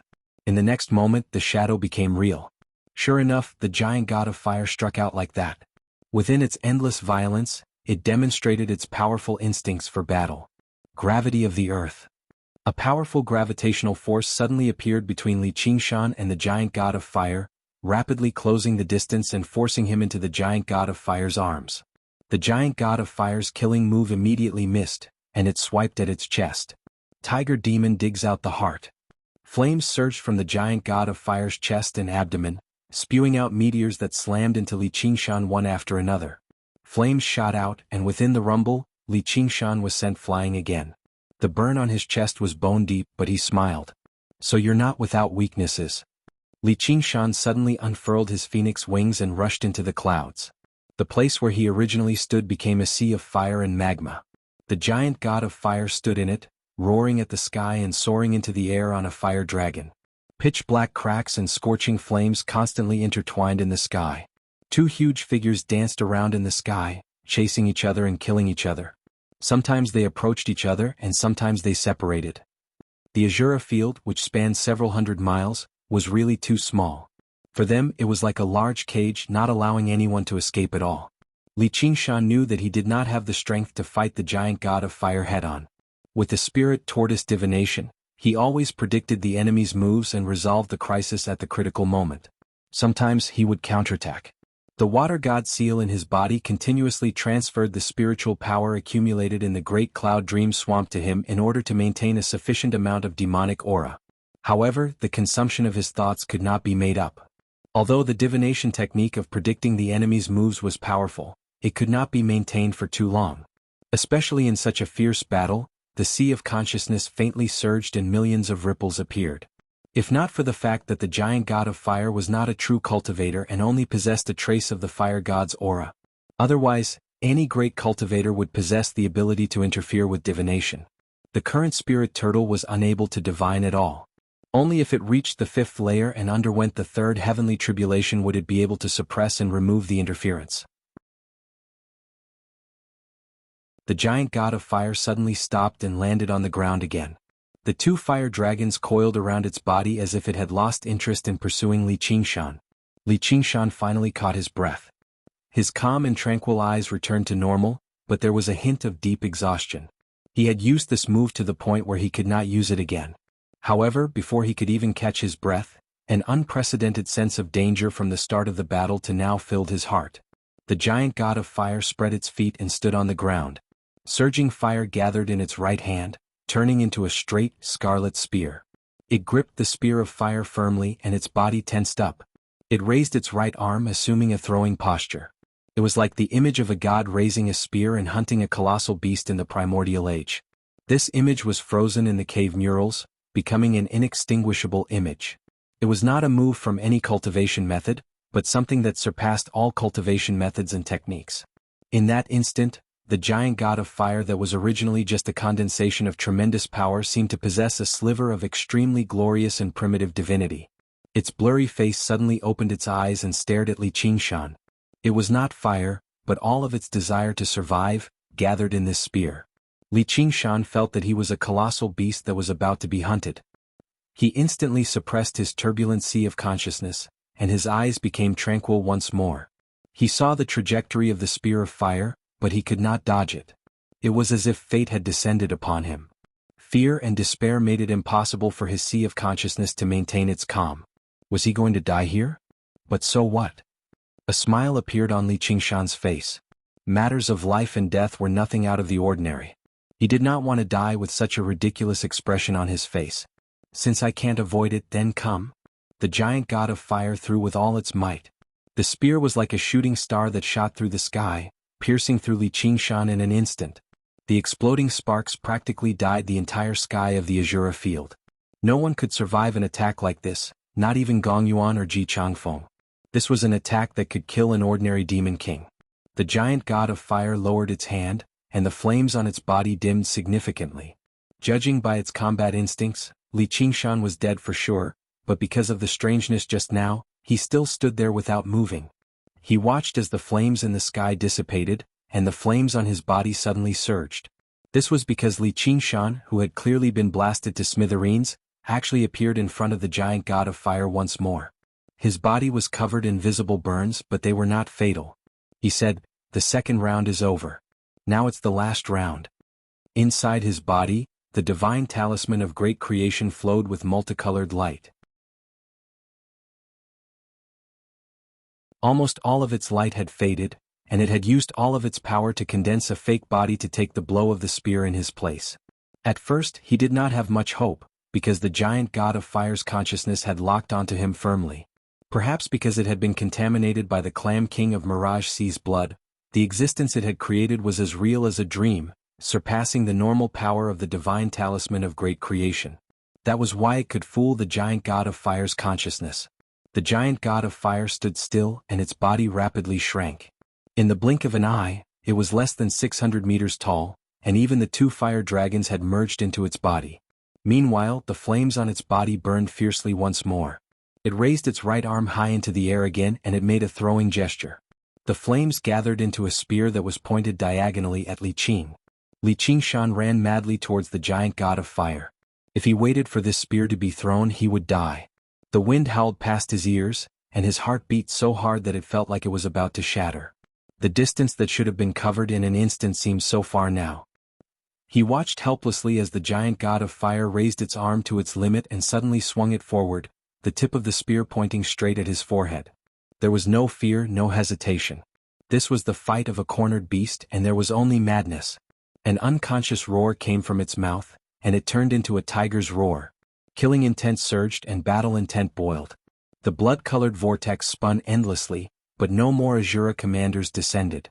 At this moment, it was as if he had become one with the Azura field, and he was communicating with the vast and mysterious Azura realm.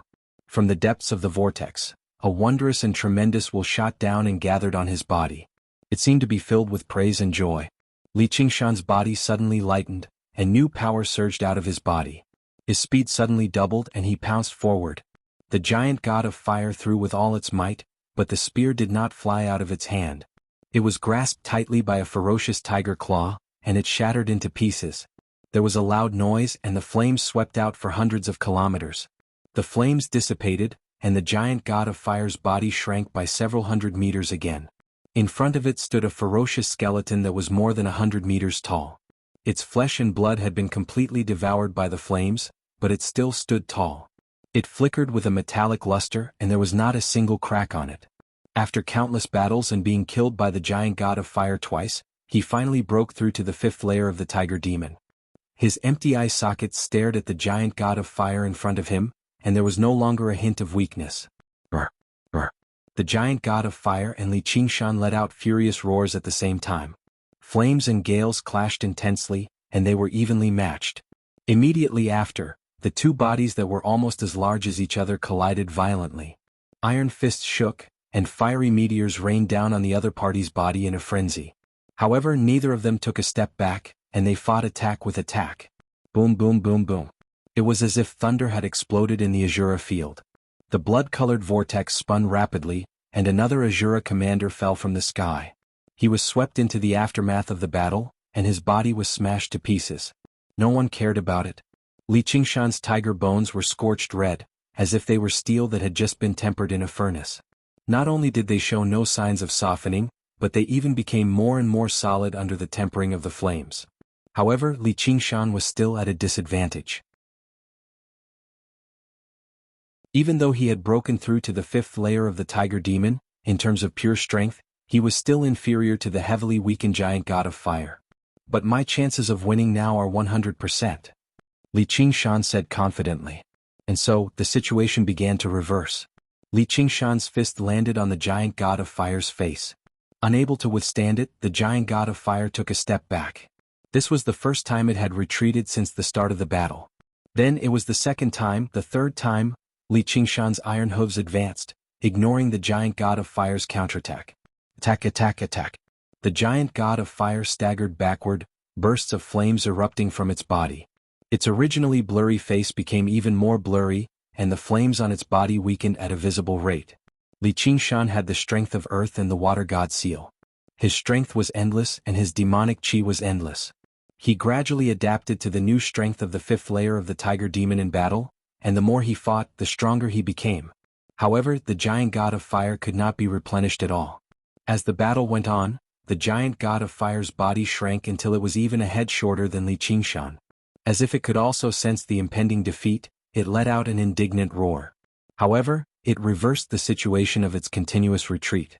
The originally insignificant ant had already become a ferocious beast that it could not contend against. The giant bone claws grabbed the giant god of fire's neck, and the huge mouth with intersecting fangs let out a howl of wind. It was a maniacal laughter. Tiger demon steals heart. Li Qingshan's right claw stabbed deep into the giant god of fire's chest, dug out a scorching red heart, and casually tossed it into its mouth. In the angry and indignant roar, the giant god of fire collapsed and dispersed. In the blazing flames, Li Qingshan opened his arms and roared into the sky. The blood-colored vortex expanded, and as if a door had been opened, a mysterious call came from within.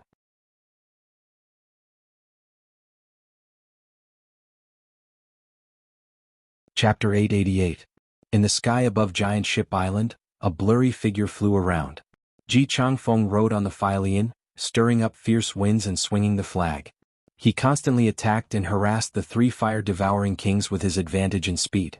In order to summon the fire god, the three fire-devouring kings had all expended quite a lot of their strength, and they were slightly suppressed above the ocean.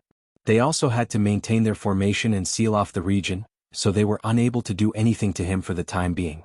All they could do was wait for the fire god to rush out and kill this annoying fly. However, no matter how they waited, the fire god never appeared. Instead, it snowed heavily. The top of Mainmast Mountain flickered with extremely resplendent, blue light. Gongyuan raised the crystal scepter high into the air.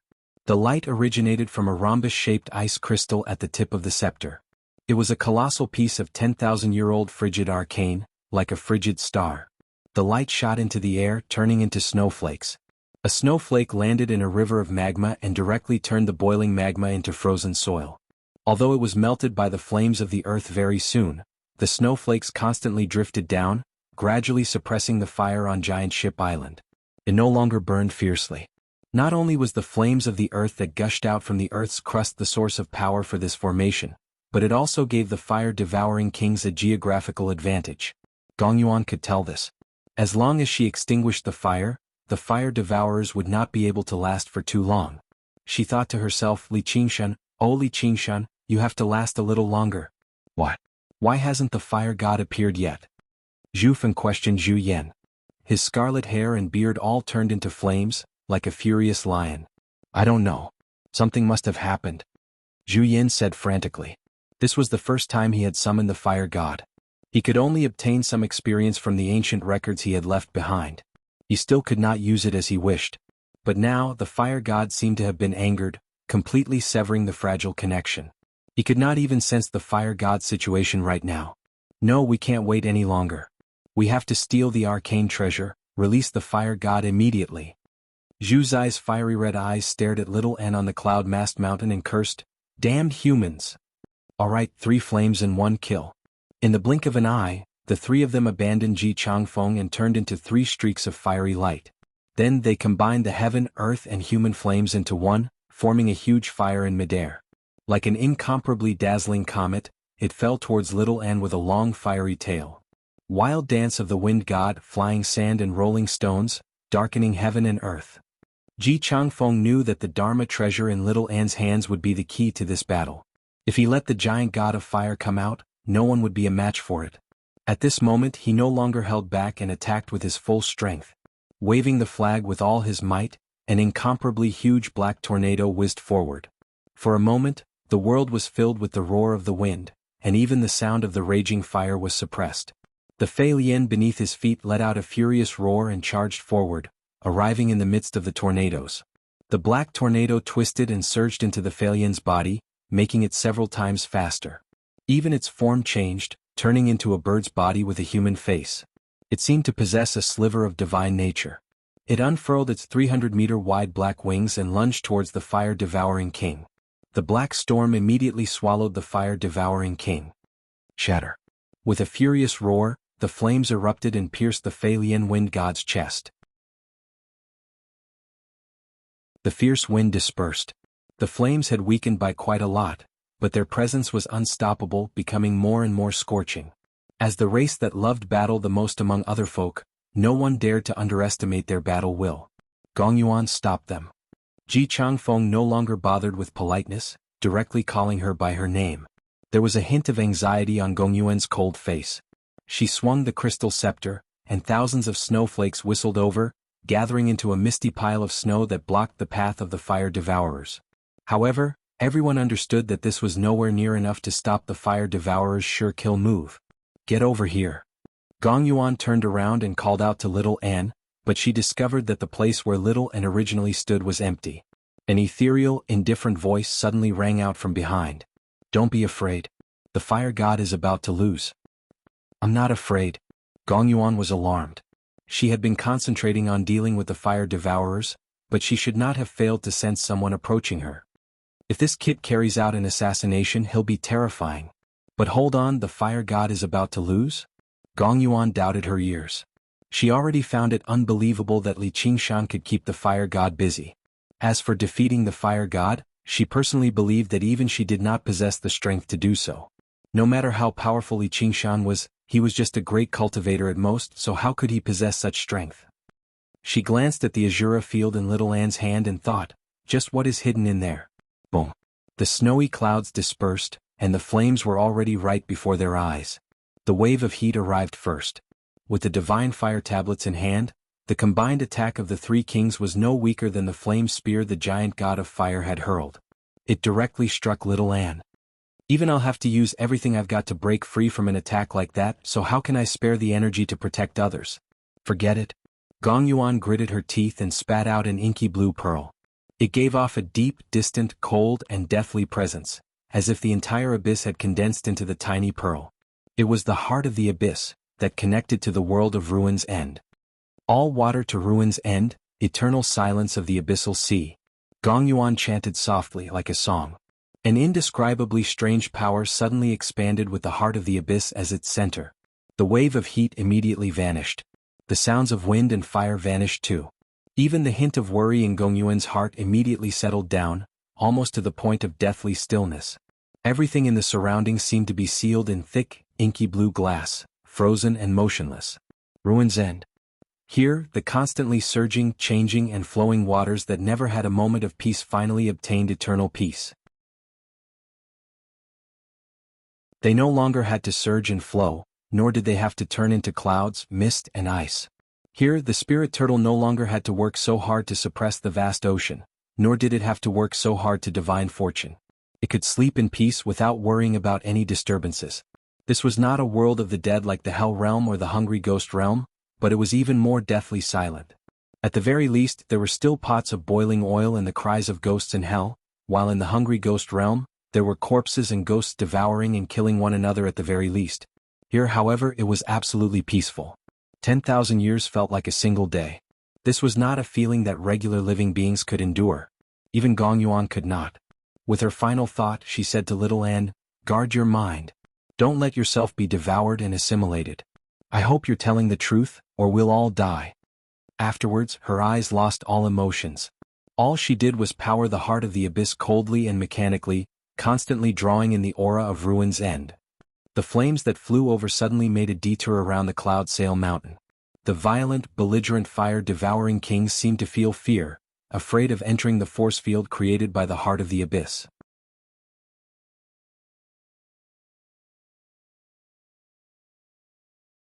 Chapter 889. The Fire Lord leapt and leapt about. Ruin's End, where water gathered, was extremely effective against the natural fire spirit's ability to devour fire.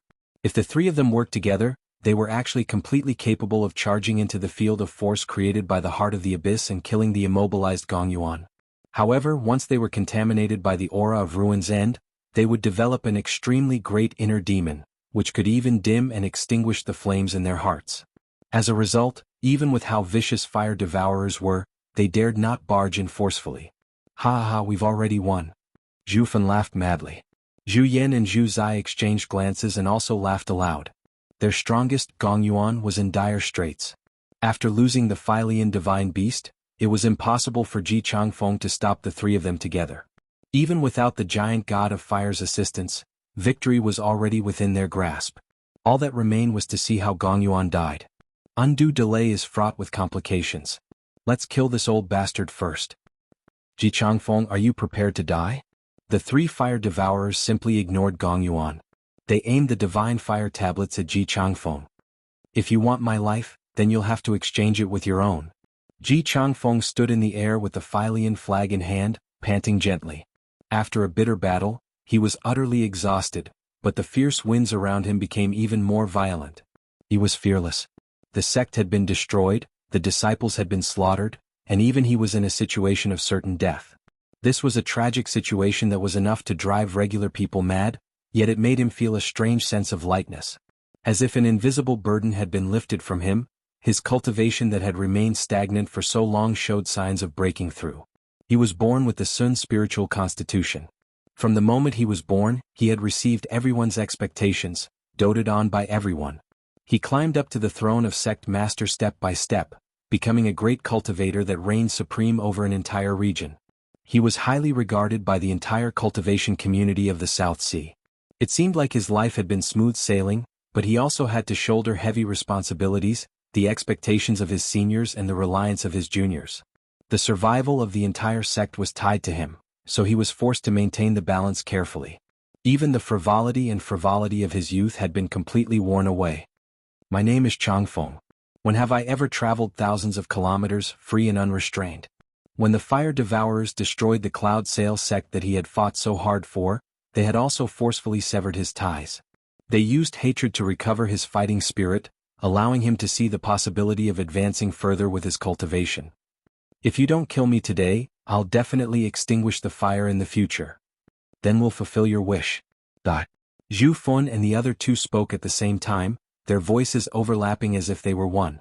They raised their divine fire tablets high and were just about to attack when a calm voice came from behind them. You lost.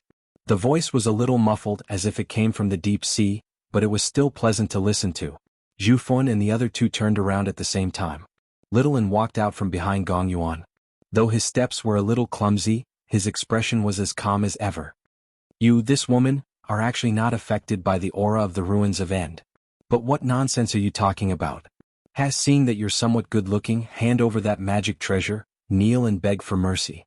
If you become our slave, we can consider sparing your life. You lost. Little An repeated calmly. There was no change in his tone at all, causing Zhu Fun and the other two to feel strangely irritated. As if there really was something important that they had missed out on, they cursed, "Bitch, you're courting death." Little An slowly raised the Azura field in her hand. A faint smile actually appeared on her face, captivating and alluring. You lost. Suddenly, Zhu Yan's expression changed, revealing an expression of disbelief and shock. What's going on? Zhu Fan asked with a frown. The fire god has been killed, Zhu Yan said with great difficulty. The moment the giant god of fire's heart was dug out, that intense fury and indignation had passed through the barrier of the world and entered his heart. That's impossible. Didn't you say that you couldn't sense the fire god? Don't be fooled. Zhu Fun and Zhu Zai retorted at the same time. The giant god of fire's strength was already close to the peak of this world. Though it was extremely flawed, only those legendary figures whose names shook the world could kill it. Could an expert on the level of the Banyan Tree King be hiding in that tiny magic treasure? That was impossible. There must be something strange about the arcane treasure. Zhu Yan completely ignored Zhu Fun and Zhu Zai. His eyes widened as he murmured. The thought the giant god of fire had given him before it was killed had dealt a great blow to his mind. It was basically equivalent to a backlash. This news made Gong Yuan's heart ripple slightly, but it immediately returned to stillness. The ink-blue field of force rapidly expanded. The heart of the abyss had already lost control, and the all-water to Ruin's End operated madly, assimilating with Ruin's End. Even the crystal scepter in her hand dimmed, and the indestructible profound coldness gradually melted away. The ink-blue, spherical field of force rapidly expanded, enveloping Mainmast Mountain in the blink of an eye and rapidly growing larger. What? The sound of tides suddenly rang out in the surroundings. The seawater that had been kept out by the divine fire tablets seemed to be drawn in by an invisible power, turning into surging waves that surged towards Giant Ship Island. Clouds gathered over from all directions, forming a thick layer of clouds in the sky. The internal and external pressure destroyed the seal of the fire-devouring king's domain. Zhu Fan suddenly threw a punch at Zhu Yan's face and bellowed, "You've just destroyed a puppet that possesses a sliver of great god Zhurong's presence. You can still summon it in the future, so stop whining like a sissy." Zhu Zai shot a glance at Zhu Fan. "What's wrong with being a sissy?" she said to Zhu Yan, Don't listen to that little bitch's nonsense. Killing that bitch Gong Yuan is already a win, and if we kill that old bastard Ji Changfeng, it'll be a complete victory. What's there to lose? Thank you for your guidance, Second King. I've lost my composure. Zhu Yin lowered his head and accepted the guidance. Then he glanced at Mainmast Mountain and thought, no matter what, the outcome has already been decided. Little and suddenly felt like she was drowning. Although she could endure the deathly aura of Ruin's End, the power of the heart of the abyss was growing stronger and stronger, producing actual pressure. The peak of Mainmast Mountain collapsed and collapsed silently. The grass, trees and pavilions were all reduced to nothingness. She furrowed her brows slightly, but it was not because of the pressure. She murmured, Qingshan. Li Qingshan stood in the surroundings, gazing at the center of the blood-red swirl. He experienced an irrepressible urge to throw himself into the Azura realm and slaughter and battle. The wings of wind unfurled in an unprecedented manner. He only needed to flap them gently, and he could fly into a brand new world. Suddenly he thought of a face. He sucked in a deep breath and comforted the eager tiger demon. He pulled back the wings of wind and called out to the sky, I will go but not now, and not to take part in some endless battle of blood. After a pause he continued, I will defeat all the Azura and reign over the entire Azura realm. I will end this endless battle of blood. The obscure voice fell silent as well. Only a while later did it say, reign over the Azura realm. How anticipated. Perhaps you are the person in the prophecy. I've already waited for far too long, but there's no harm in waiting a little longer.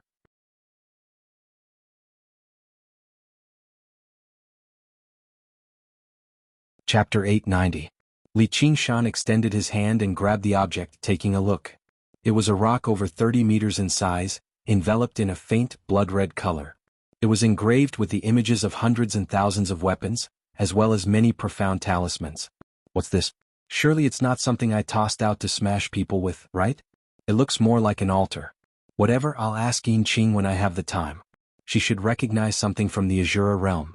Li Qingshan gazed at the sky again, feeling extremely curious. Was that voice really the consciousness of the Azura realm? Was the world of the 9 provinces conscious? However, now was not the time to consider that. Between the jagged ribs that flickered with a metallic luster, a scorching fire-red heart radiated with thousands of resplendent rays of light. It was the heart of the giant god of fire he had swallowed. Not only did it contain pure, scorching fire spiritual qi, but it also possessed a rare hint of divine nature. Li Qingshan immediately practiced the phoenix's scripture of Nerva and began refining the heart of the fire god. Right now was the perfect time for him to break through to the 3rd layer of the phoenix. 3 balls of fire pursued a whirlwind, whistling back and forth above Giant Ship Island. The 3 fire-devouring kings wielded the divine fire tablets, surrounding and killing Ji Changfeng. Ji Changfeng was obviously not their opponent. He had tried several times to charge out of Giant Ship Island, but he had failed. With no other choice, he just charged headfirst into the inky blue sphere of the heart of the abyss. By now, the inky blue sphere had already swallowed half of Mainmast Mountain, turning into a colossal object almost 3,000 meters tall, hovering above Giant Ship Island quietly. The seawater rose higher and higher, like mountains, rushing towards Giant Ship Island one after another.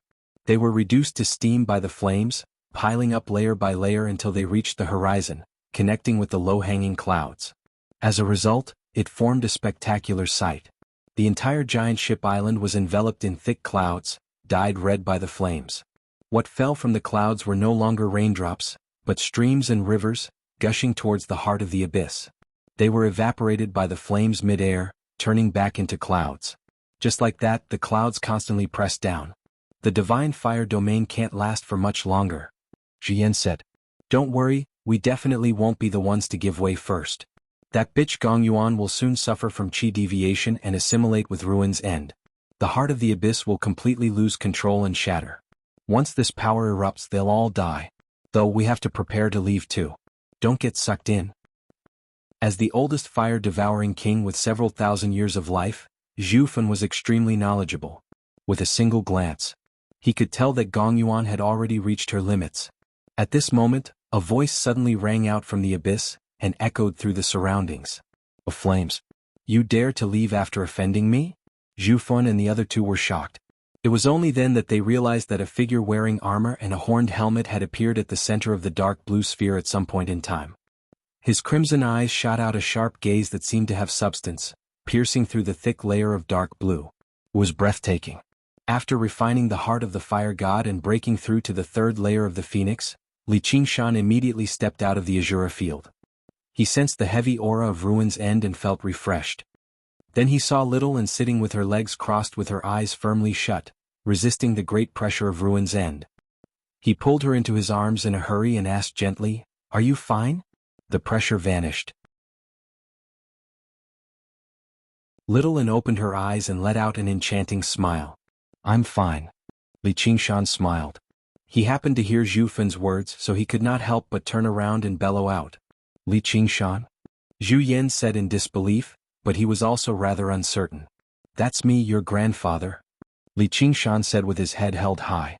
"There's no need to waste your breath on him. He's just someone who's about to die," Zhu Fan said in disdain. Before he had even finished speaking, the inky blue sphere suddenly stopped expanding. This was a sign of collapse. "Let's see who dies first." Li Qingshan pulled Gong Yuan into his arms, hugging her left and right. Just when Zhu Fan and the others were confused, thinking he was going to take advantage of her before he died, the inky blue sphere that was on the brink of collapse actually stabilized. A hint of vigor suddenly flashed through Gong Yuan's empty and deathly still eyes. When the heart of the abyss began to communicate with the deep and mysterious Ruin's End, she could no longer see anything. There was only endless darkness and deathly silence. It was the bottomless abyss known as Ruin's End. Her body had been forgotten somewhere. It must have been crushed a long time ago. Only her soul continued to fall into the abyss, falling into an even darker place.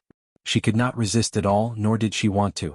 Compared to this eternal deathly silence, what was a temporary existence? Compared to this torment day and night, death might be a form of release. Thinking that, the darkness seeped into her soul bit by bit. She sighed gloomily. "Little sister, I'm so lonely." Then she closed her eyes and allowed the dark abyss to devour her. Suddenly, a warm current flowed over and quietly surrounded her.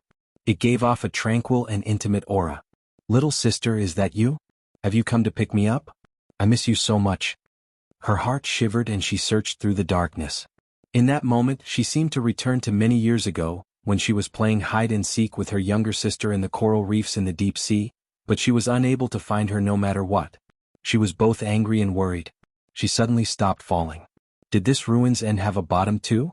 A huge spirit turtle rose up from the abyss, floating upwards with her on its back. Gradually, a sliver of light descended from above, growing brighter and brighter as if they were already approaching the surface of the ocean. Her eyes gradually turned from pitch black to a bright blue. The various scenes became clearer and clearer, and there were sounds as well. With a splash, she burst through the surface of the ocean, and various scenes entered her vision. The burning island of Giant Ship, the stacked clouds of fire, the violent fire devourers. Her memories returned, and Gong Yuan suddenly discovered she was currently being hugged by a man. She could not help but become furious and embarrassed, struggling to break free. Her waist tightened, and a tremendous force that she could not resist was hugged even tighter instead, pressing firmly against the man's sturdy body. A commanding voice rang out by her ear, "Don't move around." Why would a mighty merfolk queen listen to someone else's orders, let alone a human? But for some strange reason she stopped struggling, allowing Li Qingshan to hug her. "What's going on here?" Gong Yuan rubbed her forehead. She also found this extremely strange. After all, she was not a little woman who would become flustered from a man's hug. She sorted through her thoughts very quickly and recognized the demonic armor. "You're Li Qingshan? We'll talk later. Relax your mind and work with me. Let's kill these 3 bastards first," Li Qingshan said sternly. He had no intentions of taking advantage of her right now. Although hugging Gong Yuan felt nice, it was more important for her to calm down and control the tremendous power from Ruin's End so that he could launch a counterattack. "All right." Gong Yuan was slightly taken aback. She obviously understood the severity of the matter, and just now, when her consciousness had basically been assimilated by Ruin's End, Li Qingshan had already taken advantage of the situation. The spirit turtle that had appeared in her sea of consciousness was a manifestation of Li Qingshan's consciousness, which was why she obeyed his orders subconsciously. She understood that it was impossible for her to control this power with her own strength, so she simply let go of her mind completely and allowed Li Qingshan to do as he pleased. In that moment, their auras merged and their consciousnesses intertwined. They were extremely compatible, entering a state similar to dual cultivation.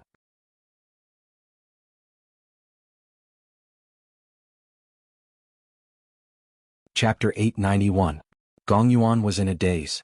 She originally thought she would experience great discomfort, but instead she felt a sense of peace and serenity that she had never experienced before.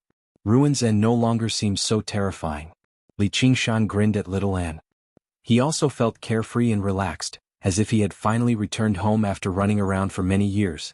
The aura of Ruins End penetrated deeply into the demon core, allowing him to gain a deeper understanding of the spirit turtle's method of sea suppression. As the home of the spirit turtle, the land of eternal rest, Ruins End was far too compatible with the spirit turtle. Gong Yuan needed Li Qingshan to help her stabilize her mind and eliminate her inner demons, but why would Li Qingshan not need Gong Yuan's power of Ruins End? The inky blue sphere suddenly shrank, becoming only half its original size and turning pitch black. Ji Changfeng suddenly broke free, gasping for air. He was still rather shaken up. He did not want to experience the feeling of suffocation a second time either. The three fire-devouring kings could no longer pay any attention to Ji Changfeng. Although they were still rather confused about what had happened, the sense of danger grew heavier and heavier. They glanced at one another and made up their minds at the same time. Retreat. Stay behind. Li Qingshan's voice rang out from the pitch-black sphere and the clouds in the surroundings. It was mighty and filled the surroundings. The burning clouds in the sky suddenly surged and churned. A colossal hand several thousand meters long condensed from clouds slammed down, like the full-powered strike of a god from beyond the heavens. It enveloped everything, blanketed everything, and suppressed everything. Blaze to the heavens. The three fire-devouring kings raised the divine fire tablets high into the air at the same time. With a clang, the tips of the tablets collided. Flames gathered on their bodies from the ground, rushing into the sky. Boom. The huge hand of clouds landed on an invisible barrier and shook violently. The clouds dispersed. Sure enough, it's just a facade, huh? Before Zhufen had even finished talking, he saw a huge hand condensed from water appear after the clouds dispersed. It was much smaller, but it was even more condensed, pressing firmly against the invisible barrier and pressing down inch by inch. A shattering sound rang out in the surroundings.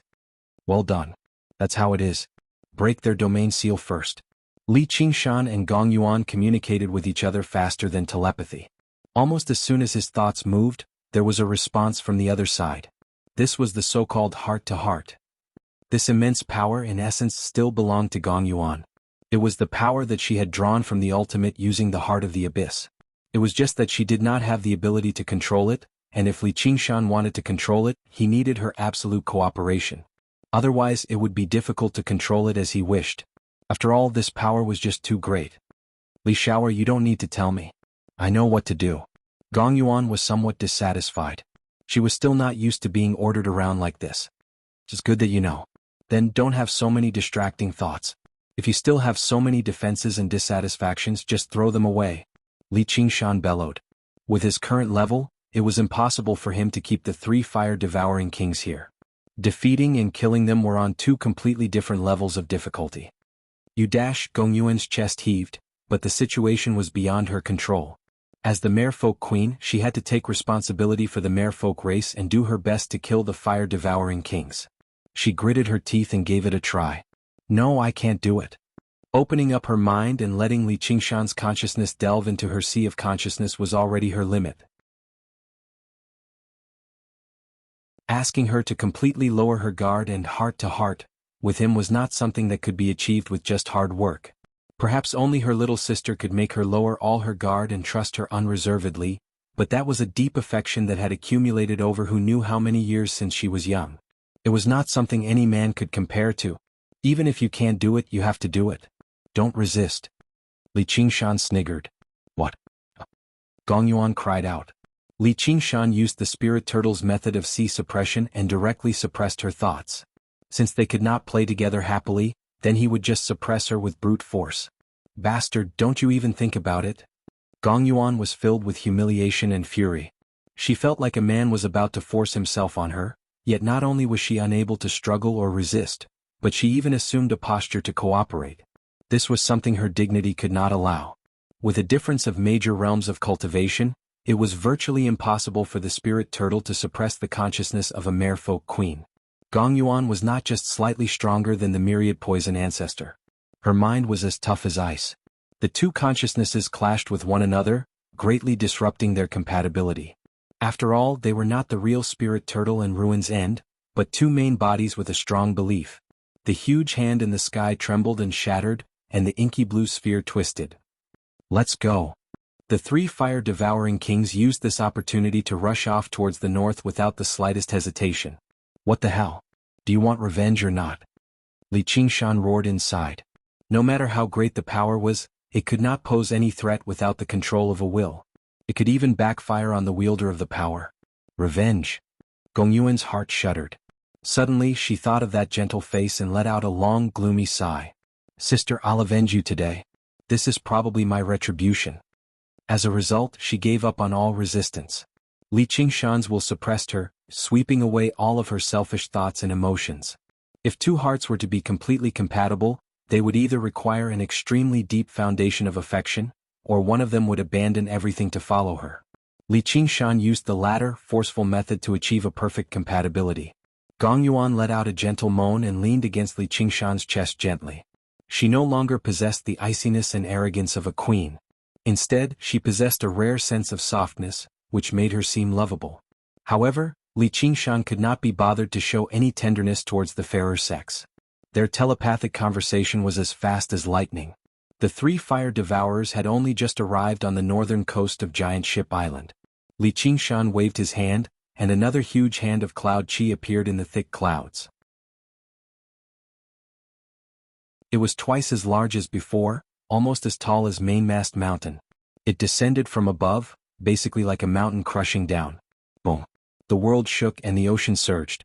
Spurt. The three fire devourers coughed up a mouthful of blood at the same time. The flames on them withered slightly. The divine fire domain was different from the giant god of fire. The giant god of fire was only a colossal puppet. It was extremely powerful, but its connection with them was very weak. Even if they killed it, there would not be any backlash. However, the divine fire domain was different. Its connection with them was extremely close. Never did they think that when they wanted to use the divine fire domain to trap Giant Ship Island, the cloud chi that had accumulated outside the island would instead become their cage. Again? Li Qingshan riled up. With a wave of his left hand, another huge hand of cloud chi slammed down. It became even more agile and swift, as if it was his own arm. Boom, boom, boom, boom. The two huge hands of cloud chi slammed down one after another, and a laughing face vaguely appeared in the thick clouds. It happened to be Li Qingshan's face. Ji Changfeng was also dumbfounded by this sight. How can it be him? It really is him. How can he be so powerful? He's far too powerful. The two huge hands of cloud chi pressed against the invisible barrier. Li Qingshan's cloud head pulled back slightly and slammed down.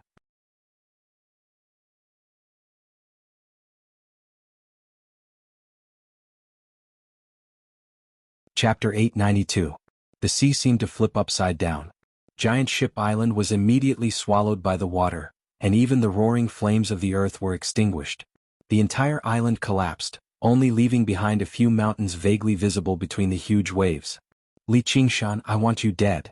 Zhu Yan let out a hysterical roar. He could not understand how a perfect ambush could end up like this.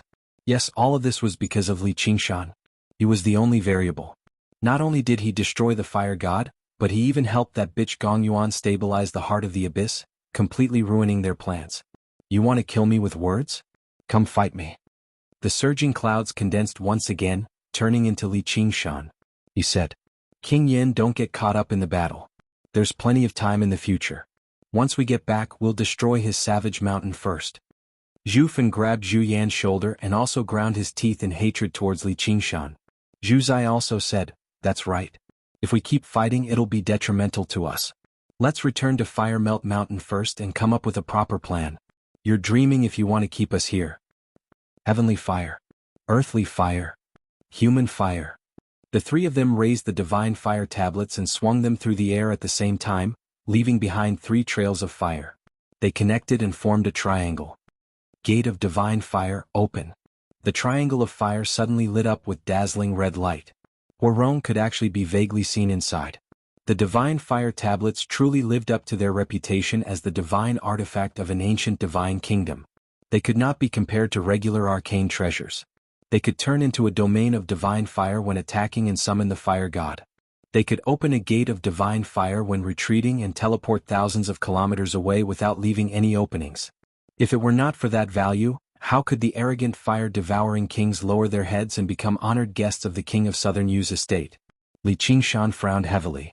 With this new and old grievances, once the three of them recovered their strength and attacked Savage Mountain, it would be impossible for them to stop them even with the Banyan Tree King controlling them. The threat was no less great than the Dragon King of the Sea. However, it was all too late. The gate of divine flame quickly stabilized.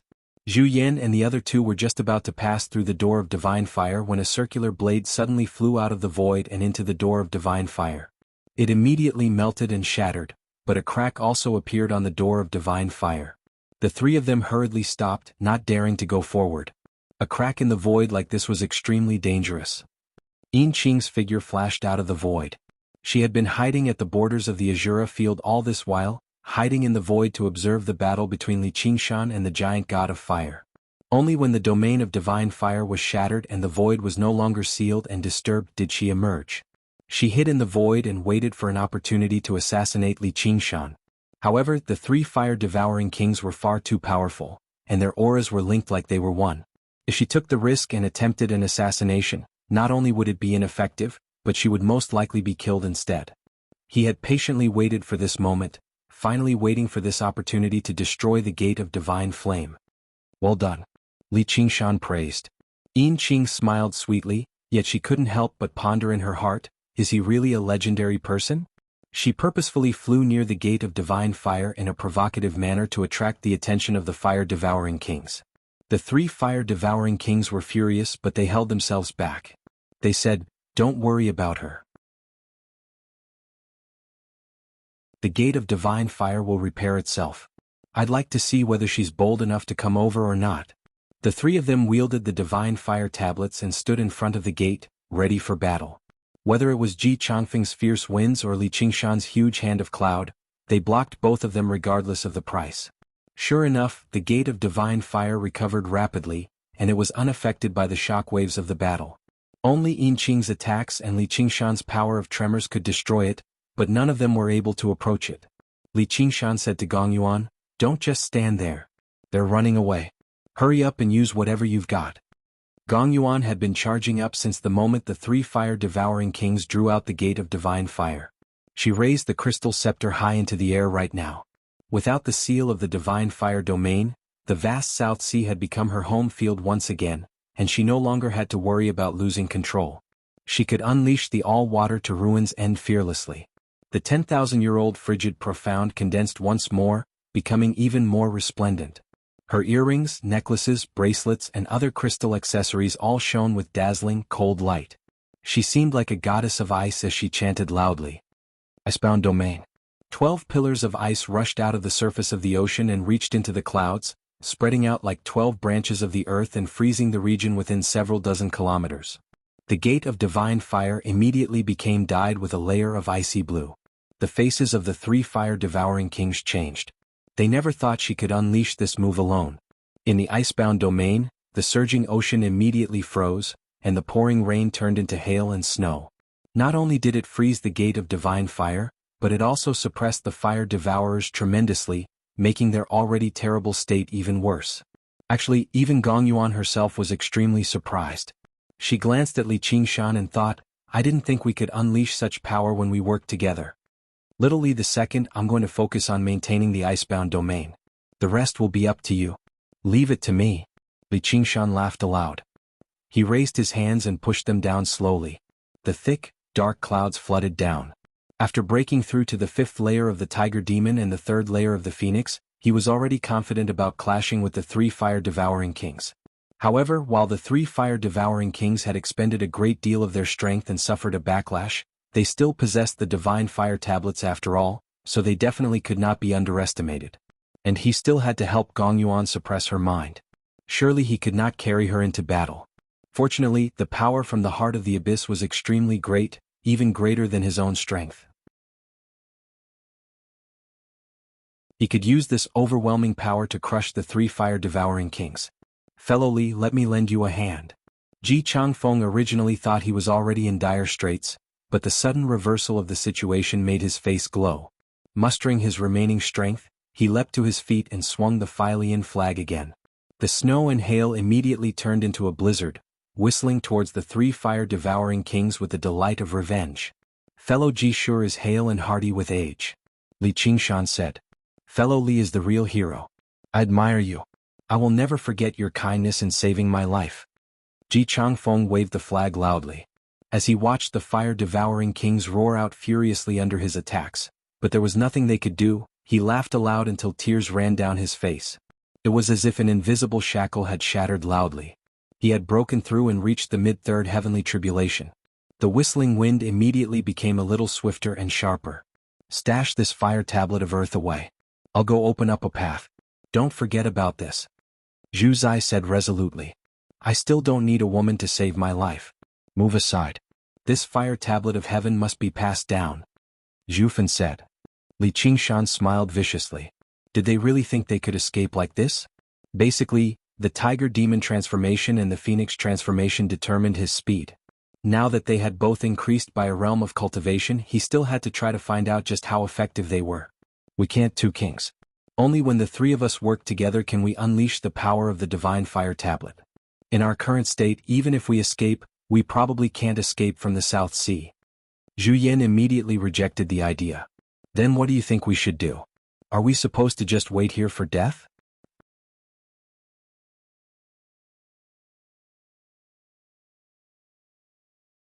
Chapter 893. What are you talking about? Zhu Fun and Zhu Zai exchanged glances. They had never taken the identity of honored guest of the king's estate seriously.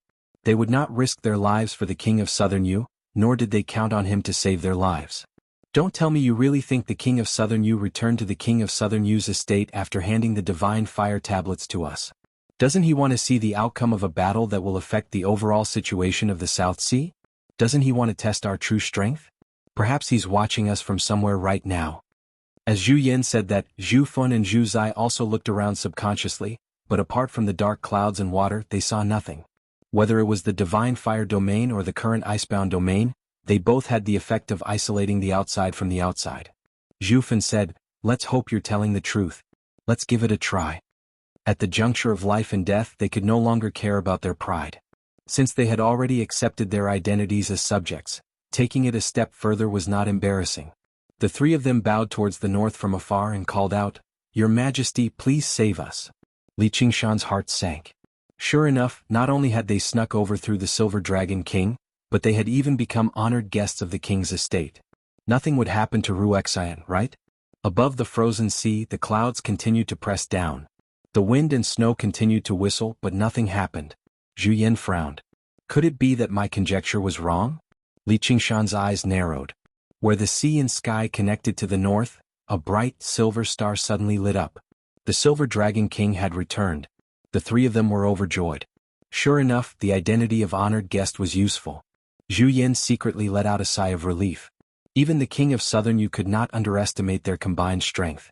Even if he did not help them destroy the merfolk of the South Sea, he would never just watch them die. I never thought you mighty kings of godhood would actually serve as the lackeys of humans. You've really embarrassed your ancestors. Gong Yuan sneered.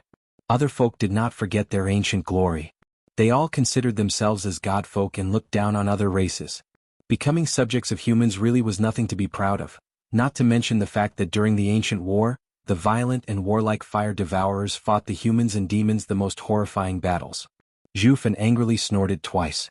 Zhu Zai then cursed, bitch. They were both a bit speechless. Zhu Yan said, Gong Yuan, if this human hadn't interfered today, do you think you would still be alive? Before mocking us, why don't you look in the mirror and see what you look like? Becoming a subject of the king of Southern Yu is still better than becoming a monk's woman. Who are you calling a monk? Li Qingshan was taken aback before realizing the monk was referring to him.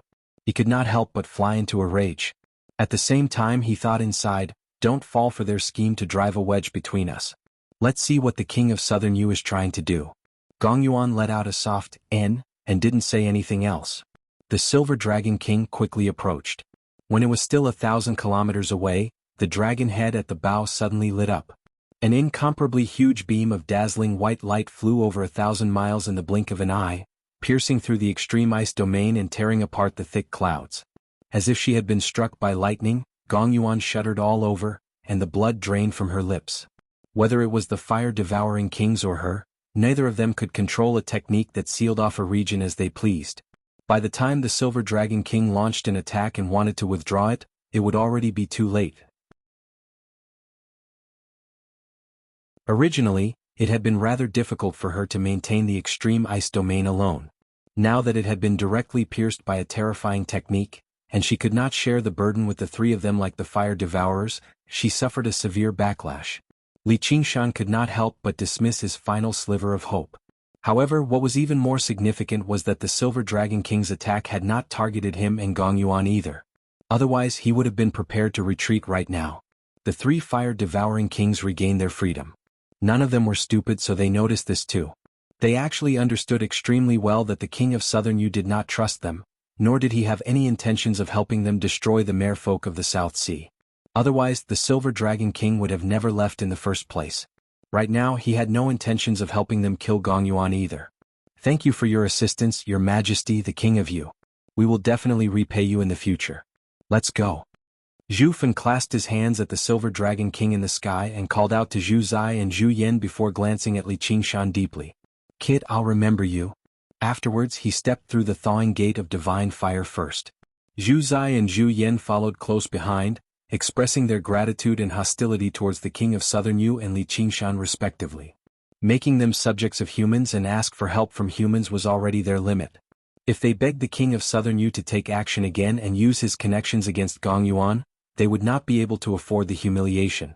Most importantly, even if they did ask for help without any regard for their dignity, they would probably just be asking to be humiliated. What an unexpected outcome. This Li Qingshan always surprises me. What do you think? In the cabin of the Silver Dragon King, the King of Southern Yu crossed his arms and sat comfortably in a high-backed chair. He was at ease. A series of semi-transparent images hovered before him, displaying the situation of Giant Ship Island from various angles and distances. The myriad Poison Ancestor and Ru Xn stood to one side, watching the up-and-down battle from beginning to end. They were both calm on the surface, but their emotions constantly changed with the situation of the battle. Even though the Silver Dragon King had flown to a distance that even a normal great cultivator wouldn't be able to detect, the detection abilities of this uncanny mechanical creation were far beyond the imagination of a normal person. Even Yin Qing's spatial concealment wouldn't be able to escape its detection.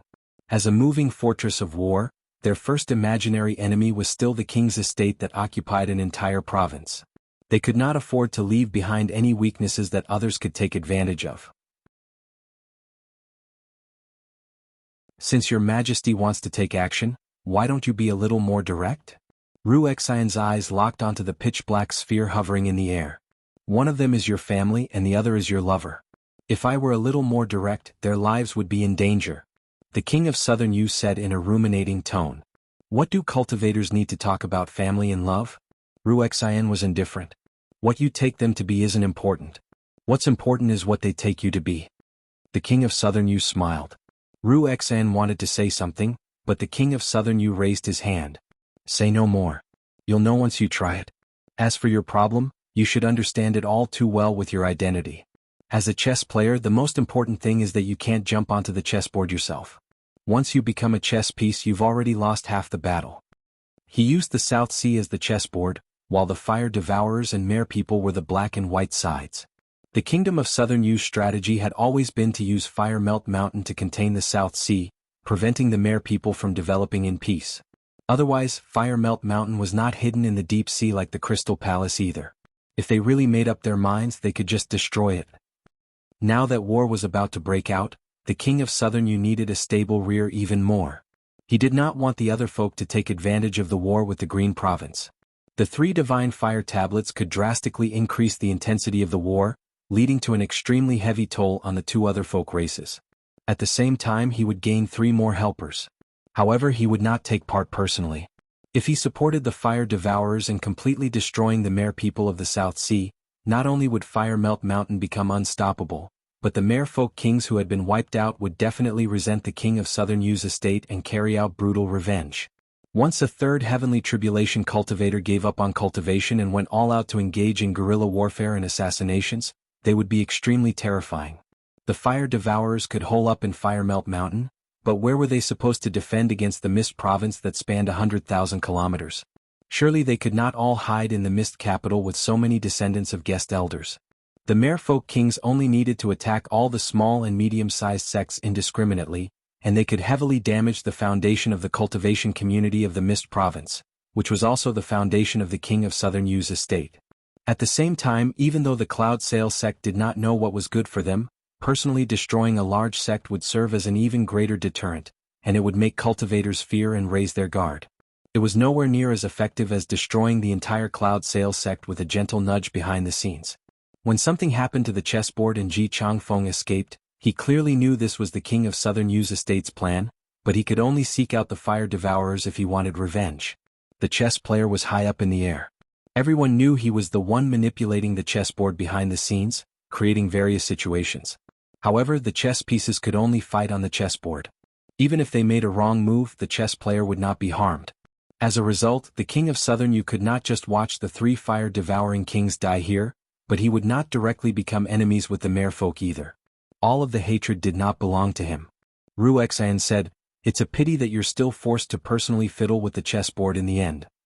After all, not all chess pieces will act according to the chess player's intentions." What do you think I should do with disobedient chess pieces like that?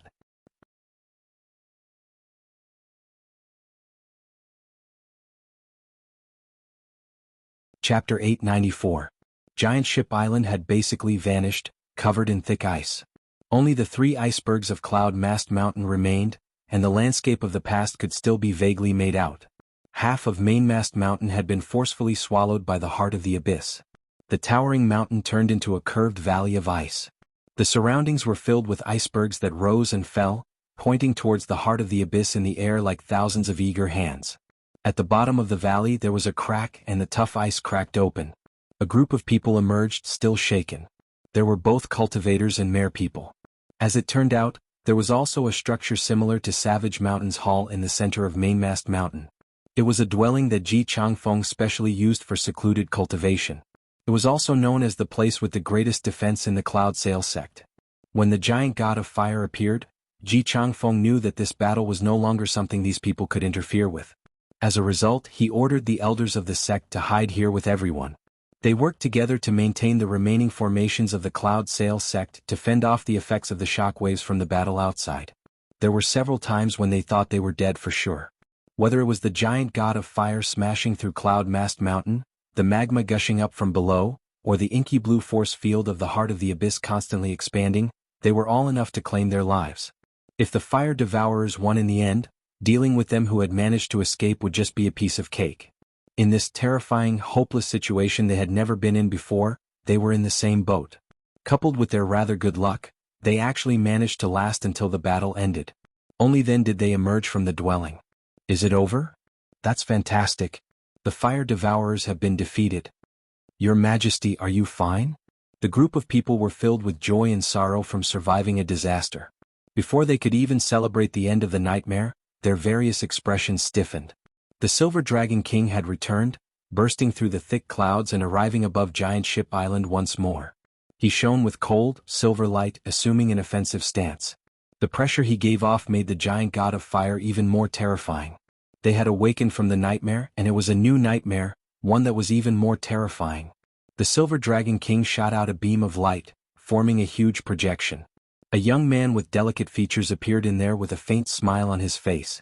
The King of Southern Yu. Ji Changfeng was shocked, and his voice contained a trace of irrepressible anger.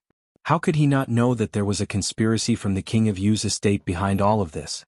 Furthermore, the attack that allowed his three enemies to escape had gone from the shadows to the light, completely sowing hatred. King of Southern Yu, have you made up your mind to stand with the fire devourers and fight to the death against my race? Gongyuan's voice was as cold as ice. Disregarding her wounds, she activated the Heart of Abyss again, and the pitch-black sphere suddenly expanded, confronting the Silver Dragon King in the sky. The King of Southern Yu said, "They're honored guests of the King of Southern Yu's estate, so I obviously can't just stand by and watch them die. However, I'm not a babysitter either. Regardless of whether they succeed or fail, they have to bear the consequences themselves. Don't you think so? Ji Changfeng and Gong Yuan both let out a sigh of relief. The king of Southern Yu was clearly saying, "Feel free to seek revenge on Fire Melt Mountain. I won't interfere." Right now, Ji Changfeng's greatest enemy was still Fire Melt Mountain, not the king of Southern Yu's estate. He basically had no chance of succeeding in his revenge, so all he could do was direct his hatred towards the king of Southern Yu's estate and slaughter everyone related to them. However, the king of Southern Yu clearly would not be so kind as to help Fire Melt Mountain attract hatred.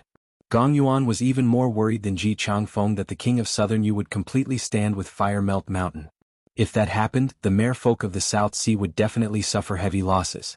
Anyone could tell that this was a scheme, but it was still better than no scheme at all. At the same time, it also expressed that they were temporarily safe. However, Gong Yuan was rather perplexed. Since he had no intention of attacking, why had he come? Did the king of Southern Yu really need to be so careful just to explain a little? She asked. If that's the case, why have you returned, king of Southern Yu? The people I'm looking for aren't you? The king of Southern Yu shifted his gaze, passing through the pitch-black sphere and landing on Li Qingshan. Li Qingshan, should I kill you? It was Li Qingshan again. Everyone's gazes gathered on the pitch-black sphere. They were all surprised, but their strength was limited, so they were unable to tell what was going on inside. You can't kill me. Li Qingshan's voice rang out from the black sphere. It was calm and filled with great confidence. A kid who had not even undergone the third heavenly tribulation was actually saying the king of Southern Yu could not kill him. Normally, everyone would definitely treat this as a great joke, but now, they had all become numb from his fearless deeds of challenging the powerful. Really? The king of Southern Yu raised an eyebrow slightly, perhaps in surprise or disdain. Really? Li Qingshan said. Although he had already lost the opportunity to undergo nirvanic rebirth, he definitely could not be killed so easily with his current speed. But now that you've said that, I want to try it even more. The king of Southern Yu was not someone who feared provocation. But before that, you should know that there's someone else beside me. According to what I know, you've already known each other for many years. You've probably come to the Mist Province partly for her sake. You want to use her to threaten me? Li Qingshan's face changed. This was what he worried about the most. And the king of Southern Yu had guessed wrong. In the very beginning, most of the reason why he had come to the Mist Province was because of Wuxia. Looks like it's different from what you said. He still cares about you very much. The king of Southern Yu turned around and said to Wuxia beside him with a smile. Wuxia said nothing. She did not say anything along the lines of, "Don't worry about me." Why would this man who loved to do whatever he wanted to do listen to her? However, she also believed that he was not the type of person who would hesitate and allow others to threaten him. Then the king of Southern Yu turned around and asked, "What do you think? Can I use her to threaten you? Don't you find something as despicable as the mighty king of Southern Yu to do something like that?" Li Qingshan asked. The king of Southern Yu considered it. "It's all right. If I can make you work for me and turn an enemy into a friend, then that's nothing. Li Qingshan, I admire you very much. Become my honored guest. What you obtained in the Green Province, I'll give you 10 times, 100 times more in the Mist Province. Give her back to me and we'll mind our own business. There might still be room for negotiation with other people, but between us, we're either friends or enemies.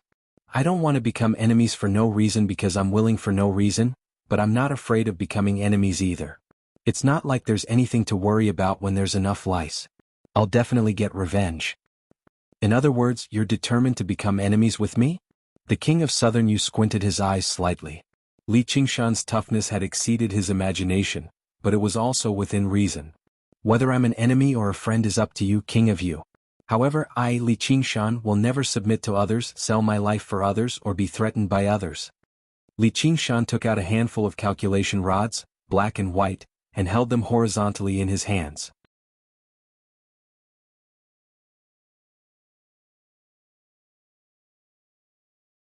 Chapter 895. Before Wuxia boarded the soaring dragon ship with the myriad poison ancestor, in order to prevent something strange from happening, he gave the lost stocks of the King of Yu to Li Qingshan first.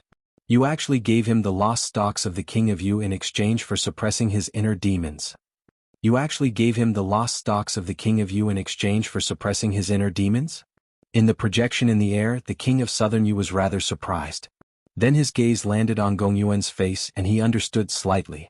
He said he had come for Li Qingshan, but actually his main objective was still to force Gong Yuan to hand over the lost stocks of the King of Yu in exchange for a promise that he would not support Fire Melt Mountain. He never thought there would be another change at the last moment. This Li Qingshan, that's the spoils of war of my clan. I can give it to anyone. In the past, the former king of the Kingdom of Yu made a name for himself through divination, but in the end he still lost by a single move and miscalculated, dying in the South Sea. I'd advise the King of Yu not to take unnecessary risks. If another conflict arises, it'll probably be a grievance that will last for millennia or even millennia. Although the Kingdom of Yu had failed to conquer the South Sea in the past, they had dealt a heavy blow to the merfolk of the South Sea. In the end, the two sides negotiated a truce. In the future, the successive kings of Yu all wanted revenge, but none of them dared to get involved in this mess again. They only used Fire Melt Mountain to contain them. Faced with the aggressive king of Southern Yu, Gong Yuan immediately recovered her cold and proud nature as a king. However, her current posture was detrimental to her bearing as a king, so she continued to lean into Li Qingshan's arms. The king of Southern Yu never expected Gong Yuan to stand on Li Qingshan's side in such a clear-cut manner. Was it because she wanted to save Ruexian? But according to his knowledge, Gong Yuan was not such a gentle person. However, the thoughts of women were unfathomable, so it was difficult to guess. There seemed to be 2 stocks missing. The last 2 are with me. Gong Yuan immediately took out the black and white stocks of the lost stocks of the King of Yu and said coldly, "Release her, and you can obtain all of the lost stocks of the King of Yu." The King of Southern Yu fell silent for a while. Li Qingshan, if there comes a day when you become my enemy, I'd rather not have these bargaining chips. The strength that Li Qingshan had displayed was simply too terrifying. If they had no choice but to become enemies, they would have to kill him at all costs. There is no need to swear an oath. Does King Yu think that I will submit to someone? Li Qingshan said loudly. The King of Southern Yu nodded with a smile. He really doesn't. Suddenly he changed the topic. But after saying so much, you're still wearing your helmet. Isn't that too rude? Li Qingshan shuddered inside. After breaking through to the 5th layer of the tiger demon, his strength had skyrocketed, but the spirit turtle was unable to suppress his demonic nature at all, so he was unable to recover his human appearance. That was why he had been covering himself with the horned helmet the entire time. He never thought the King of Southern Yu would notice something. He ignored the King of Southern Yu's threats and went as far as to fight. He had also been influenced by the tiger demon.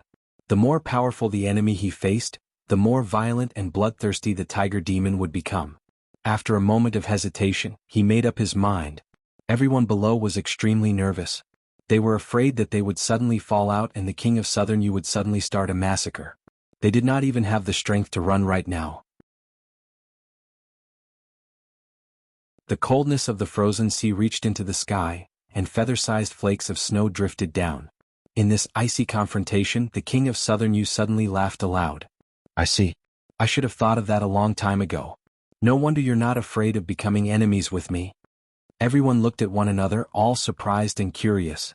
They had no idea what the King of Southern Yu had seen. He actually said that Li Qingshan was not afraid of becoming enemies with him. Even though they had become rather numb from the shock from Li Qingshan's various actions, they could not help but feel shocked again now. That was the King of Southern Yu. Even Fire Melt Mountain could only be regarded as a small organization compared to him. Just what was this Li Qingshan capable of? North Moon. Gong Yuan raised her head and murmured softly. When the horned helmet turned into demon chi and dispersed, it revealed a handsome face that was completely different from Li Qingshan's. It had 2 horns on its head, and its scarlet hair was like fire. The 2 words, North Moon, were engraved on the horns. She was still rather confused, but the King of Southern Yu remembered this name extremely clearly. Back then, the Dragon King of the Sea had pursued him all the way to the Mist Province for this demon. It was no wonder that the Banyan Tree King would favor a human so much. As it turned out, he was not a human at all, but a rare genius of the demon race. The Banyan Tree King probably played a role in him being able to escape from the Dragon King of the Sea's pursuit. Although she had no idea how he managed to fool everyone with his identity as a human, his reason for coming to the Mist Province was as clear as day. He was clearly hiding from the Dragon King of the Sea. Since he had even included one of the 10 demon kings, the Dragon King of the Sea, on his list of revenge, he obviously had no fear of offending another King of Yu. Most importantly, he was not the first demon to infiltrate the Chan monastery of Devanaga. Once his identity was exposed, Not only would the Chan monastery of Devanaga no longer tolerate him, but the king of Chu would not tolerate him either. At the same time, he was a sworn enemy of the Dragon King of the Sea, which was equivalent to saying the entire Green Province, both humans and demons, were his enemies. Why would he help the Green Province fight against the Mist Province? Your Majesty, what do you think? Li Qingshan said. After breaking through to the 5th layer of the Tiger Demon, even if the Dragon King of the Sea came after him again, he would have the ability to protect himself. Only strength is fundamental. Very good. The projection in the air suddenly disappeared. After a while, Ru Xen flew down from the Silver Dragon King. Li Qingshan and Gong Yuan threw up the Yu King Lost stalks in their hands at the same time. The Silver Dragon King shot down a silver radiance and the Yu King Lost stalks flew up along with the silver radiance. The King of Southern Yu stood up. He was also slightly excited as he combined the two pieces of divination slips together. In an instant, a dragon's roar rang out, and the shadow of a dragon rose into the sky. In the beginning it was only as thick as an arm, but in the blink of an eye, it became as large as a water tank, soaring around the Silver Dragon King like a great river. Li Qingshan raised his head and was shocked. The figure of the dragon was extremely blurry. He had seen countless forms of dragons in the past. He had once possessed a demon dragon sword that could transform into a dragon, but it was different from the demon dragon sword, different from the fire dragon of the giant god of fire, and different from the black dragon that Si Qing had transformed into. This was the aura of a true dragon. Quite a while later, the figure of the dragon gradually shrank again, returning to the Silver Dragon King. The myriad poison ancestor said, "Congratulations, Your Majesty. You've regained a great treasure of the kingdom of Yu. Your chances of victory against the kingdom of Chu have increased by a little. Even with this treasure, it can't divine everything that happens in the world. All descendants of the kingdom of Yu should heed the lesson of the previous king. From today onwards, this piece of divination will be called the Yu King Lost Stalks," said the King of Southern Yu. The Silver Dragon King split through the clouds and took off. The King of Southern Yu's voice rang out from afar. "King of Savages, if you want to drink in the future, come to the King of Yu's estate. I'll treat you to the best alcohol in the Mist Province." Since he had decided not to become enemies with him, an existence with startling strength and potential like this was extremely worth befriending. The Banyan Tree King had already expressed his desire to ascend. Perhaps he would be the next Demon King of the Mist Province. Everyone let out a sigh of relief. Only when the Silver Dragon King vanished into the horizon did Li Qingshan lower his head. Gong Yuan pushed him away gently and broke free from his embrace. She stowed the heart of the abyss away slowly. Li Qingshan withdrew his consciousness too, and the feeling of compatibility was immediately severed. He was still rather reluctant to part with her, but Gong Yuan's expression was so cold that it seemed like a layer of ice had formed over her. She seemed to have turned against him mercilessly. Li Qingshan smiled and did not mind. He put on the horned helmet again and said to Ru Xen, "Are you fine?" Ru Xen smiled. "Fortunately, you're not stupid enough to be threatened." "I was so close." There was some relief in Li Qingshan's smile. Just now he was not actually as resolute as he seemed. He was certain the King of Southern Yu would not stoop so low as to threaten him with Ru Xen's life, but if the situation really deteriorated to that extent, he would still hold himself back and compromise. He would never watch Ru Xen die in front of him for the sake of something like his pride. Ru Xen's heart softened. She wanted to mock him like usual, but she could not bring herself to say it. However, she had a belief in her heart. She would rather die than watch him lower his head to someone else for her. Then she glanced at Gong Yuan deeply and said, "Thank you." Gong Yuan sucked in a deep breath and pushed Li Qingshan away. She stowed the heart of the abyss away and recovered her cold and arrogant expression. "Don't flatter yourself. I'm only doing this for your stone heart. Don't forget about your promise. Don't listen to her nonsense. She was very concerned about you earlier. She just suffered from qi deviation from cultivation, which is why she's suppressing her normal emotions. The aura of ruins and really is far too extreme." Li Qingshan immediately retorted. Just now he was connected to Gong Yuan mentally so he could sense all of her emotions. Gong Yuan was furious. "Shut up." Ru Xen smiled. Although she still could not forgive him, she felt slightly relieved. To be continued. If you like this work, you are welcome to vote for me at Ionor. Your support is my greatest motivation. You're tuning in to the Han Lee's Wuxia Adventures YouTube channel. We're so grateful for your support, and don't forget to subscribe to join us on this incredible journey through captivating stories. Your generosity through donations truly makes a world of difference, as it's the primary source of revenue that allows me to expand and enhance this channel for you. Thank you from the bottom of my heart for being a part of this adventure.